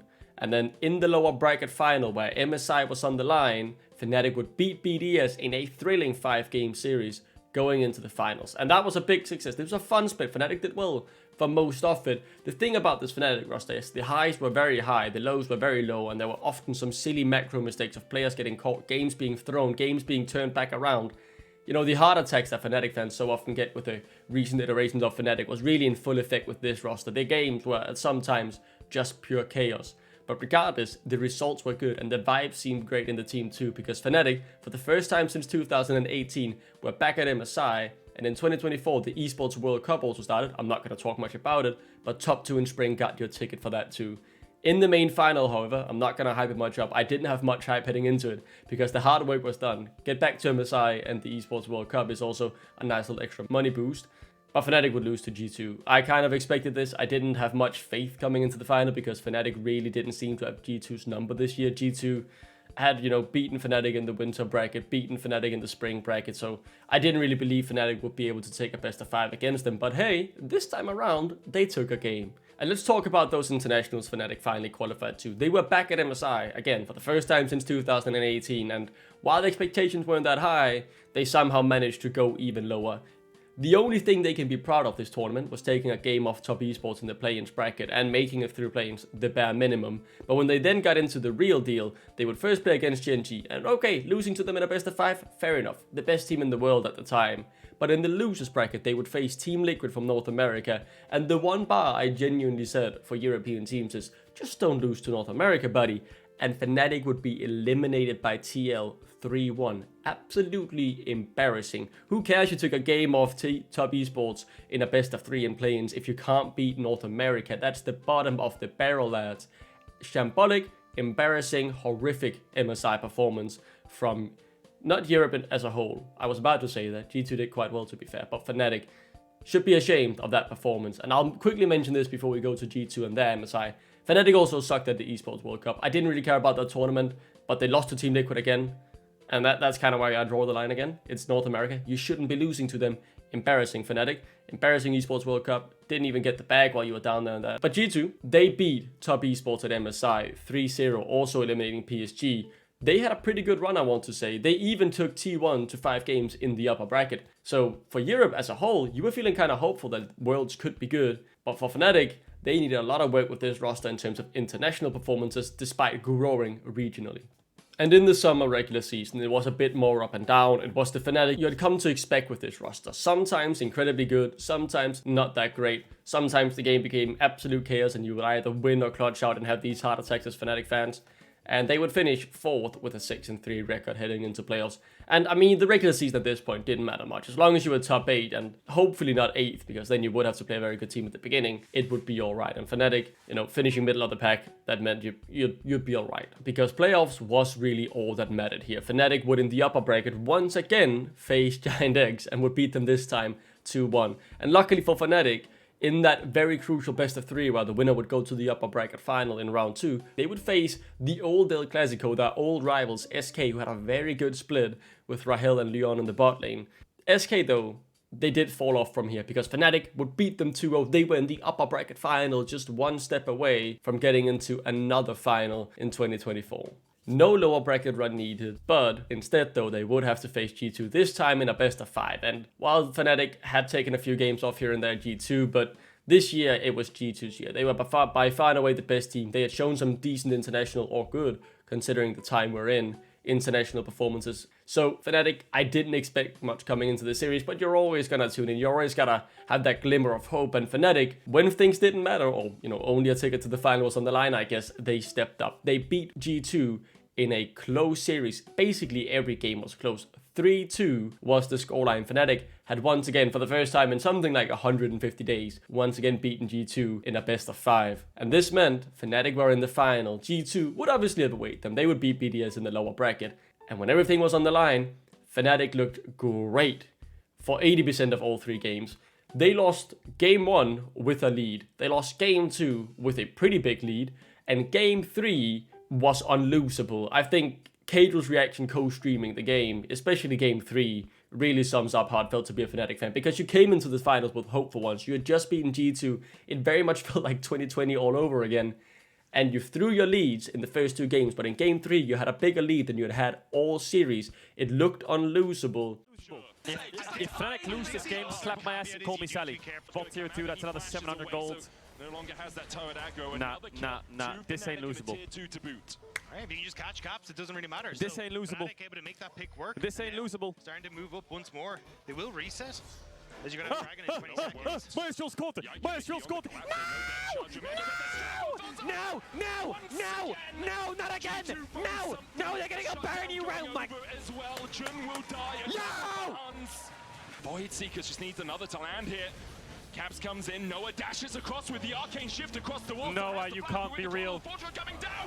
Noah has dived in a J2 are gonna 3-0 them after these game states! There's just no fucking way that's possible! It's just disturbing! How in any way? Okay, for now, Caps here. How? It's over! It's over! It's over! It's actually lost! It's actually lost! There's no... No! No! You can't be real! This can't be real!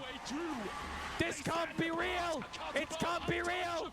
This can't be real! It was absolutely heartbreaking. I really liked this bot lane of Noah and June, but Noah in particular was insanely high at his peaks, but it really felt like pressure got to him. So outside of just being heartbreaking that Fnatic lost and missed out on a trophy that was and is still so desperately needed, you also really felt bad for the guy who was just struggling to handle the immense pressure of playing under the expectation of breaking that curse and finally winning a trophy. But luckily for Noah, luckily for Fnatic and all those fans who were once again left disappointed after losing their 7th final, there was the season final. So there was one more chance that Fnatic could win a trophy in 2024. In the season finals, Fnatic would look good, as you would expect, being the second best team in summer and there not being much of a gap between summer and season finals. They would beat 3DS, sweep them aside 3-0 before facing MDK in the upper bracket finals. Here, they would play another thrilling 5-game series like these two teams against each other often do. Fnatic would come out on top, 3-2. They were in the final, but MDK couldn't beat G2 in the lower bracket run that G2 was on, and G2 would meet them in the finals. And after what happened in the summer finals, where Fnatic lost 3 games from a winning game state, I had very little faith. But at least Fnatic took a game this time around like they did in spring, but they would lose 3-1. G2 had won every single split of the year, beating Fnatic in 3 finals. That's 8 finals Fnatic had been to and lost. But no time to moan, no time to cry. World Championship was about to take place and Fnatic would once again attend as the second seed from Europe. Heading into Worlds 2024, I as a European was hopeful, at the very least, that G2 could do some damage. They had been good internationals throughout the year and they were just so clutch. This team that G2 had built was really, really good. So I was expecting them to, at the very least, make quarters and hopefully even a semi-finals run. That would be so great for the first time since 2020. But let's start with Fnatic, shall we? They disappointed again. A 1-3 scoreline, eliminated pretty quickly. And the thing is, Fnatic had such high peaks, but they also had some really low lows. And so often games were winnable, and it was just silly decisions or crumbling under pressure that threw it away. Against DK, they could have definitely won that game, but around a Baron play, they fumbled the ball, and DK were still in the game. And then down 1 key, or D plus key at this point, won the game. At least they beat Gigabyte Marines. That's the bare minimum again. You know, you gotta have some standards. But then they'd lose to top esports, and in game 3 against Weibo, just like in 2023, they would strike first and then lose the next 2 games. So, I mean, I guess it took a game off a Chinese team, but the expectations that are laid on Fnatic when they show up at internationals, at least from my side, and I believe many fans as well, is regardless of how the year has gone, you're supposed to perform respectable and well at internationals. And for once, Fnatic had performed really well regionally, falling short 3 times to win a title. And then internationally, that's the worst I've seen Fnatic in ages. Like, this is as bad. I would say even worse than 2021 Worlds, because at 2021 Worlds, they at least took a game off the defending MSI champions with Bean in the bot lane being a substitute and the whole team mental booming. This has been the second best team in Europe throughout the entirety of the year, essentially. And, I mean, you can't even beat the Chinese 4th seed in a best of 3. You end up throwing around a Baron against D plus Kia, who were also not that great, didn't even make quarters. Like, come on, guys. Those are games that you should be able to win as the European second seed. From one embarrassment to another, because one team did even worse. Mad Lions Koi put a top 5 stinker performance at Worlds. I'm going to make a small top 5 after this because it's been fun looking through the internationals. But MKoi, and I'm not going to spend too much time on it. I kind of want to wrap the video up soon. I'll spend too much time on this. But MKoi first lost to BLG. Fair enough. BLG were the first seed from China. Expected to be very good, ended up making it to finals. But they lost to the VCS in a best of 3, Gigabyte Marines, or GAM Esports at this point, sorry, and PSG Talon. Genuinely shameful. Have some shame, guys. That is embarrassing. I think it's up there with their 2020 and 2022 performance, where they didn't make it out of play-ins. It's hard to find words. That is a shocking performance.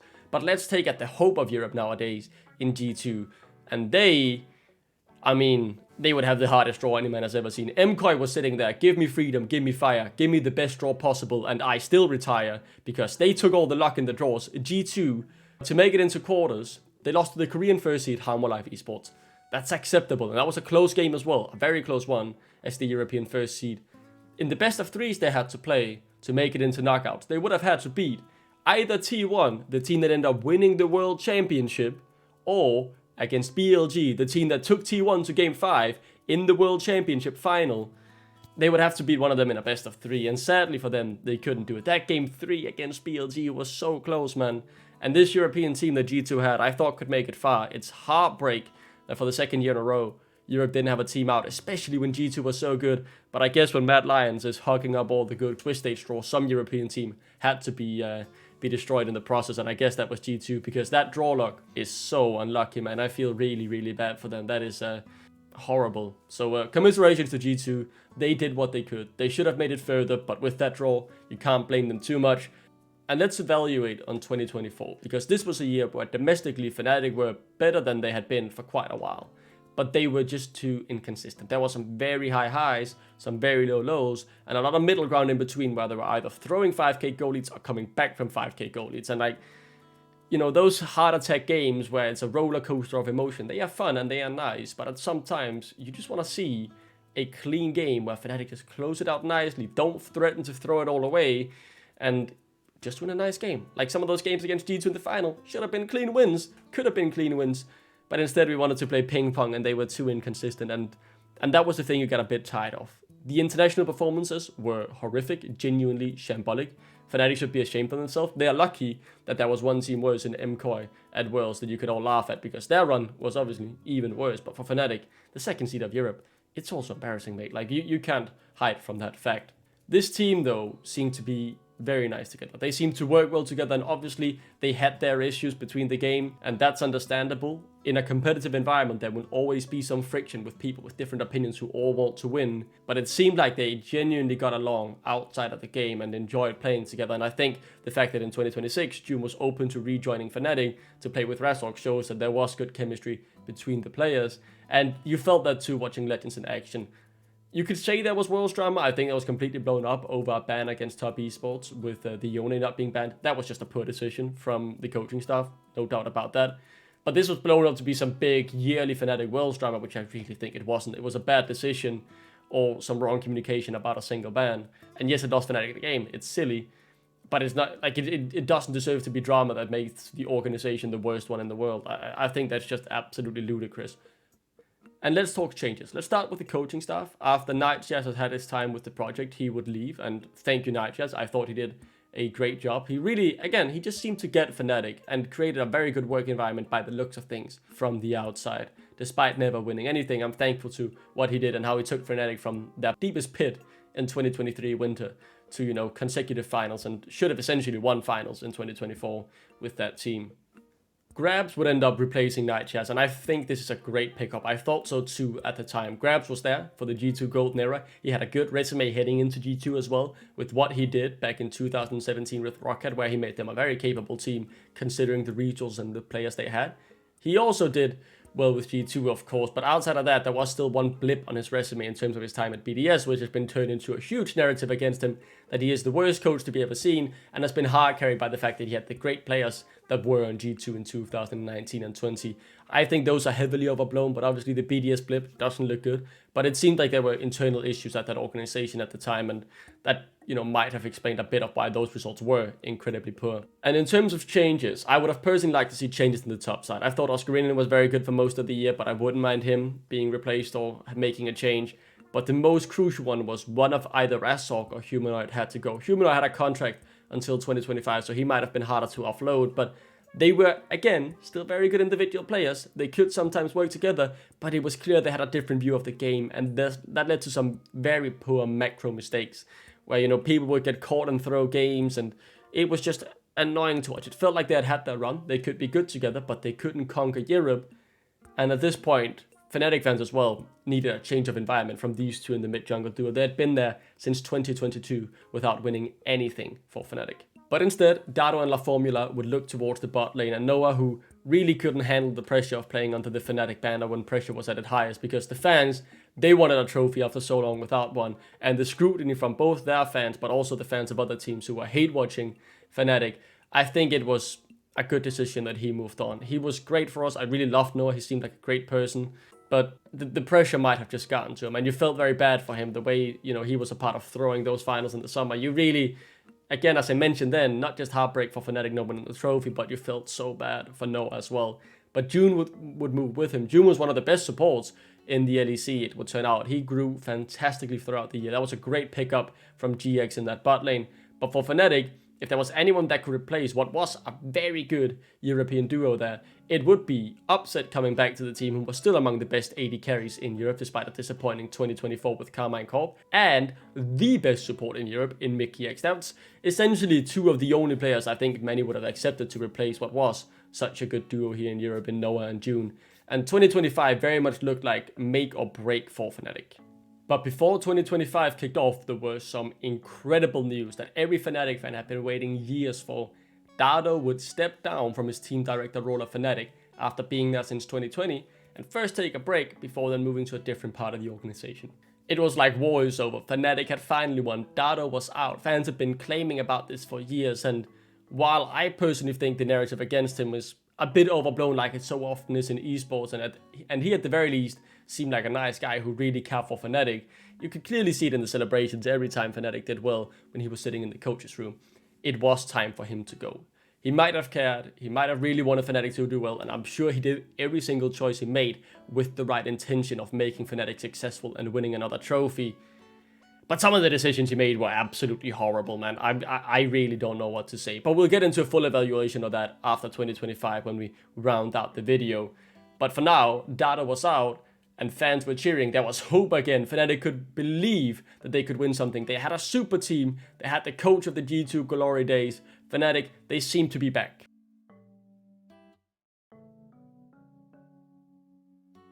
Coming into 2025, it very much was this team needs to win quick, otherwise they likely won't win at all. Everyone kind of knew that Razork and Humanoid, that duo couldn't last together for much longer, and there were doubts about Oscarinin as well. But the team had an established core to top talent players in their respective roles in the bot lane joining, so win in winter before the other new rebuilding teams like the rebuilding G2 catch up, and you'll get your trophy, and the year would have been a success. They started winter incredibly well with an 8-1 regular season, seeding them first into the playoffs. But despite the team's best efforts in the upper bracket, they would be knocked out in the second round by G2, 2-0. And they would do a lower bracket one like Fnatic has so often done. They would beat BDS, they would beat MKOI, but in a best of 5 to decide who goes to the final against G2, Carmine Corp would win game 5, Fnatic would pick up very weird misfortune, and that kind of felt like year over already in winter. I'm not going to go too much detail into the rest of 2025 with this being such a recent year, but I'll quickly summarize it in case you watch this video in 1, 2, 3, 4 years time. Spring felt kind of flat. Despite the results being pretty good, finishing second with a 7-2 record in best of 3s, there just wasn't that passion, there wasn't that fire. It didn't feel like this would amount to anything. It felt like the team was just in standstill. The errors they had were still very much the same errors we had seen for the past few years, and there was just no progression. It was just a team in standstill. In the playoffs, they would start by losing to G2, and that's when it all really boiled over. Losing 3-1 in the upper bracket, and despite being able to scramble together a 3-1 win against Giant X, well, Carmine Corp would quickly sweep them aside in the lower bracket second round, and Fnatic would end up 4th place in spring 2025. MSI was an embarrassment, MKOI was ass, G2 barely made it out of play-ins was ass. Shout out to Carmine Corp for in the first stand, a tournament where you would expect Europe to at the very least get top 4. They did that out of 5 teams nonetheless, but they managed to make it to the final, take a game of Harmon Life. That was a fine performance. That was a good international performance for their first team appearance, although they were close to embarrassing before turning it around towards the end. After spring, the team needed to change. We could not afford to stick with Razork and Humanoid anymore. Razork had, by the way, and Oscarinin extended until 2026 at the start of the year. A baffling decision, considering how clear it was that change would likely soon be needed, and this team only really felt like it had that shot in winter. But Fnatic would wiggle around, and they would add the greatest of some time. Some roads do lead to him from T1 Academy, Poby. What a legend. I mean, Poby brought fresh air into Fnatic. While the expectation was not to win the split, and spoiler alert, Fnatic did not win the split, it was just so nice. It really got my excitement back for watching Fnatic, seeing a different mid-jungle duo. And for once, in the regular season in summer, it looked like Fnatic were able to close some games out pretty cleanly. They were not perfect, they got battered by G2 for example, but it was better, and it was just refreshing to see a new face in the mid lane for the first time since 2022. Fnatic would head into playoffs as the second seed from their group. And I'm not going to go too much into the format. It was horrible. It was basically impossible to watch this team. Although how excited I am to watch Poby, it was very hard. I think there was a month break at some point for Fnatic playing. Shocking format. Luckily the LEC changed it, so I'm not going to complain. Fnatic were in the upper bracket due to being the second place team from their group, and they would play MKOI, the first seed, from the opposite group. And it was very simple. Win this best of 5 and you're in Worlds. You're in the upper bracket finals. And this was a tense back and forth best of 5, and Fnatic would barely fall short in Game 5, and that meant they would have quite a road ahead of them if they wanted to make it to the World Championship. Their streak was at stake. And if there's one thing I've learned throughout the past 5-6 years of Fnatic history, it is, regardless of how dire it looks, how bad the situation is, or how hopeless it looks to make Worlds, well, Fnatic, they do not miss Worlds. They beat GX first, that was expected, but then came the big one in Spain for the LAN finals. In that series against Karmine Corp, who were chasing their first World Championship appearance after getting into the LEC the year before, who had an entirely better year in 2025 than Fnatic. Fnatic magic would happen. They would not miss Worlds. Oscar Rinin, who'd had a poor summer split, turned into Prime Khan, Prime Zeus, whoever else you can think of, and he battered Kana. He embarrassed the blue wall, broke it down almost single-handedly, and Fnatic got into Worlds as the 3rd seed from Europe, beating Karmine Corp 3-1. And with how poor Fnatic had been, they would go back to show that performance against MKOI in the lower bracket final. They would finish 3rd, being knocked out by MKOI with a 3-1 scoreline. Couldn't even take it to Game 5 this time, but they got Worlds, they kept the streak alive, the bare minimum. And let's talk Worlds quickly. Fnatic played the worst League of Legends I have ever seen at this World Championship. They were shocking. It was like they didn't even know Macro existed.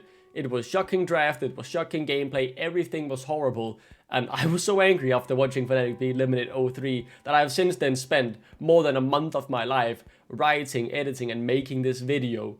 Because this was genuinely horrible. It's the worst I've ever seen them play. Worse than Winter 23. Because they were so clueless. I've never seen anything worse.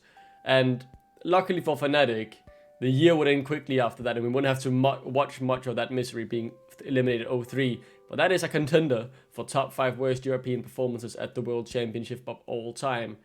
Horrible, horrible showing for Fnatic. And that leads us to today, where we stand between the off-season 2025 and 2026. And at the time of writing and filming and editing this video, well, Fnatic, they haven't signed their jungler yet. The rest of the lineup looks done, and we have a pretty good idea of who the jungler will be. So we'll talk about that in the reflections and analysis that is coming up right now, because now we understand every single part of Fnatic's history. So let's try and conclude and analyze a bit on who was at fault for the Fnatic downfall.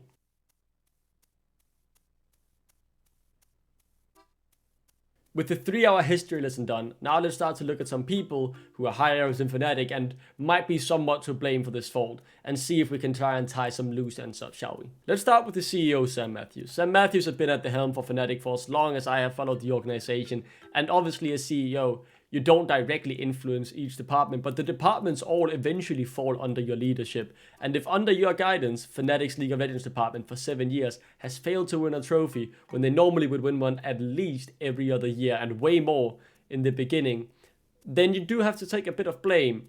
I will say though, I personally do quite like Sam Matthews. I think he's capable, at the very least the few conversations and interactions I've had with him throughout the years as a Fnatic fan. But still, the results have to fall a bit under him, and he's obviously been memed a lot with his post-elimination tweets, basically just rehashing buzzwords each year. Very like a LinkedIn post almost about how they did so well, but couldn't quite get it over the line. So, do I think Sam Matthews should resign? No, I think Fnatic as an organization as a whole is probably doing okay. Their Counter-Strike department has at the very least made the major, and it's one of the organizations that have done that the most. The Valorant department is also doing fantastic over there. So, like, some departments are doing all right, but Fnatic one as well has still been making Worlds, has still been making top 2, top 3. But the thing is, that's not satisfactory to the fan base anymore. We just want a title, man. It's that simple. So Sam Matthews might have to take some of the blame for the shortcomings Fnatic has had in the past years. But let's go to the one I think many people are thinking about. Dardo, who joined in 2020. After 2020, the results seemed to become more inconsistent, the toxic work environment seemed to sip more out, and there was more drama around Fnatic than ever before in his reign. Dardo is now esports planner for Fnatic and has transitioned to a different role. From the looks of things, from Grabbz' stream, it does sound like he's also responsible for signing players. No player will be signed without the coach's permission and the coach putting them forward, but Dardo does still have some part to play in the League of Legends team, and he did help build the 2025 team that ended up falling very flat. But Dardo is a figure that many look at and have a lot of negative things to say. So I'll start with the positives I have about Dardo from my personal opinion. I thought at the time, and I think it's very hard to be objective here, but at the time, Fnatic had won the 2022 offseason. He had pulled off a masterclass, signing the back-to-back winning LEC mid in Humanoid the best upcoming jungler in Razork, and a veteran to the top lane in Wonder, alongside the best bot lane in Europe, or at the very least one of the best bot lanes in Europe. That was a brilliant offseason for him. I thought the offseason 2024, very bright. Obviously, I think it's a bit... I wouldn't have gotten rid of Trimby personally, but getting June in was a smart choice. That credit also partly falls on him, even if it might have been Nightshare who ended up taking it. I think replacing Crusher with Nightshare so quickly after one disappointing split, that's a good thing. He's passionate about Fnatic. I do not doubt that this man bleeds black and orange, and obviously it very much does feel like he's genuinely very sad he couldn't bring a trophy to Fnatic League of Legends team. And a general tendency that I do like about Dardo was that he was willing to be bold and often reacted quickly when results weren't going the way. It was often his own messes he was cleaning up, and we'll get to that in the negatives. But take 2021 for example, one poor split where the result wasn't okay. The moves Fnatic made were bold, but they work. He reacted. A horrible split in 2023 winter, he reacted. Sometimes though, I think with Razork Humanoid, you know, getting them apart from each other, not quickly enough, but often he was willing to make the change when he had made a mistake and made up for it, so that deserves some credit. Then let's get to the bad. 2021 offseason. Yamato Cannon came into the team after it was built and apparently said they didn't want to play together. How do you do an offseason where the team doesn't want to play together? Like, how have you messed it up that badly? The 2023 offseason, what the hell happened there? I mean, how are you ending up with that lineup? Do you not realize that if, you know, a lot of the promising AD carries in your region don't want to play with a certain support, maybe you shouldn't hold on to that support for dear life? And I'm not sitting here to flame Rox. I thought Rox deserved his chance. But you should be able to see that if the best talent in the region that you're supposed to be able to obtain doesn't want to play with a specific player, there might be something wrong with what you're doing. And those are the two worst off seasons. I think there's a lot of off seasons you could look at in hindsight and say maybe they weren't the best, but I think that's more in the middle ground between they were good at the time and just didn't work out. But a thing that I will criticize is overstretching on some of these big deals. Signing Humanoid was great. Extending his contract when, you know, results hadn't come in a few years to 2025 was not the right decision. He was one of the best paid players in the LEC. You do not just extend his contract without warranty for 2 years. At the start of this year, extending Oscar Rinnin for 2 years before the season had really began, and you weren't able to see how good he would perform again after he hadn't delivered a trophy for a few years. Extending Razork blindly.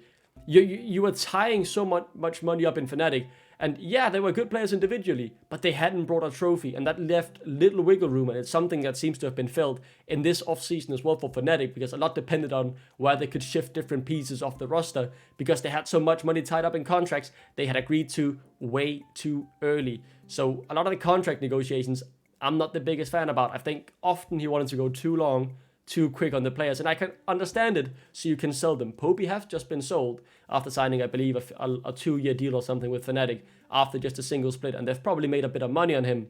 But there is the risk to it when you tie them on high wages, like Humanoid was, because no one else in the LEC could pay those wages. Is that all his fault? No. There was also the downturn in the esports economics around 2022 after the COVID bubble, and everything seemed to burst. Fnatic lost some sponsors as well. So all of a sudden, that wage that Humanoid was on might not have been that high at the time, and all of a sudden was sky high. But when you commit to that contract, you are putting yourself at risk in a volatile market, so he does deserve some discredit for that and, you know, a slap on the wrist. Then let's talk about destroying the academy. I expanded on that in the history, I'm not going to go too much into it, but blood is on Dardo's hand for first moving the academy to Spain and then disassembling it. Horrid job, one of the worst decisions Dardo and Fnatic has made. That lies on him in my book. That is his fault. Let's talk about the worse and worse international performances. Under Dardo's leadership, we went from challenging one of the tournament contenders in 2021, pushing them to Game 5. And in 2025, we couldn't win a single game at Worlds. So you can see that there. Again, it doesn't solely lie on him. But if he's responsible for the League of Legends team's performance, that performance does somewhat lie on him. And it's a certain trajectory throughout the year. Look at Fnatic's result in Swiss Stage. 2023, 2-3 record. 2024, 1-3 record. And in 2025, a 0-3 record. It's a gradual decline, and that's not okay. That's the wrong direction Fnatic is heading. Let's talk titles. Under Dardo, Fnatic made 7 finals, 1-0. That's a horrible scoreline. Under Dardo in those 7 finals, Fnatic won 4 games and lost 21. if we're kind enough to bring in the 8th final, the one from just before he joined in 2019, Fnatic has been in 8 finals since they last won it, with a combined scoreline of 6 wins and 24 losses. That's unacceptable. I don't know how that happens. How can you choke that often? It is shocking. And if that's the culture you're responsible for creating, I don't know. Again, you could say this all doesn't lie on Dardo. It's not his fault Noah got caught with a 10k goal lead. But you're responsible for the league department, and I think that's why so much of the blame gets pointed towards that one guy, because, you know, the failures fall up to the top and the leadership responsible for putting the people in charge of making those decisions. But yeah, it's just not okay. You can't have been the team director for Fnatic for 5 years, at that time when you joined the most successful organization in Europe, and then not win one of your 7 finals. Like, that's just crazy. My personal conclusion on Dardo is that he definitely tried his best for Fnatic. He did everything with the right intention and put himself 100% in the job. And I truly believe he does feel very sad about not being able to win one of the 7 finals he helped Fnatic reach. But at the same time, there are also many wrong decisions that have cost Fnatic in the long run that fall under his guidance and his responsibility. And therefore, my personal conclusion is, despite good intentions, despite trying his hardest, some responsibility for the Fnatic downfall does lie with him. And then let's talk the fans. The fans? I know this sounds like a crazy prospect, but as I looked through Legends in action, I did realize as Fnatic struggled to win in a few years in a row, it did seem like the environment around the fans, there was a very small percentage base of them, I hope at the very least, who took it way too far. I mean, sending death threats to someone over League of Legends. What are you really doing with your life? I know you care about Fnatic and it comes from, you know, a place of passion for the team. But if you're telling someone like Dardo, Sam Matthews, or any of the players, like I believe Razork spoke about in the Legends in Action episode, to end themselves because of they, you know, missed a smite or made a wrong decision, what are you doing? And I just think there is so much negativity in the fan base. I feel it myself towards Fnatic because of how poor the past years have gone, and that definitely doesn't help. But I am not going to sit and put the blame on the fans because we just need to support better. The fans of Fnatic, those that are left, have been loyal enough to deserve that trophy, to see Fnatic once again lift the LEC. But I wanted to put it in here and say, I think there is a general negativity towards basically everything the organization does, and sometimes it does lack a bit of color and understanding of the case, because we as fans gotta realize some of the decisions that are made, we don't know everything that goes behind them. We don't know exactly why something's played out, and this is not just Fnatic fans, but a lot of other fans have now looked at Fnatic as well and make a big deal out of everything, like scrutinizing every move. All of a sudden, Poppy is being jailed at Fnatic, and Fnatic is the worst organization ever because they want a buyout from Na'Vi. That's totally normal. I think people need to realize teams also have to have their best interest in mind sometimes. So, I mean, not just Fnatic fans, but yeah, scrutiny from fans is just crazy. And I wanted to put it in here in the reflections because that's a tendency I noticed as I went through the years looking at Reddit threads, at comments, and, you know, everything else surrounding Fnatic. But let's move on. Before we go into reflections and the infrastructure heading into 2026, let's lastly talk about which issues I have found while looking through this that I think sound very serious. For me, Nemesis' experience in Fnatic saying he wouldn't wish that environment on anyone, that is a warning sign. I don't think Nemesis, from the way he acts and the way he speaks, he's here to do anything for drama. If he says that, the environment must not have been good, and you could corroborate that just by watching Legends in action. Again, if in your polished documentary, the environment in the team seems terrible, something must be going wrong behind the scenes. That's something I take very seriously. And then, Yamato Cannon refusing to come back on the project for 2023 unless offered a shit ton of money. If a manager, or coach rather, who had been there for 2 years doesn't want to come back, there's a sign of something wrong. If it's the environment, if the players you're forcing him to manage, I don't know, but something is going wrong there if he doesn't want to come back to a project he'd been a part of for 2 years unless he's offered enough money to simply not be able to say no.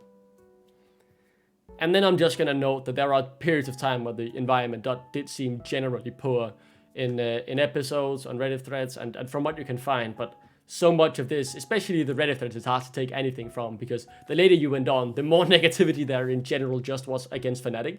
So some of that became really hard to sift through, but I will just put in here, there were clear periods where there were not a good team environment. It sounded like it in 2019 as well, that they were, you know, a dysfunctional team at parts. 2022, they were dysfunctional teams at part. If that meant to an incredibly poor environment to work in, or just a dysfunctional team, it's hard to say, but I wanted to note it in there as I do very much believe it has happened at periods. Let's now take a look at some things though that I think have been blown completely out of proportion, or Fnatic's CEO and management just handle it correctly and people can't handle that.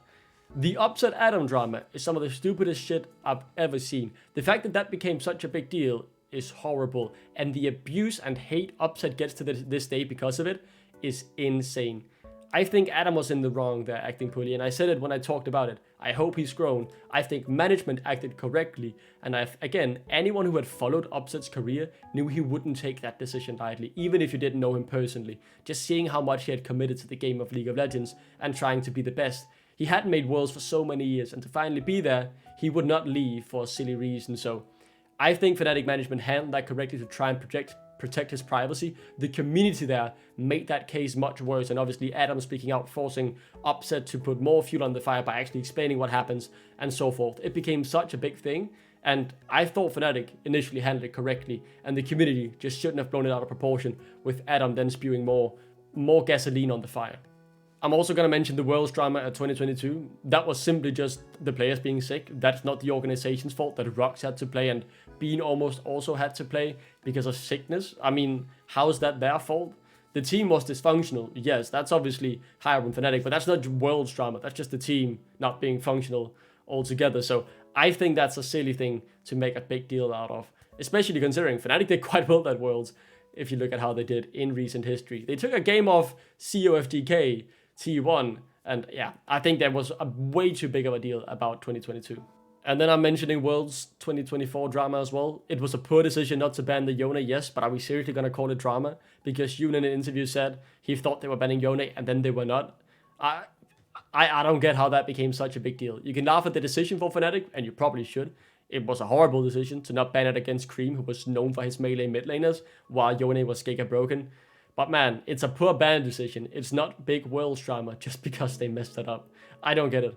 But my general conclusion on Fnatic here, I've gone through the individuals, now on the organization as a whole. I don't think Fnatic have been perfect, far from it. And at periods, the environment have been unacceptably bad, and that's one of the things I think is most serious. If a player walks away not wishing that environment on anyone else, then there is something wrong. I think those things are something I take very seriously, and really, I hope the org have improved on in the past 4 years since Nemesis was there.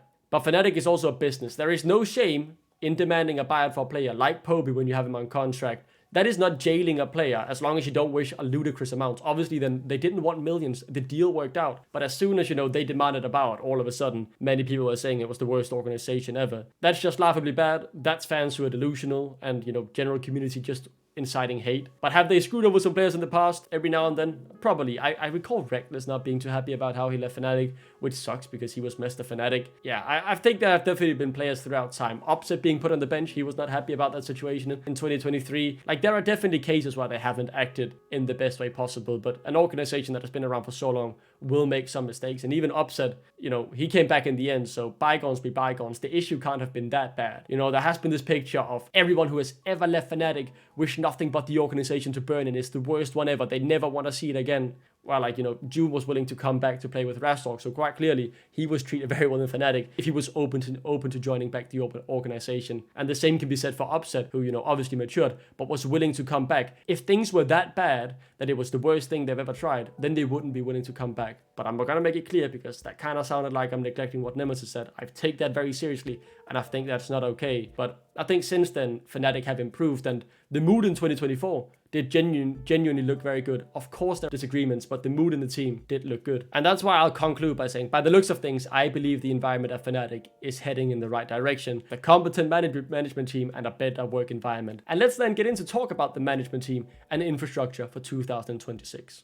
I'll start off by saying I'm personally happy Grabbz is staying. I hope they also extend with Duffman and that a new positional / assistant coach could be Ottawamne. That would be nice. And then I'll mention someone who hasn't mentioned this entire video, Geomancy, who is a league, she's responsible for the league department essentially, and has been that since 2024, but also managing the team falls under her responsibility. And she pops up in Legends in Action from 2024. Hard to judge from that. But she sounds very competent, and there's one specific instance I saw on Twitter that I want to mention that, to me screams like she takes care of the players, because she denied an interview when someone requested that for Poby, and she replied to them, kindly explaining he had already had quite a lot of interviews, so that's why she denied it. but he could be sure to send another one, and, you know, if the time was right, she would accept it. So she's clearly trying to, you know, protect their mental health, not overwork the players and just drain them from content, you know, when Popey came into the league, for example. Just based off that, I'm gonna make a very quick assumption that she's competent and, you know, tries to protect the players, their mental health, and not put too much of a burden on them in terms of doing interviews, content, and so forth. I'm personally also not convinced by Grabbz. He's been here for a few years now, not delivered a trophy, and he's very outspoken. I don't like how unspoken he is. It does kind of sound unprofessional, but he also very much sounds like someone who's grinding 24/7 at the job. So I guess I wouldn't mind him staying. I wouldn't mind if he left. I'm kind of in between on him, but yeah, he's a hard worker for sure. They also have a performance coach. I think they've changed performance coach way too much, by the way. I noticed in 2024, it seemed like 2 different people were rotated out throughout the year. So that's quite a big turnover in staff. But now they have a new one. They came in way too late in 2025, yeah. But hopefully they're staying because he does seem fine. I don't know much about that, but I'm going to trust that he knows what he's doing. And I believe that if Dardo is just simply responsible for, you know, signing off on the decision Grabbz and whoever will be the coach in the future makes and negotiate the deals, I'm fine with that. And I truly also hope Dardo's mental health has gotten better, because while I was personally Dardo out, the death threat and the mental health toll it must have took on him with all the hate, I hope he's doing better now. And Sam Matthews, I would be fine if he stayed. I think though he is partly to blame, and, you know, in 3-4 years, if he continues to tweet the same buzzwords, there might come a time where you're a bit tired of him, but for now, I still think he's capable. So now let's quickly talk about the roster and my thoughts upon it heading into 2026. I'll start off by saying I am very excited, and I'll mention why first and foremost. I am ecstatic for Vladdy and Imperius/Jaxplank joining Fnatic. These are 2 players I've personally followed when they came through We Love Gaming in 2022 spring. I got to cast them at EU Masters play-ins where they did actually get pentakilled in the first Cillian pentakill ever. I was casting that. They then came over to the NLC, the ERL I work in, and I was able to watch them there. I thought Jaxplank was one of the best carry tops in the league. He could get exposed. He was very young. He was very raw. And same could be said for Vladdy, who worked at a much less econ and was very good at playing around the strong top side. When teams found that out, they did kind of fall a level. And I mean, Jaxplank also had the issues of his internet. I believe he had to play like at a gaming cafe, or sometimes he had to try and travel for that because the internet was out at his house. But how can you not love someone who grinded so much and was willing to do all of that to try and go pro? And I have my notebook here for summer 2022. This is Riddle. This was the Riddle lineup.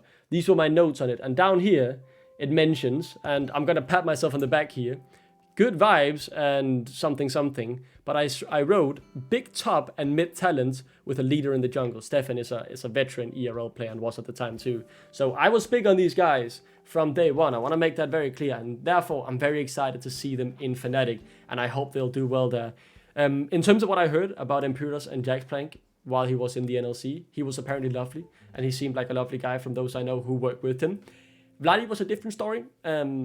I didn't hear the best things about him and his personality. I guess it was overshadowed by MNS, who was, you know, very widely known in the scene as the best player in the league, but also the most toxic by far. And he began running it down before being benched and then going to Cloud9. A side tangent I won't go into. But apparently Vladdy, he was also, what, 16, 17 at the time. He was very toxic, and that does kind of match up with what happened in Carmine Corp. So, of course, there are some worries there, but Vladdy is still young. I know I've made some mistakes when I was 18 and when I was 20, and I grew a lot just in a few short years. I feel very different now at 22 than I felt when I was 20, and I hope Vladdy, with a chance in a new environment, a big team and a big organization, and, you know, new players around him, new coaching staff, he's able to look himself in the mirror and work on himself to become better. Because if there is a, you know, concurrent trend of negativity and whatever issues that he might have, he can only solve them himself, and he can only get the help that he needs if he's willing to, you know, take it on and take on the criticism and learn. Because I have no doubt the Fnatic environment he'll be in will be there to support him with Grabbz and Duffman and whoever else might be staying, Geomancy.